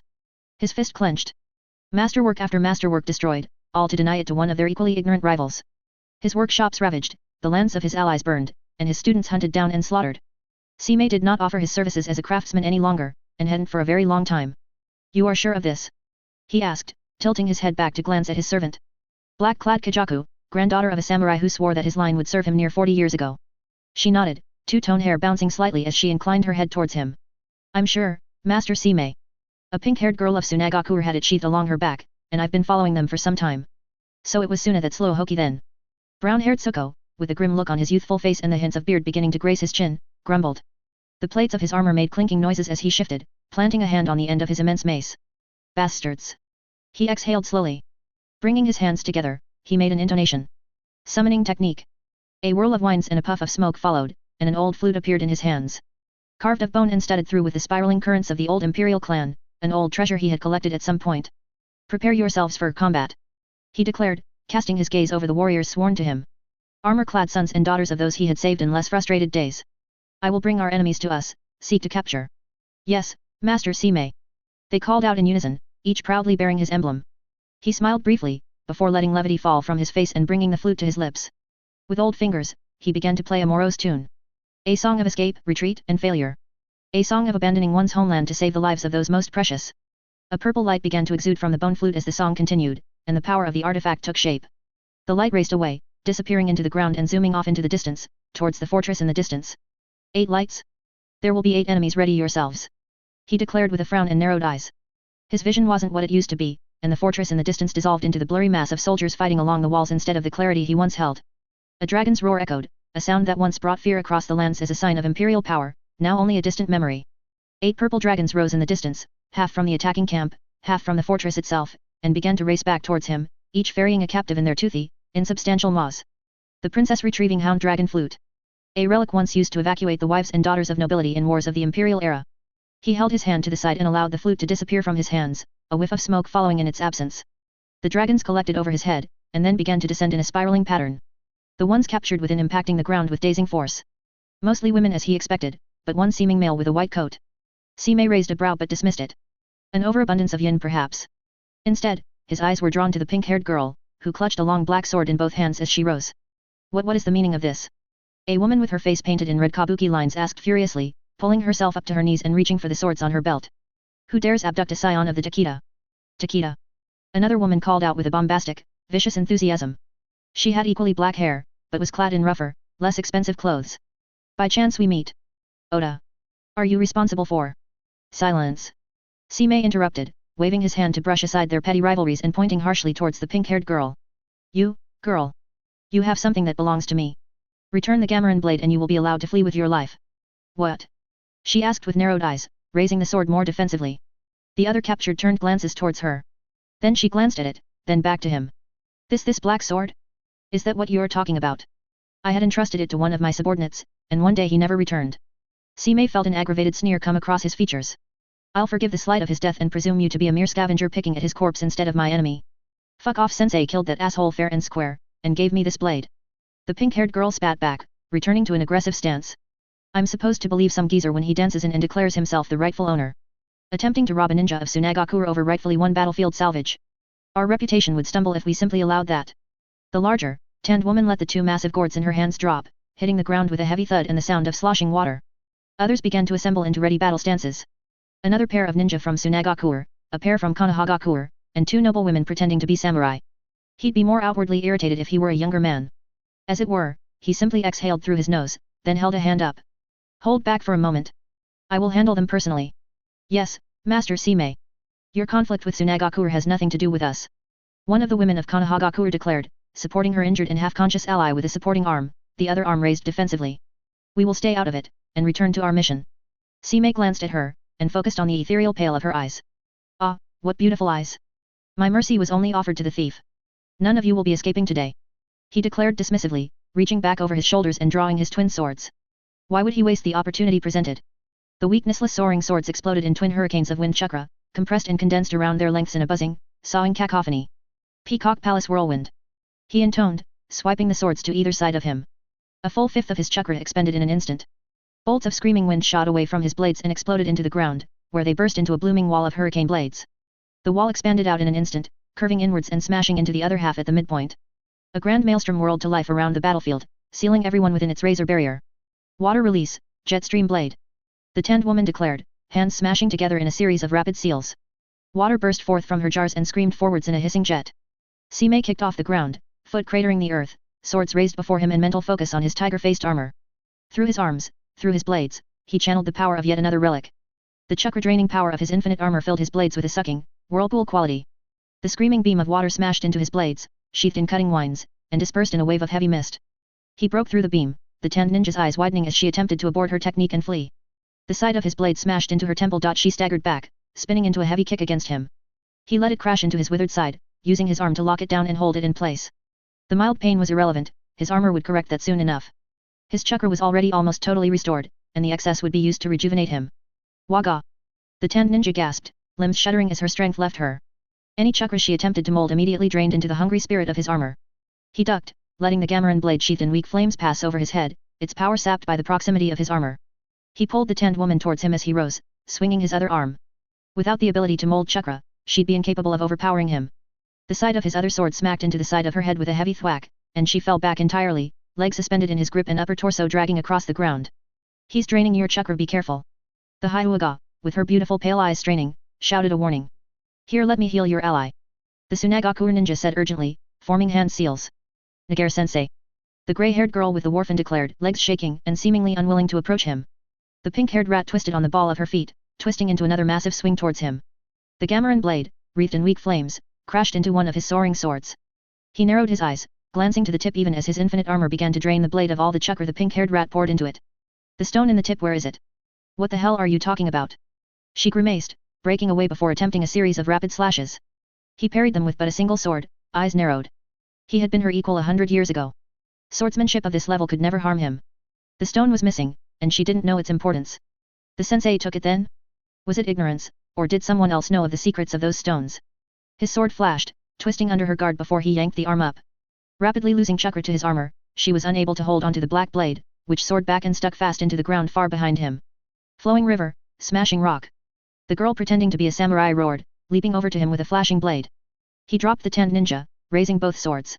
Peacock wind trap.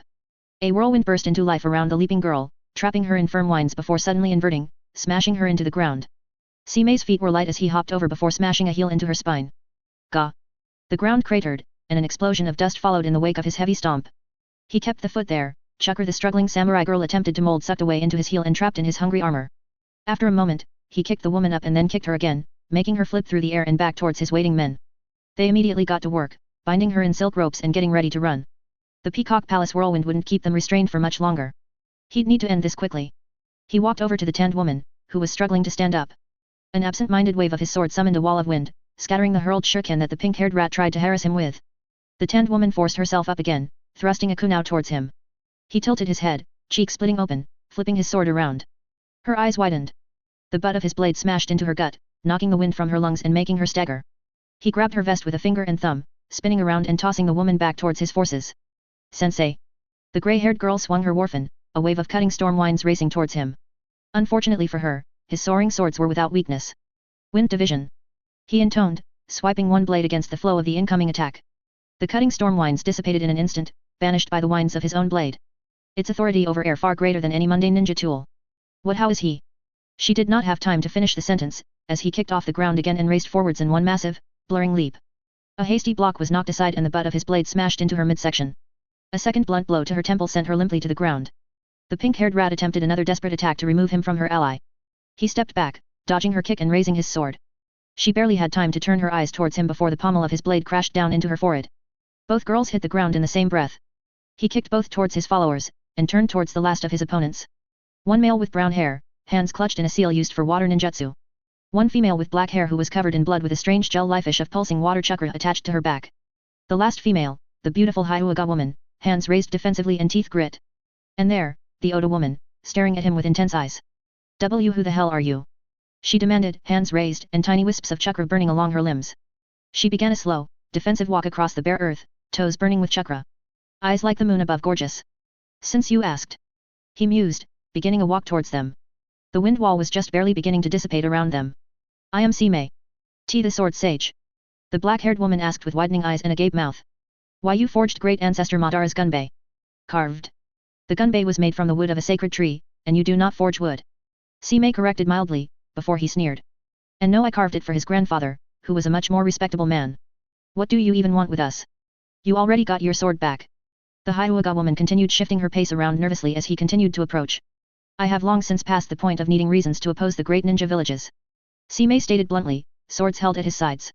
With how many of my works you have wasted, how many of my workshops you have destroyed, with how many of my allies you have slain. All actions taken against you are long justified. He tilted his head. You will serve as a fine reference. I will carve a statue in your likeness and keep it among my garden. I'll dispose of you after that. You're a really creepy old guy, you know that. The Hyuga forced herself to chuckle, a strained grin on her face. I'm flattered, but no way. I don't recall asking your input. He mused, rushing forwards. Vacuum palm. He simply burst through the wave of chakra, letting it be devoured by his armor. Her hands blurred, fingers alight with chakra, attempting a series of rapid strikes against his body. The organ-bursting powers of the Hyuga martial arts were useless against his infinite armor. He smashed her into the ground, pommel of his blade crashing against her temple. A wave of his sword sent up another wall of wind, scattering the thrown weapons away as he stomped down. The ground cratered, the Hyuga rolling away and attempting a leap off the ground to kick against his chin. He leaned back and twisted into a kick of his own. The Hyuga doubled over as his knee smashed into her midsection. A sweep of his back sent the flat crashing into her forehead, and the woman twirled as she fell to the ground. The black-haired woman and brown-haired man attempted to rush him simultaneously, forcing him to bring both swords up and parry away their blurring attacks. The winds around their battlefield were almost gone now. He narrowed his eyes. He dropped his swords with the next deflection, hands racing forwards and grabbing both ninja by the limbs. He pulled back and then swung them forwards, making them crash into each other harshly. All the while their chakra was sucked into his infinite armor. He maintained his grip, swinging both ninja around and slamming them against the ground several times, thoroughly dazing them before throwing them far back towards his followers. He reached down and took up his blades again. The Hyuga woman had barely returned to her feet, tossing aside her flak vest and taking up a shaky defensive stance again. He smiled. You have such beautiful eyes. She grimaced, pulling back. Wah. Her breath left her as his pommel smashed into her midsection. She slumped against his arm. He tossed her up and upon his shoulder, where he held her in place with one arm. Get moving. He commanded his followers just as the storm around them dissipated. He could already see the blurring hops trampling horses of enemies approaching their position. He swept one blade in their direction. Peacock wind wall. He roared, letting another fifth of his chakra pour through his sword. A bolt of howling winds raced forwards then impacted the ground, exploding and expanding into a massive wall of razor winds. That would cover their retreat. He glared at the last opponent, the Oda woman, who nodded slowly and walked over to his men, holding her hands out to be bound. They chopped her on the side of the neck, making her collapse limply into their arms. He hopped away, catching up with his men in the trilene. Another series of bounding hops brought them far away from the battlefield or the fortress, new prizes in hand. With the gemstone missing from the Gamaran blade, he'd need a sacrifice to replace it. He'd decide on one when he got there. Strip them of everything when we return. He commanded his servants. And lock them in the lower cells. They are to be untouched except on my orders otherwise. Yes, Master Sime. His followers replied in loyal unison. He smiled briefly, a warm appreciation bubbling briefly in his chest. He let his smile fall a moment later, returning to a steely visage. The other ninja and samurai would doubtlessly follow after them. He'd have to prepare for their arrival.